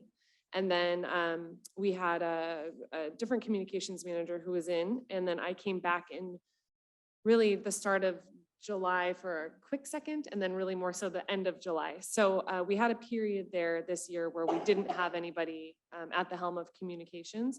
And because I'm still acclimating myself and getting caught up on the last couple of years, the Nearcation piece is one that we've just rejuvenated really within the last couple of weeks. I've been able to finally get a chance to meet with the team. So a lot of what I'll be talking about today is just how we're going to continue to hopefully move this forward, knowing that unfortunately we had this year, maybe not the work we would wanted to have done due to the changeover in staff. So if you want to go ahead and click the next slide, please. The Nearcation campaign, if you will, was basically crafted and created as a response to a degree to the pandemic. And how can we continue to promote a marketable brand for the city that aligns with our council vision and goals, and still tackle the problem that all of us were facing, which is how do we get people to leave their houses when we've all been on lockdown for so long? And so what we're looking to do is really, this year, I would say 2022 was our first year where we finally got to come back to events more so like we've had them in the past for the city. We had Summerfest again. We obviously continued to do our markets even during the pandemic because those were outside. But this year felt more quote unquote normal, the way we used to do things at the city with our events. And so our idea for next year is to continue this Nearcation idea, because frankly, sometimes you want to get away, but you don't want to have to deal with the travel and go as far. So it's looking at those 1 and 2 night stays and what people could come here to do. And so the idea is we will be generating new content using images and videography from this year to help promote content for next year. And a lot of that's just basically re-upping the work that we've already done on our website, the nearcation.com website, and just, refreshing it with new ideas, new programs, new stuff. So you can go ahead and thank you. So as I was saying a little bit before, in 2021, the city leveraged its partnership with Hemisphere Design and Marketing, which is the firm that we contracted with to do our Build Your Better Here campaign. And this is kind of the next iteration of continuing with our upward trajectory of let's let people see what Lakewood really is and not what the perception is. And what they did was crafted this website that kind of had a fun little kitschy theme of, a travel agent coming in and telling you why you need to come to Lakewood. And truthfully, I will say, even for not having as much momentum on the website this year as probably would have been ideal, we still saw a lot of responses from people when they're Googling, because of our placement online and our ad buys, as well as the work we were doing within Google to get ourselves up there. We were registering pretty good. One of the things that was really essential to this is the video strategy, where we had fun little bits. And as you can see, our highlights include, we had 523,314 total video views. We had 3,799 clicks. We had 360,000 plus YouTube impressions, and then 163,000 plus Facebook impressions. And that was for our paid ads that we did. So the content that we produced, then putting it out there and marketing it digitally. And the data shows that the most people that visited the website, with roughly half, were from the Seattle-Tacoma area looking to find things to do. And if you want to click it, it should play. Here's just an example of one of our, try the bottom, see if the bottom link works, where it says need a Nearcation down there. See if that one will work. Nope. Looks like it's not gonna play it. Well, you can go to the You can just click it again. It looks like it's trying to do something. because I linked it so it would go out externally, so it wouldn't slow down the slide presentation. So it's supposed to, it should go to the YouTube video, but if you go to nearcation.com, you'll see on there the video content. And it was just an example of our travel agent who was with a father and daughter duo out at American Lake Park for her birthday, and they blew a candle, and the next thing you know, she appears and whisks them off to Harry Todd Park, where they are in their kayaks to go out and play on the lake. So just kind of a fun little video that highlights some of the attractions. So as you can see, that's just kind of another way to look at the funnel that we've created as far as how we did. We had 100,000 broadcast reach doing paid ads on radio. That's actually one of the things we are going to also pick up here before the end of the year, is a little couple more ad buys on broadcast to reach folks in the Seattle market. And overall, our click-through rate showing that we had, 7,125 unique visitors to nearcation.com. I know in speaking to some other folks within kind of the marketing tourism industry, they really loved the Nearcation idea and thought it was great, and they're on board to help us promote it going forward. So they're very excited that we're going to continue doing it. And we've already talked about ways where we can have them help us promote our events through Nearcation and then through their channels. So the goals for this coming year are to generate the new content. Obviously, we need to refresh things. We need mask-free images as well, right? Since people are getting outside now without their masks. Increase the outreach, really have a dedicated focus on executing this the way it probably should have been done this year, but just wasn't, unfortunately, due to the turnover in staff.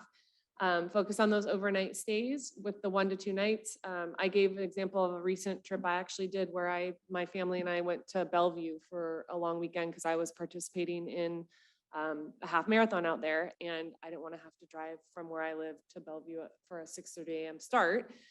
So it was great. We actually were like, wow, this was so fun. We only had to drive like 50 minutes and we feel like we totally got away. So using that same idea here, we have a lot of events coming up that are using Fort Silicon Park, right? So our soccer, our cross country, we've got some cyclocross events. So let's put together a Nearcation welcome package for them and let's send it to the event organizers before they arrive and ask them to distribute it to the participants, both digitally and through flyers, and say, hey, if you're coming, spend the night, here's some things you can do, make a weekend of it, right? So kind of that same idea, hopefully pushing for those overnight stays. And then, just the continued positive promotion of Lakewood, realizing, hey, we can come here, we can go visit Catapult, we can go play at the lake, we can go explore trails, take our dogs, it's a pet friendly place too with Fort Silicon Park Dog Park. So just that continuation, having that continued presence is really important because as you start to fall off, people's interest falls off as well. So in 2022, we were awarded the 40,000. We did put that towards ad buys for billboards to help promote Summerfest. We put that toward the website. We put that toward photography of our events.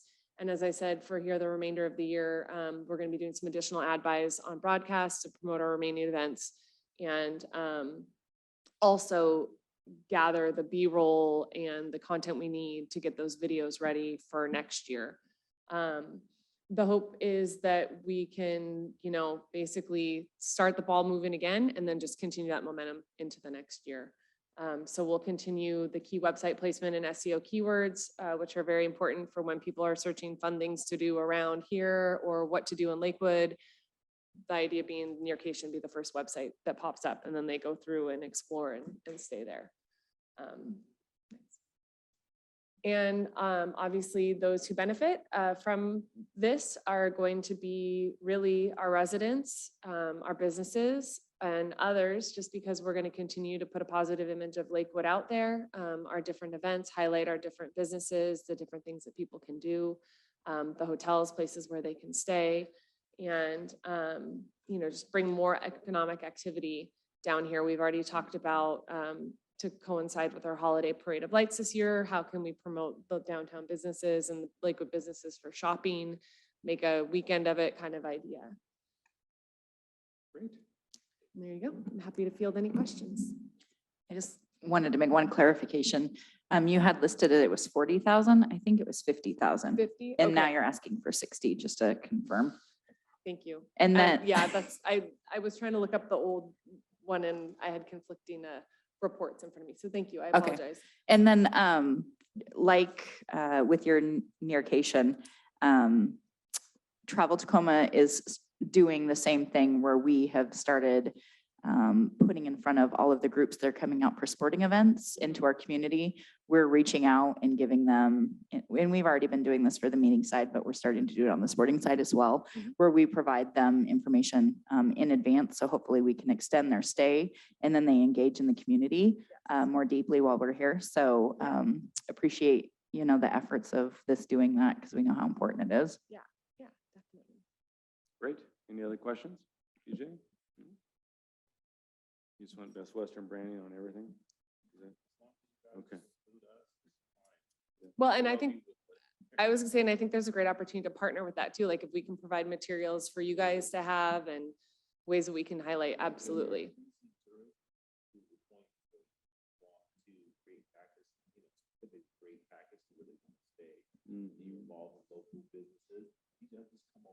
Mhm. Wonderful. We appreciate it. You know, brand awareness marketing is always a challenge to precisely identify return on investment, right? You guys know the numbers better than anyone. Mhm.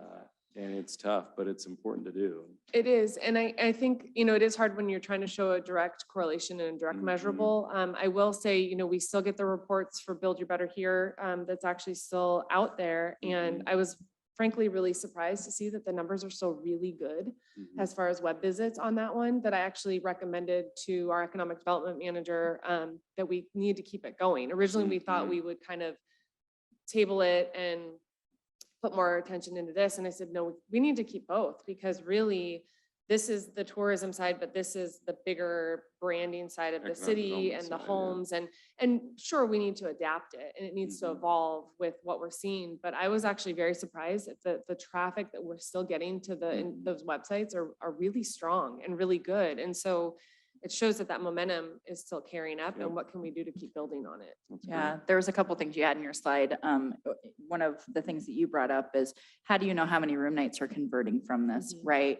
And there's no magic number that says like, because they've clicked through, but it's great to see you have almost 1,000 people who have clicked through to look at the hotels. So with that, even in a conservative number, you would say, okay, at least 10% of those people, you know, so you know you've got 100 room nights or so, at least in that, and that's actually producing fairly well. Right. You know, when you're comparing yourself against some of, you know, the other funding requests. The other thing is taking advantage of the opportunities, like the mayor mentioned, and I know you've met with Mike and Matt to really talk about Datafy and how you can help advertise through that geo-targeted efforts. Yeah. So I'd love to hear and see how that's that works. My goal. So when we met earlier, right after I came back on board, and Matt and I had met about this like it's years ago, which makes it sound like it's forever, but it really feels like it was forever ago. And you guys were first rolling it out. And I was like, oh my gosh, scary, but so cool. And so when we met again recently, I said, okay, absolutely. These are the events that we want to track, because it's going to help us just know. And once we know where people are coming from, so what it'll do is it'll tell us, oh, you had, you know, this many people from this area coming to your events. Well, then we can also start Market to those targeting events. those markets better and really pinpointing it. And so I'm excited to work with them and get that data, because that's going to help us. Well, it does, just because as soon as you find- advertise them, as soon as they come into your market, you know it worked. And so you Yep. can really start to track your efforts. Absolutely. So that is something that we'll be doing now going forward, is working on that to make sure we have those numbers to also better say like, hey, this is working, or okay, nope, that didn't work. Maybe we'll try a different path, so we can just better refine our efforts. Yeah, So, well, thank you. Yeah. Well, one of the anecdotal things that council looks at to, I should say, in strategically, is that a word? Measure the effort is to look at the growth of lodging tax over the course of time. Again, I've been doing this for a while. And I think when I started, lodging tax is around $450,000 annual revenue. And it's grown to, what do we estimate revenues of 1.2 million? That's significant. So something positive is going on that is generating heads and beds, which is a great thing. So all these little component pieces that we've heard about today, I think it plays a part in the puzzle. Yeah, and you know, we're very bullish on what's going on in Lakewood in terms of the increasing attention to our brand, to the enhanced reputation, to the consensus with regard to projects that actually, if you build it, they will come mentality, which we've seen with some of the facilities. So, you know, I think what we're doing is important here collectively. And thank you for that. One thing I was going to ask you to do maybe is coordinate with her colleague, Dean Burke, because I think we were going to have an offline conversation about what we can do from their perspective that might even enhance the opportunities for Lakewood. So if you Absolutely. can Oh, yeah. coordinate. No, and Matt and I have, Matt Wakefield, who actually was formerly. He was, Director of Marketing and Communications. Yeah, for marketing some time. communications. And now he's on the He's data Chief side Data of the house. Officer. Yeah, he and I have stayed in touch. And then when I came back, we met like almost immediately. And I was like, all right, let's Yeah. go. What are we We've got doing? a So, new marketing of, our Yeah. director of it'd marketing be as great. well. So mhm. I know Yeah, and you Matt brought the had whole mentioned you guys were team. getting back Yeah. together, so. Maybe So- you guys, between the three of us, we can Yes, schedule a absolutely. time to have a little coffee and. Yep. and, Yeah, chat with I them think about it. what we've started to do is kind of do some consulting with different groups Mhm. where we bring in, because we have 3 arms, right? You have leisure, sport, and group. Right. And so we'll sit down with them and bring each one of us that leads those teams. And then with Matt, because he's running that data, Mhm. really knows how the tools work. Mhm. And so, and bring in Dean, and it makes a really great conversation. Mhm. Yeah, and he was really excited with our near-cation stuff. I mean, he was like, that was brilliant. And I was like, I wish I could say that I was here when the idea was Created it. created, but that was after I left. But I was like, it's great. And I think even, I mean, it was a great pandemic pivot, but even now, it still fits perfectly because again, people aren't always looking to be gone for a week or 2. I mean, as much as we would all love to get away for that long, just having no, here's a couple nights, just come get Yeah. away. You don't have to drive as far and look at all the things you can do while you stay at our Mhm. hotels. So At first, when I saw it, it kind of was like, oh, wait, like Travel Tacoma should be doing that kind of Mhm. stuff. But then when I really look at it, I equate it to the sales, events market. It's like you have an event space that's responsible for selling their own event space. mhm. And then we're that second tier marketing to really help give it exposure. So Elevate that's how that. now I see this is Mhm. that you have that initial concept and then we can help Yep. you now expand Yep. more and help increase, Yeah. opportunity through it. Absolutely. Get that megaphone Great. out there. Absolutely. Well, thank you, as Yes. always. Thank you guys. Well, very great. much. Capella, I think that concludes our presentations. Is that correct? Great. Well, why don't we take 5 minutes, stand and stretch a little bit, get a cup of coffee or something, and then we'll come back and pursue our grant funding deliberations.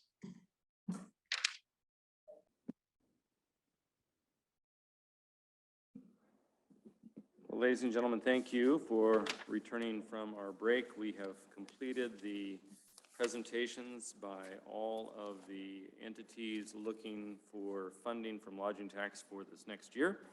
Now is our opportunity for deliberation, and I believe we've got the totality of the requests up on the screen for ease of our review, and I would suggest, in the absence of a better idea, that we kind of go from top to bottom and then discuss each one briefly. Some will have more opportunity for discussion than others. So starting with grave concerns, are there any grave concerns about the request?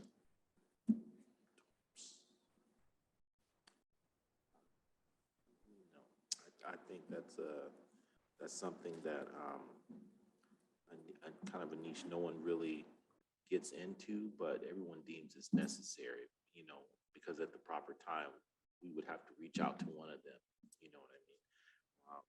So I would absolutely be for that, for the grave concerns grant.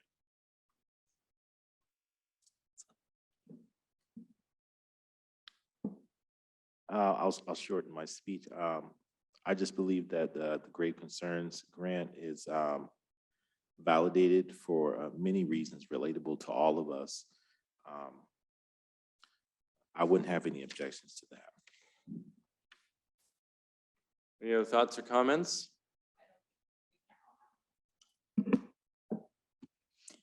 No, I actually, one of the first times in my life, went to a cemetery last weekend down in Idaho. And they had it well marked and you were able to find and identify important things, people. And so now, I mean, the timing was everything for me. I can see why this is valuable, and especially with the things that are being done with some of the other groups that help support, identifying folks that have been instrumental and part of the history of Lakewood. So I would put 5,000 for it as well. Yeah, I've looked at, just the potential change with what could be happening. It's undoubtedly going to happen with Western State Hospital. We have this historic space. I still wish that they would open up the Bottom Museum to the general public, because that's an amazing, amazing experience if you've never been. But, the whole history behind the patients being buried without markers of any sort, just a number. There are people that actually come from far and wide to look for their family's place of burial, which is terribly sad, but also, I think, significant and important. I like the whole idea of Grit City helping with the promotion of that. It's, certainly not a fun thing, but I think that it's a great learning opportunity, and I'm all for it. I think that the work that they've been doing is phenomenal, and so I'm in full support as well. Yeah, I thought the use of the Grit City tours was really Brilliant, yeah, right? thinking forward thinking for Yes. especially like what you said, Right. what's being covered. Mhm. And I think that there's opportunity to actually expand on that with like the Fort Steilacoom and Yes. History Museum and some other things. Yeah, and Grit City actually did it, tours, which at Fort Steilacoom Park, midnight kind of gigs. So that's cool. Mr. Singh, any other thoughts? So do we have to vote on each one here, or just kind of say we have a consensus to go 5,000?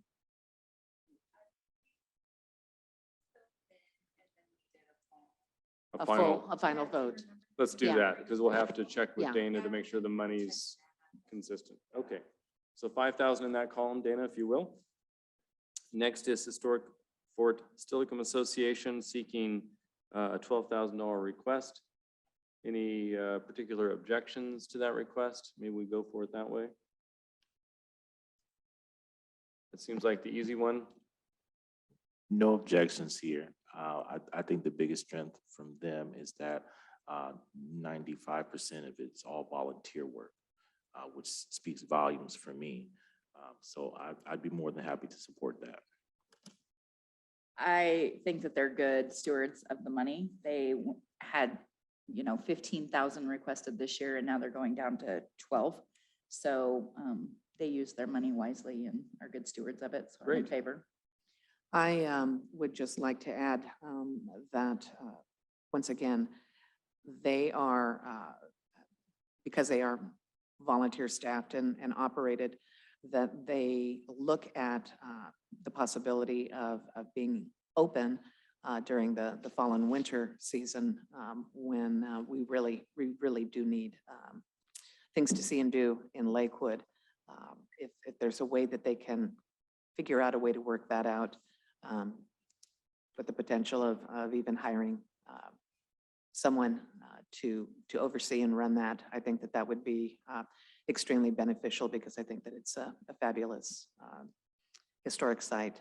And I just like to see them open and having a more robust schedule. Okay. Good recommendation. Thank you very much for that. So 12,000 in that column. Asian Pacific Cultural Center is next with a $15,000 request. We'll start. Jay? I think investing in cultural, in the cultivation of cultural experiences is huge. The fact that people from different nations, different backgrounds can come here and find a place in Lakewood where they can continue their traditions, just have an open space to kind of keep whatever that is that binds them together alive and well. I think that's something to look forward to. Situations like that, we often misinterpret because we don't have ties to that. There's nothing tying us back to those things. So to see how much it means to someone else, and then to see the numbers behind it was the defining factor for me. So I think Great. that's a yes.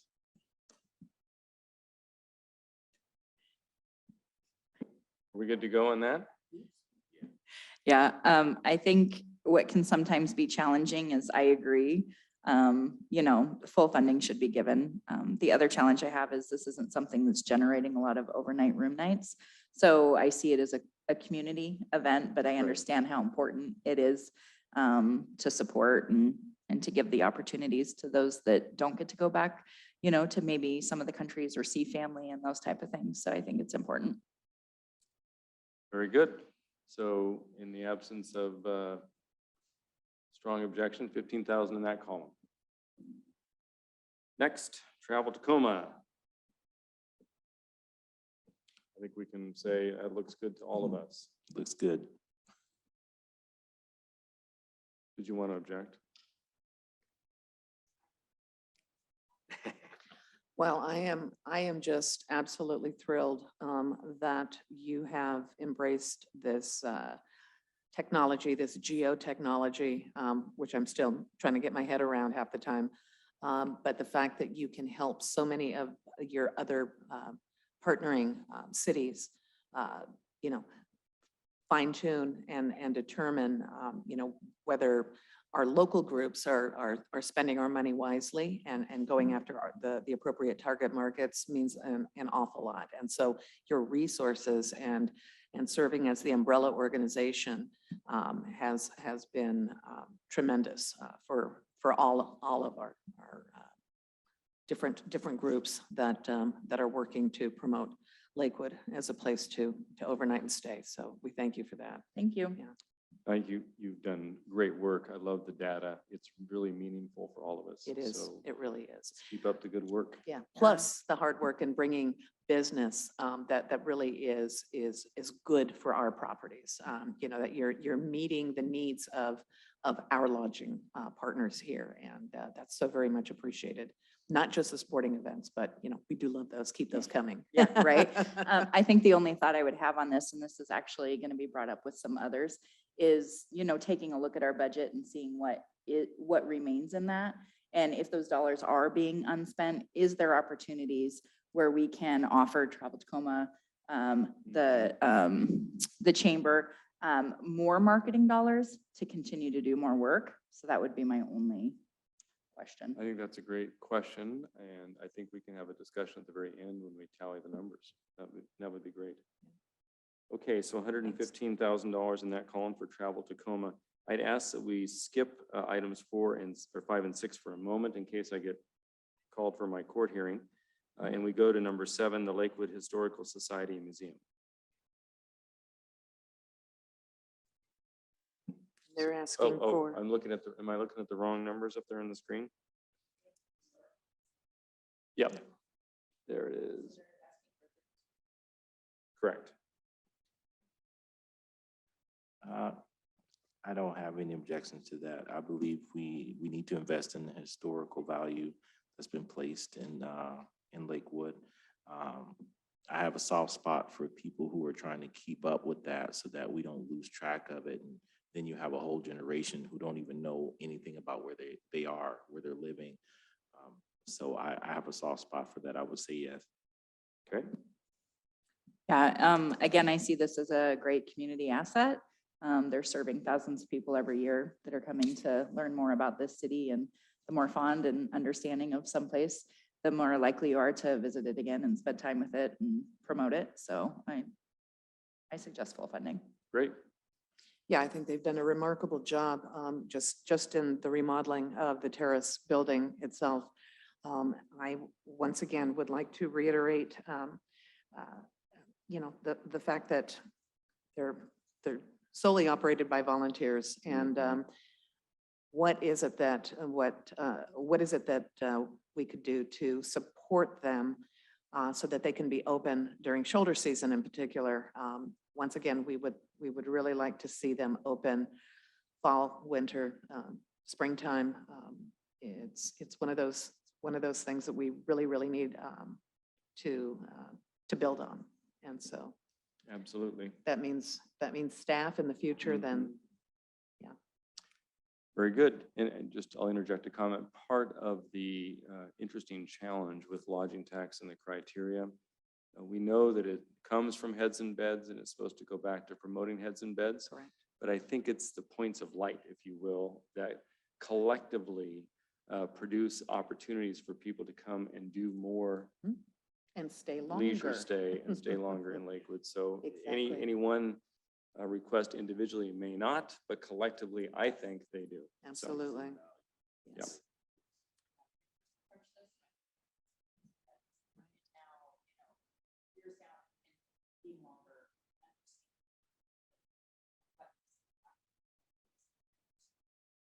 Absolutely. Very good. So 32.5 in the column.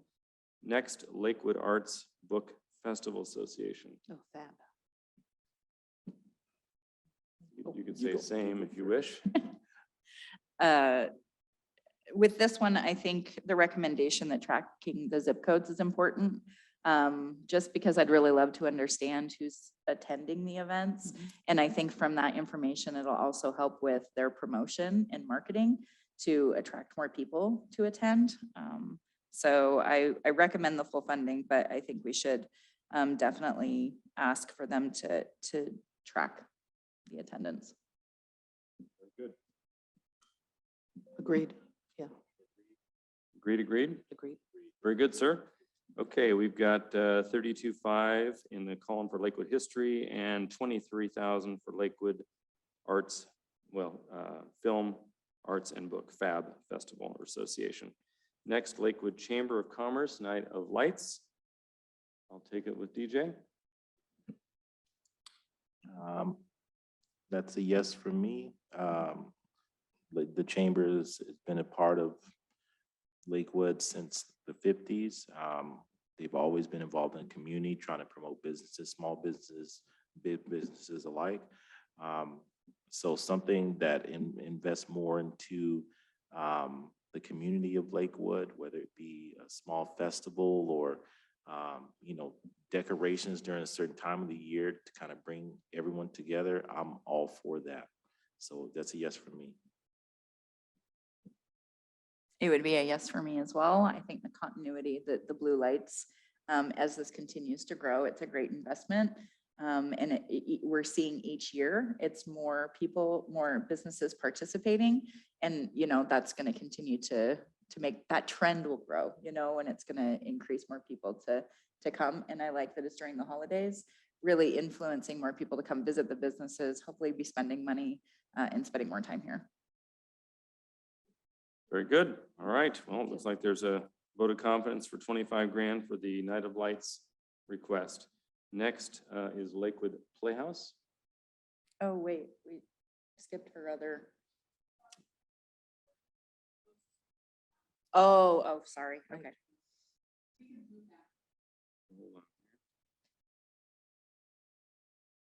I see.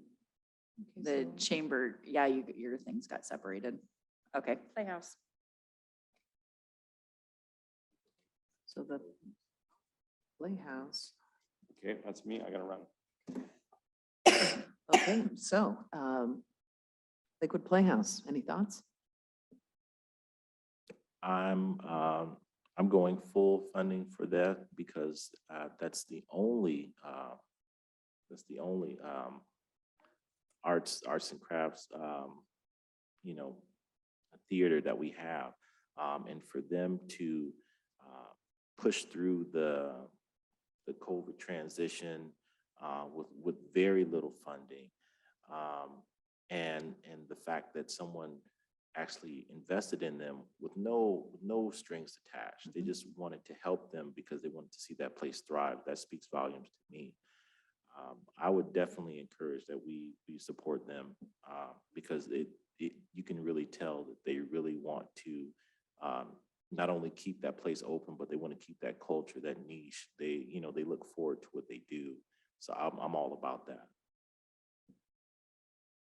I actually appreciated that they're offering educational and art performances. And so I really think that they're crossing a lot of different age groups and interest levels and, a variety of things.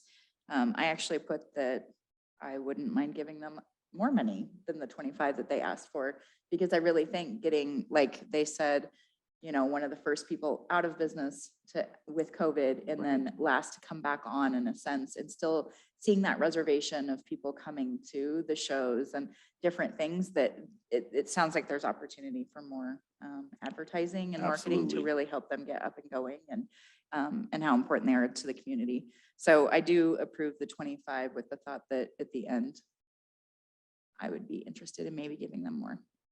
Agreed. Absolutely. And I Agreed. also like the idea of possibly some interactive type of activities in the future, because Mhm. everybody likes to be involved, don't they? So I really like the direction that they are looking at. And as you both have mentioned as well, the fact that you know, the arts probably have suffered the most. Yeah, absolutely. Absolutely. Out of everyone over the past several years. So the fact that they're still here and ready to rock and roll is pretty impressive. So Yeah, indeed. that's huge. Okay, so it looks like 25 is approved. Okay, next. I guess, Are we going straight down? Would you like to? yeah, I'll take the lead on this Thank one. you. With the Lakewood Chamber of Commerce tourism request of 100,000. Just to speak about, hold on, let me get my notes here. I think the way that you're operating a location, the maps that you're providing, and really introducing the different locations, the services available, the things to do around here, where to eat, stay, play, all of that is pretty critical. And I appreciate that you now have it digitally as well, so print and digital. And I know with print, it can continue to be expensive to get those updated because there's, continued changes. I think that you represent the destination well. You're doing a great job. I love the videos that you've put together, the YouTubes, just to really introduce folks to what to do while they're here and how to enjoy it and help to promote your businesses is extremely important. So my recommendation is 100,000. I also, like I said earlier, think if there's money left in the end, that potentially more would be beneficial for additional marketing of your businesses here. So, but I would put 100,000 forward. I would agree as well. Who wouldn't want to invest in someone who's already investing in them? Effectively, she's invested in all of our businesses in one form or another. So I wouldn't have any problem supporting someone who's already supporting me. Thank you. Okay, so it looks like we'll put 100,000 down on that one.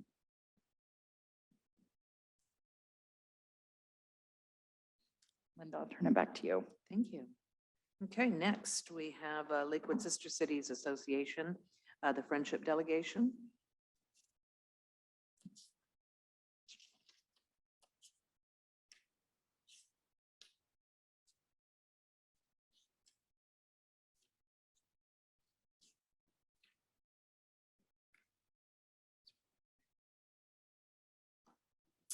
Please lead us. You have the notes. No, I did take notes. So they're asking for 21,500. We know this covers, well, first of all, we know that if this group doesn't come, then these funds won't be spent. Correct. So I feel like that's good money spent, knowing that it just will go unused, will go back into the fund. And then to be paying for the accommodations to host these folks. I think it's important to have sister cities. It is returned in the end when we are visiting on that end also, but it's great culturally and it helps to keep Lakewood relevant and growing and thriving in different business opportunities as well. So I would vote to say yes on 21.5. I would agree. I think it's especially important that we invest. Being a military town, it is very vital for us to be a part of the cultural transition from people who are living here. Because every time the sister cities go out and do their thing, they bring a little piece of home for all those new people who come here to all 5 bases that surround us every day. So it's very huge, very huge. So I'm in full support of that.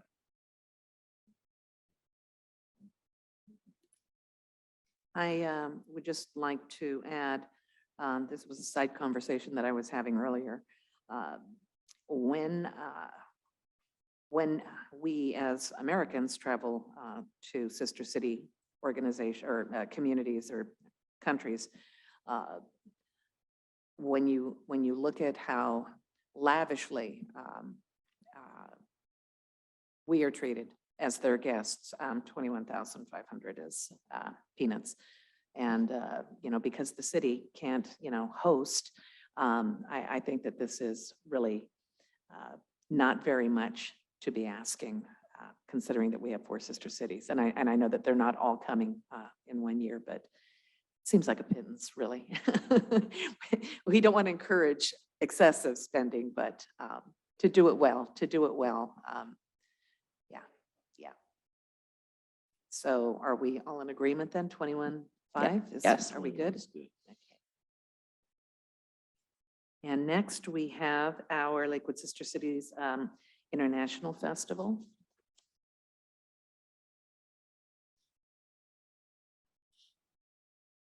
I'm gonna let her start because I like when she looks through. 'Cause I'm waiting on. Oh, she's you got can go ahead. detail. No, please go ahead, start. So I think that's a really big, thing to invest in. International is basically the foundation of Lakewood. We're surrounded by everything.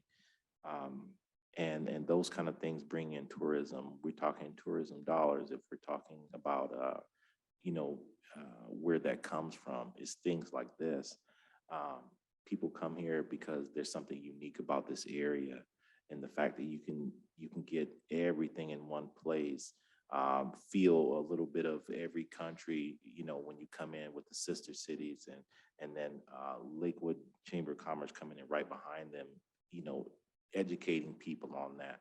I think the festival is good for everyone. We need more festivals. We need Lakewood to be more lit up. So I'm in some full support of that. I just want to confirm, this is in conjunction, does it happen as part of Summerfest? Correct. Okay. Correct. Okay, so yeah, I think with the fact that, Summerfest being as successful as it is, I mean, drawing 25,000 people, that's amazing. And then to add this festival in connection with that, really continues to give the city more exposure, longer stays, more engagement. And I think it's important if they need the money for more staffing, porta potties, those type of things, for us to have this event happen in a healthy, good way. I think that money is important. So I would say yes to the full funding. Okay. 9,000 it is. Next, we have communications, City of Lakewood. And that was the staycation program. No, it's interesting. The city of Lakewood has so many different departments, and they do so many different things. They're all very important. I could go on for days about how some of the things, some of the presentations they had go so far. But in short, I am in support of the communications. I think that websites have to be current and updated. So the fact that they're going to be spending money on verbiage and content and photos is important. This will be something that's going to be an expense, probably recurring, so we have to consider that. But you can't have a website if you're not going to market it. And so I think the dollars to market it is important for it to work to the best of its ability. So I would say yes. Okay. We're in agreement, Mr. Singh? Sure. Okay.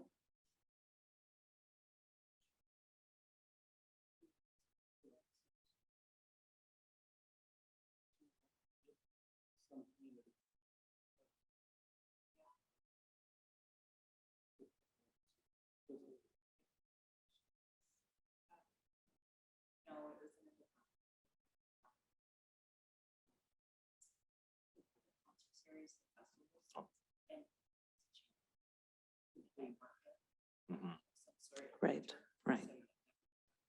Yeah. Okay, next is Summerfest for 135,000. I'm in full support of that. That's just bringing more attention to Lakewood, more activities. We have huge turnouts. People enjoy themselves. And that's why we do what we do, so that people can benefit from it and have a better time here. So I'm in support of Summerfest. Go ahead. I'm just trying to ascertain what they received last year. 80,000. 80,000. And the reason why there is that bump, I'm sorry, I don't remember. So the bump was to accommodate the costs of, now that they've finally reached where she said is comfortable, 25,000. They had Capacity. to assume additional costs to support it appropriately with Okay. security, with bathrooms, with, you know, equipment. So the professional help. Yeah, and the Okay. professional help, and she needed the money to cover the extra like staffing hours that are required Okay. for it. So that's why I had asked during the presentation, like, you know, we went from 40 to 80 and now 135. Like, what do you Yeah. anticipate as your increase? And she said, basically, they've reached that point where this can now fully, it's $150,000 to operate Mhm. that. And so she doesn't anticipate that this would continue to grow much. Got it. More. Got it. Thank you. So for that reason, I say, okay, we're 135, we're there. Mhm. I support that. And then I think in the future, we'd have to really take a critical look if there's further requests to grow it. Got it. Yeah. Okay. It's a great event, and I would, I'm especially excited about all of the new components, the different components, the interactive components, where, you know, no matter how small or big you are, how young or old you are, there's something to do. And that's I think the beauty of this particular event. Like Sally said, you don't just buy food and sit down and listen to a concert. You know, you can be as engaged as you want. And I love all of those different things. The drones in particular, because Lakewood does not have an official fireworks event, I thought was brilliant. I think it's spectacular. And I would love to see that continue and grow because that's something very, very special to this community. Yeah, I think too, as much information as she has on her event, in this event, she could probably dive into each day specifically and determine which ones have lower attendance than others and help to promote on those special days. And I really appreciate how the sponsorships are used to like their maximum. Absolutely. So she really does leverage those dollars and double, triple them. Indeed. Compared to, you know, not. So I would support it. Got it. So we're in concurrence?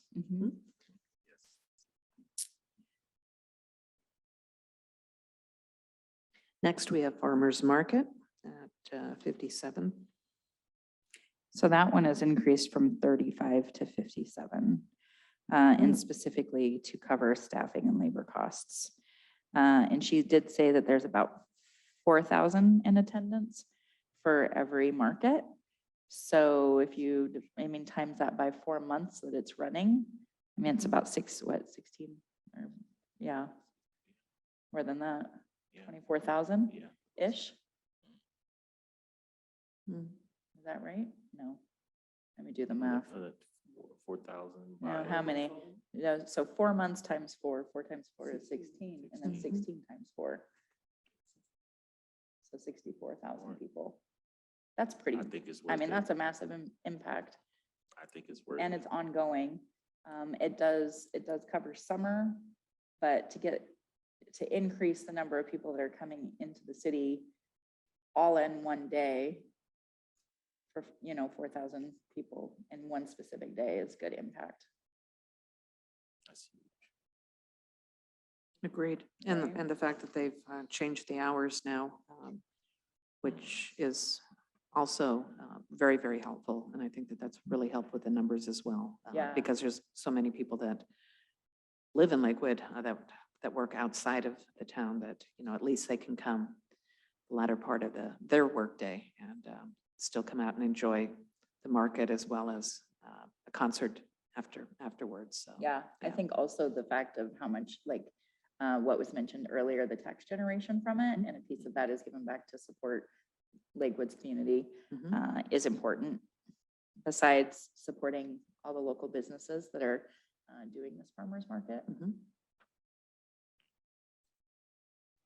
Okay, so we're in agreement, 57? Yes. Okay, next we have the summer concert series at 30,000. I'm in full support of this because I think concerts during the summer, music, with music comes food, arts, attractions, things like that. More importantly, it attracts the youth. We can get a lot more. We can get a lot more attention from the younger generation to kind of get them involved. Who didn't want to go to a concert or some kind of festival or something like that, some kind of event when they were younger? They wanted to go with their friends, something to do on the weekends, and especially if it's going to be during summer, it's going to be a huge turnout. And I think it's a positive thing that can really benefit us in the long run.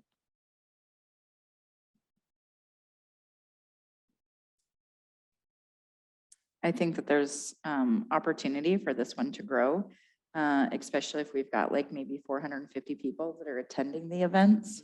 So I don't know if additional funding could maybe help secure bigger artists that maybe attracts, more people to attend.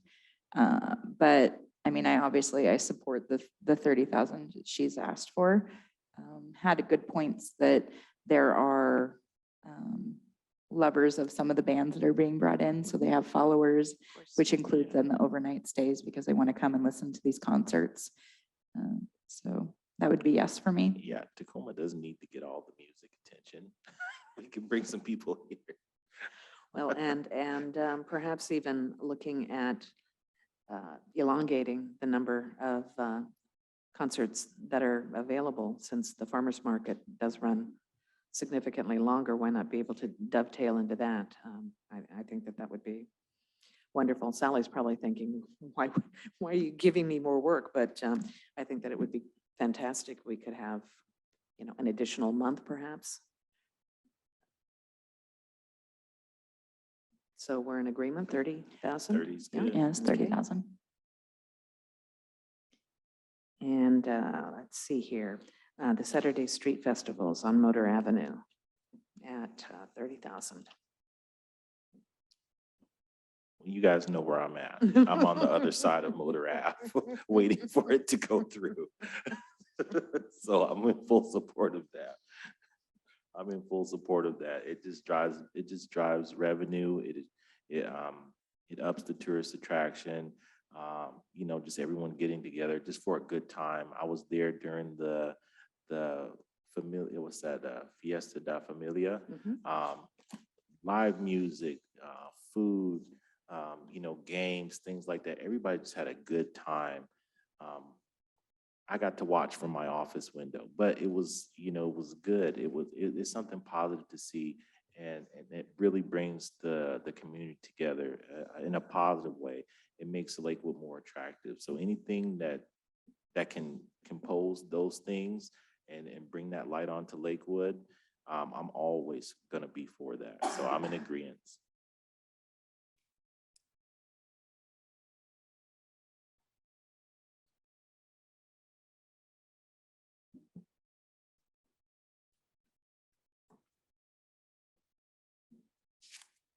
So it's the same ask? Same ask as 2022. Okay. However, she did mention there are needs for more money for staffing and some equipment to support the events. So I think there's an opportunity to give more in this ask. I say we approve the 30 and then we go back in now and really take a look. We still have 2 that we need to talk about for Lakewood Gardens. Yeah. But I would put in the 30. and then we can come back to it. Okay. All right, the first ask is for the tourism and promotions for 100,000. I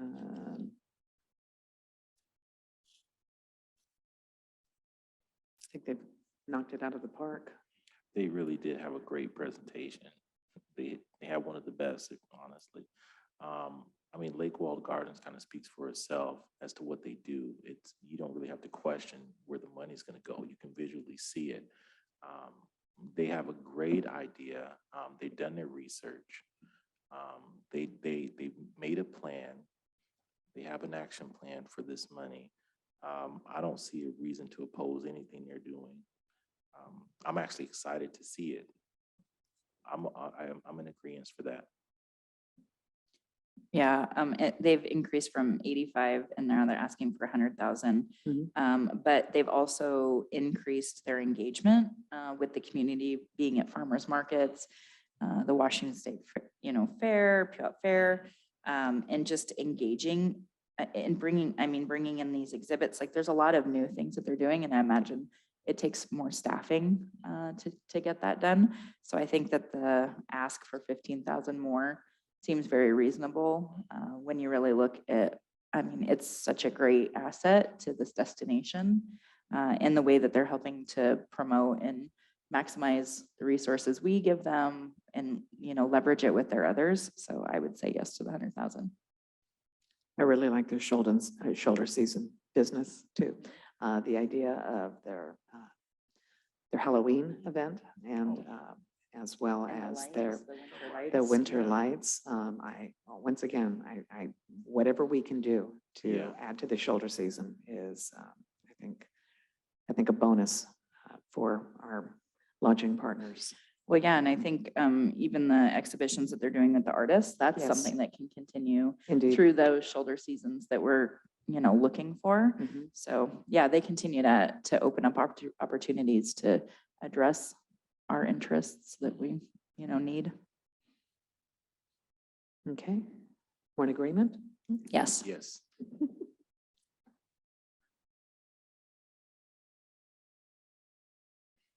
Okay, and then finally, the capital investment that they're requesting for 400,000. Yeah, so they're asking for 100,000 a year. Correct. Yes. So I don't know, I guess the mayor would have to speak on this. Is it allocated 400,000 and we do it this year? Or do we really just pay, are we allocating 100,000 out of each year Each in year. advance? Correct. Just the same as we're currently doing with the McGavick Conference Center. The commitment is there, but that commitment needs to be followed through for the next 4 years. Okay, so then do we also determine what the expectations are? Like, is there certain That's a fair statement. Yes. expectations of Yes. return that we would see each year? I'm not familiar with how it's ran with McGavick Center, if they have a certain deliverable that they have to execute to continue? No? No. Okay. 100 for 4 years. Yeah, 100 for 4 years. Right? I think their plans on what they're using that for, if they're really going to pull off this, renovation of the house, that's going to be huge. I see a lot of potential in that, especially if they're planning on using it for meeting spaces, educational purposes. That could be somebody's kid's first field trip. You know what I mean? Just a lot of possibilities. And it's a part of Lakewood history. That's what stood out the most, is that they're trying to, it would have been the equivalent. I would have had the same response if someone from Western State said, hey, I want some funding so I can redo these houses over here, these historic houses.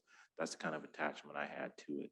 And the fact that they're going to open it up publicly with business minded, I see a lot of potential growth in there. Lake Walled Gardens is one of the most beautiful attractions that we have in this area. So the fact that they want to make it even better and then create a more open space and activities, I'm actually excited for it. That could be, that could be my kid going in there for his first field Yeah. trip or having his first art class or something. You're actually back at the perfect time. Absolutely. So we are just, we're on Lakewold Gardens. Okay. And actually talking about the Capitol. And we did approve their tourism and promotion dollars of 100,000. We thought that the 15,000 that they increased was quite reasonable to really, market all of the great things that they have going on. So now we're talking about the Capitol and the fact that it's 100,000 per year. I think my question is there a certain sort of expectation that we give them or a deliverable or something as when we make this money commitment? Like, is there something that they should be responsible for in the sense of delivery? My other question would be 400,000 based on our budget. Is it something that we want to extend out 4 years, or is it something that we want to pay more quicker, which means that then their services that they're going to be offering, the spaces would become hopefully available sooner to really start generating more demand for us versus waiting 5 years? Absolutely. To answer your second question first, the construction schedule, as I understand it, is a function of two things. We have to get going sooner than later because of the state heritage fund allocation that has to be expended. And so it is a reimbursable type grant, and the construction should be commencing next summer of 2023. That's my understanding.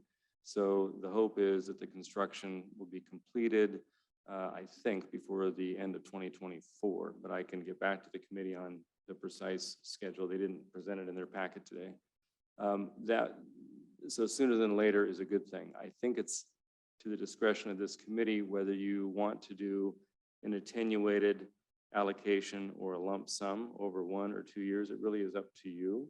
I think they were trying to soften the ask by saying, hey, we can stretch it out. The method to their madness was looking at the McGavick. I think the city funded roughly 11% of the construction costs of McGavick over time. This is roughly similar. They said 3 point whatever million, and the 400,000 is a little bit, roughly 10, 11, 12% of that. And on the deliverable side, I think what we as a council would probably want is probably the committee's recommendation, obviously, but it would have to be somewhat conditioned on the fact that it similarly met the criteria legally that was afforded in prior capital asks and allocations for McGavick Center. So as long as, because we see in the language here that the city entered into an agreement with Clover Park Technical College to contribute that money to the costs, and in exchange, the city has the use of the center for so many days, 18 days per year for a 30-year period. So you could condition your allocation based upon something like that, I think. But again, subject to the city attorney's review and council's. Okay. The other question I had is, it's been brought up that and I don't know where this comes in, but there's only 15 weddings that they're allowed to have per year. Is the same restriction going to be put against event space that they're adding? Or would that no longer apply? Like, I mean, because it's being used for something different and not for weddings. That's a great question. It's a tax issue with regard to the use of property that has nonprofit designation. Yeah. They receive direct funding for weddings, and I think they can only have so many per year, as I understand it, to meet their qualify. tax thing. Right. But giving the city days, I don't think is a direct exchange for compensation per se, but that's a great issue. Yeah, because they're also going to be then holding events that are paid in those other spaces on the property. So I guess I just didn't understand how they could not be doing more than 15 weddings at this point. Right. And now they're going to be adding more space to be doing more events. Yeah, and that's a great question. I don't know if the events that they're going to be doing are programming per se, or if it's going to be a fee for whatever. Yeah, because they said they would have it open that community could purchase it and Right. rent it. Right. So I didn't understand how that would be different from Yeah, the we wedding. can certainly request that they follow up with that.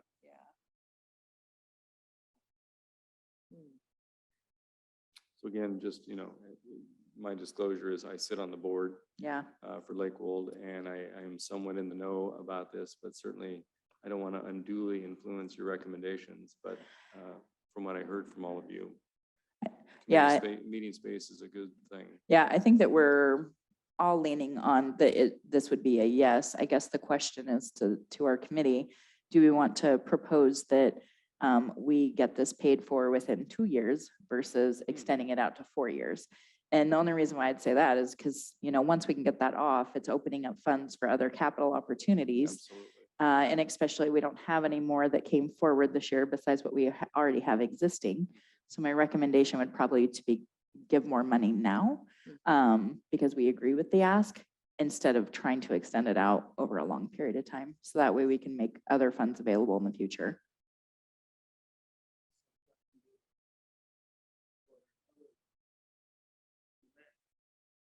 Oh, have to have your microphone on, sir. Yep. You issue them all the money now, they might come back with more demand. So better keep it the minimum they require. That way we have cushion or whatever. But You can always say no, though, to a subsequent request if they come back, right? the minimum, whatever they ask. Right, keep it at minimum. That way you will have some- That's one way to do it. Yeah, I think I need to look at the budget for capital.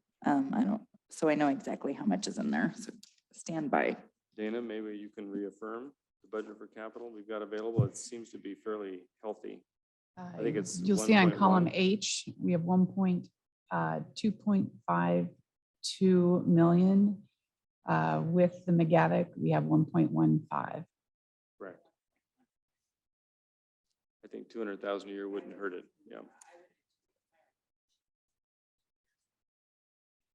Please note that your discussion is with the understanding that legal and RCW approves this capital. Okay, thank you. Yeah, I'm sure there's a lot more that goes behind that, but I don't know, I'm thinking if it could possibly potentially move things along a little bit quicker and get those facilities open and usable for education and rent and just overall access to it, that would be great. I'll let the four of you make the ultimate recommendation because I have to not be in the recommendation on this one. So I think for recommendation, I am recommending 400,000. But we need to determine if we want to extend it out 4 years or 3, 2, however we want to do that. I'm not quite sure if expending 400,000, let's just say in 1 year, or 2 years is going to make any difference in the finished product.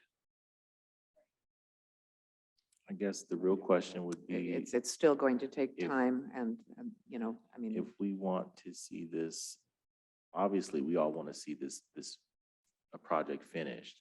I guess just to give value to what he was sharing, I guess when they come back for the next meeting or with the next demand, we could follow up just on the progress of this one because this is the one everyone wants to see. So if it costs, I guess the question is, do we want to pay 400 to get a ticket to the show now, or you want to wait? Because I honestly want to see it, but there's more tangible things involved in that. So, what are you guys thinking? If it's not making any difference to the product, then go the minimum. If it's not making any difference to the timing and product, then go whatever minimum required. And I think that's my question. Would it make a difference to timing? I mean, I think so, honestly, because if you, let's say we agree to extend them 100,000. So what if, for whatever reason, they don't have enough for it this year? So then they have to wait, or they have to get another sponsor or something to get a project started, because 100,000 might be just shy, or it may not cover, you know what I mean? I guess we could work with them on a more, on a deeper level on that, just to make sure that all points of contact and all starting points for projects are covered, so that when we do, kind of pull the trigger on this, everyone can effectively move forward, as opposed to finding out later on somebody can't do it because of a lack. You know what I mean? Jason, can you walk us through one more time when groundbreaking is anticipated and work us forward? I can do that, and if it would be of help, I probably could dial in Susan Warner on the phone so you could hear it directly. That might be most appropriate if the committee would like to do that. Sure. Yeah. Yeah, I'm all for this, but at the same time, that's $400,000. I'm like, I love you guys, but that's a lot of money. Yeah.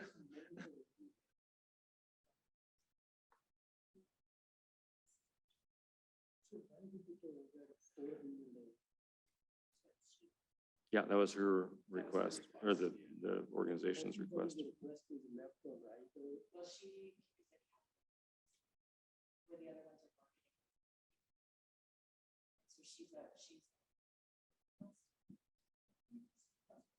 Yeah, sorry. So this is our only capital request. Everyone else was programming and marketing.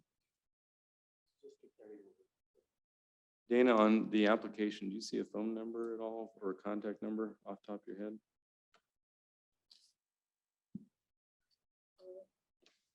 I mean, if increasing 200,000 can avoid all this hassle, let's do it. That way, everybody. So 200,000 over 2 years? No. We were 100,000 We're, every year.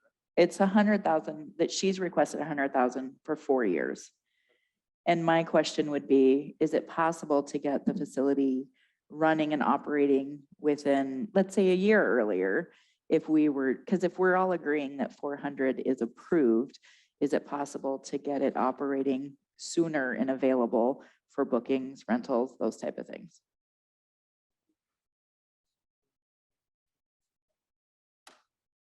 We're talking about a multi-million-dollar project, so I'm not quite sure Well, 400,000 is. Well, yeah, is will going to be the 100,000 really deciding make a factor, difference? right? But would 400,000 make a difference, or an extra 100,000 within a year? I'm not sure. Indeed, indeed.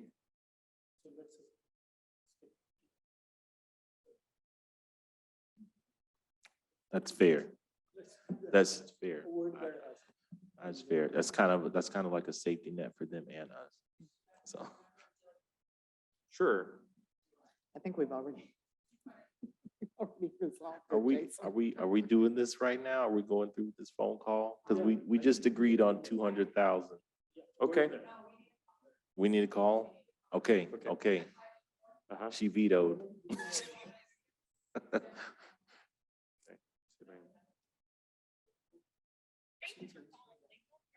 102.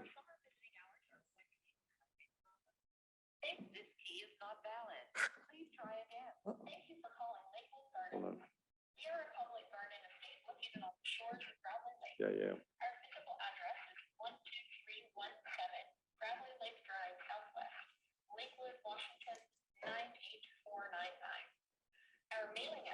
Okay.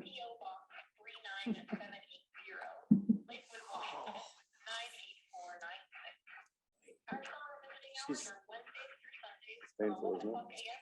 This is for tourists, guys. Oh.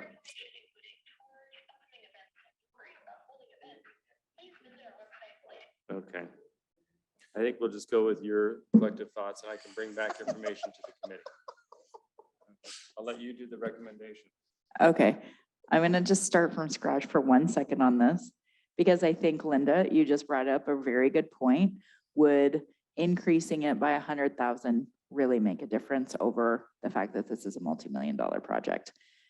The one thought I had is, this is a capital request. They were trying to sort of mirror what's been approved in the past, not making it more something we can swallow, right? So, and not making it seem too scary by extending it out for 4 years. So I guess the question, I'm fine with the 400,000. I'm probably back to just doing 100,000 per year, because you're right, it is a much bigger project.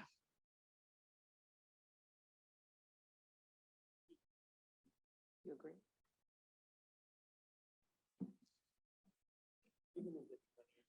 Agreed.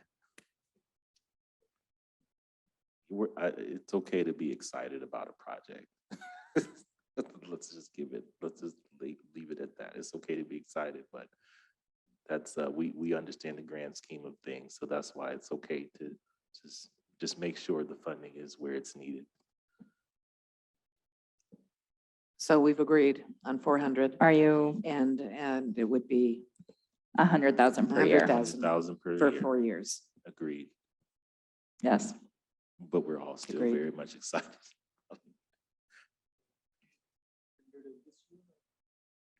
It'll 100,000 would start in 2023. Next year.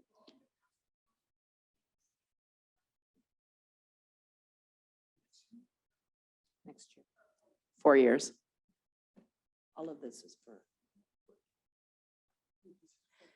Yeah, this is just for the rest is just for 2023.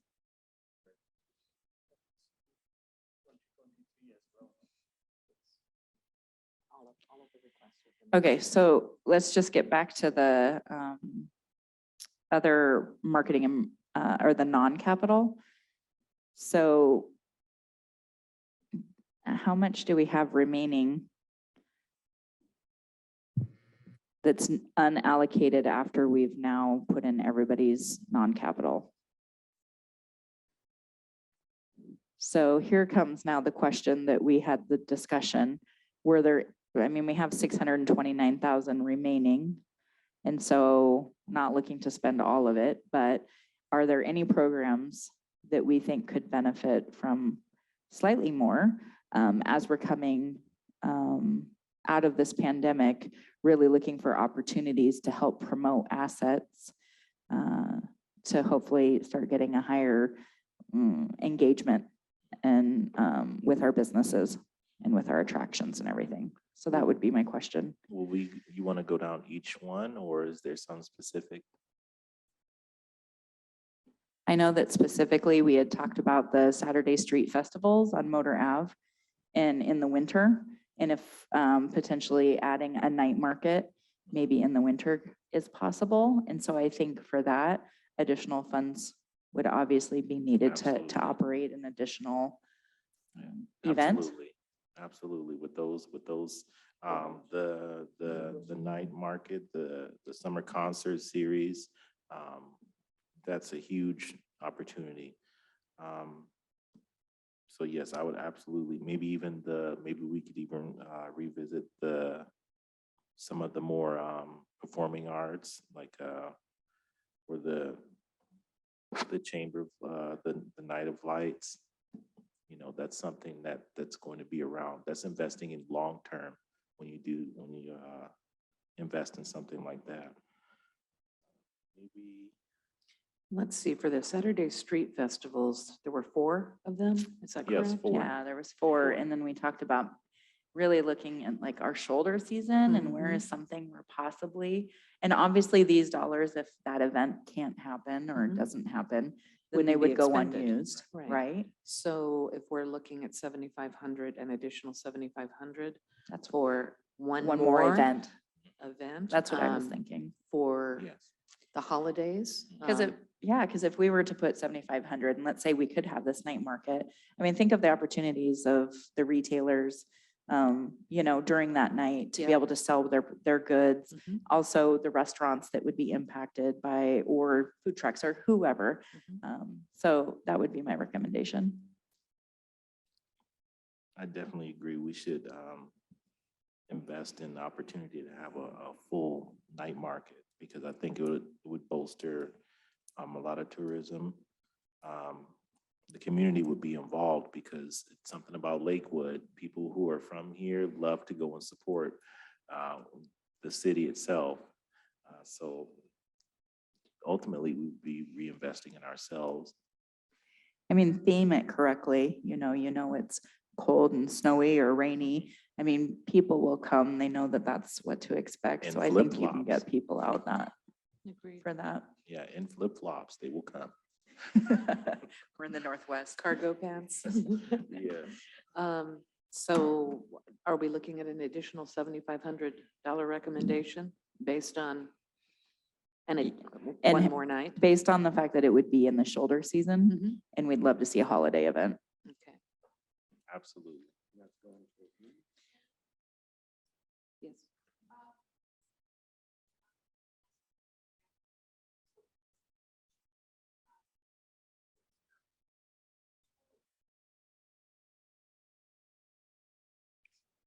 So to ask if that's enough or not enough, is that what you're asking?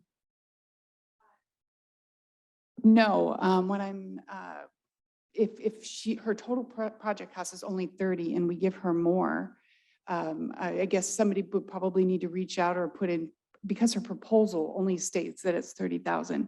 So the question becomes who's going to reach out, or we may have to have something in writing that states we're giving more than what their proposal had stated. Conditional, okay, great. Yeah, perfect. Making it conditional that if she has the capacity, we would love to see an event held in the winter shoulder season. Absolutely. And if she doesn't and can't do it, or finds out it's not possible, because then she just won't do it and the money won't be used. Good recommendation. Yeah, that was for, yes, the street festivals.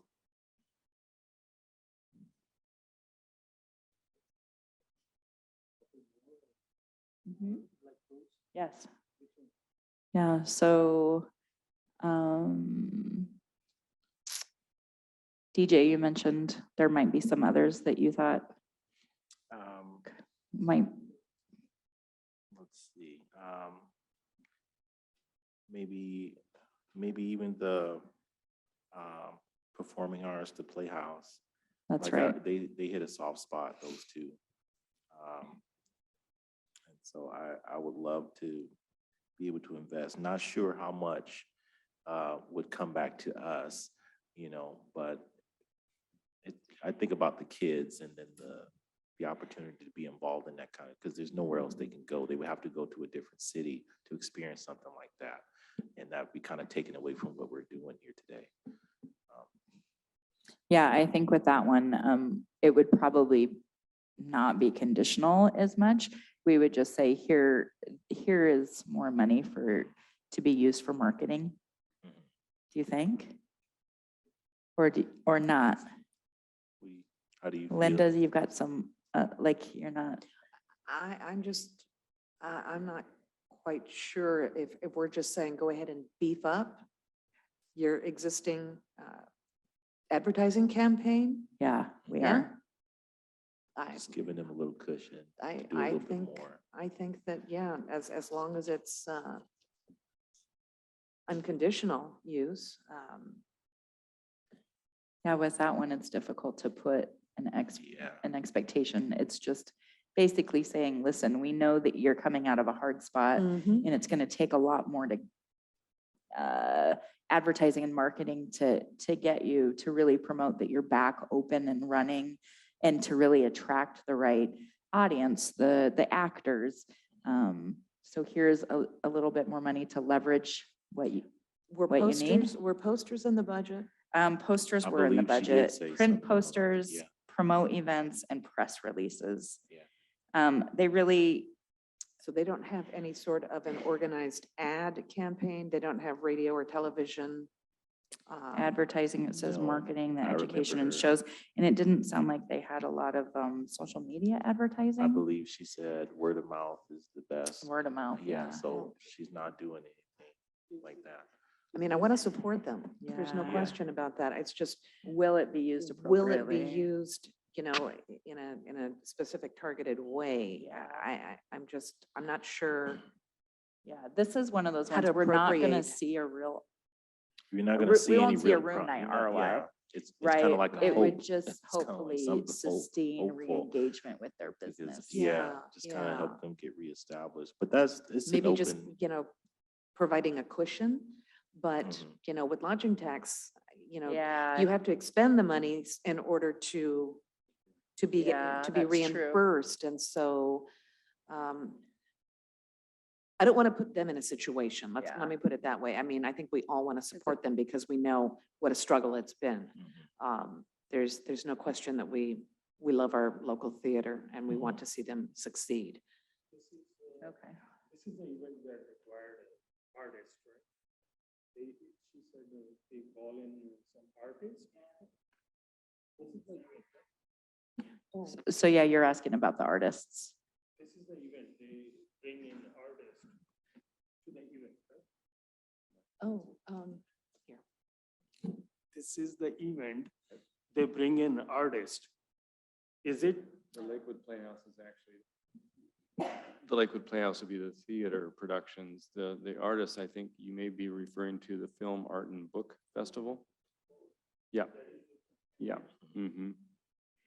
Yeah, this one is looking for actors that may be coming from other areas because the more of a following they have, the more people may want to come view the shows.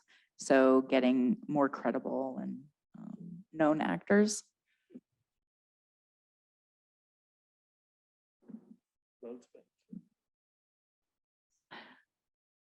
Yeah, I think I you're know right. what They have their everybody's plans thinking. written and now we're kind of, I know what everybody's thinking. I feel kind of, I worry a little bit too, but what stays in the back of my head is that this is the only place like it. They're gonna have to go to a different city and get supported by different committees. And that would be against everything we just came in here for today. Give them a little bit just to let them know, hey, we have your back. You know, we know you're struggling, but you're a part of this community too. eh. That was my biggest thing. Yeah, just because feel I for 'em. think with that is then, well, everybody, we're here to support all of them. Yeah. So I think we had a specific, when we have a specific ask, like we did with the winter night market on a shoulder season, we will see that deliverable, where with the marketing you don't. And if we're willing to give them more marketing, why are we not willing to then allocate a little bit more to every single one of these recipients? So yeah, that's what makes this difficult. Well, maybe I can suggest something and ask a little guidance of Dana. Heidi's not here, but it seems to me that council can always go back to this committee interim, mid-year, and say, hey, we've got some additional monies that are unspent. Can you do another quick hour review of some supplemental applications and make a recommendation? I think we can do that, right? And also, we will have to have some supporting document for the contract that we do. So for any of these conditional items, we'll have to go back to the proposal or proposee, and they're going to have to update their proposal. So we have it for, to support the contract. One thing we can do, we save this money and next year we explore more people who are doing events and support them. That might be another way. Yeah. That certainly can be part of your recommendation, that you, as you've done right now, you've made the recommendations on the requests as presented.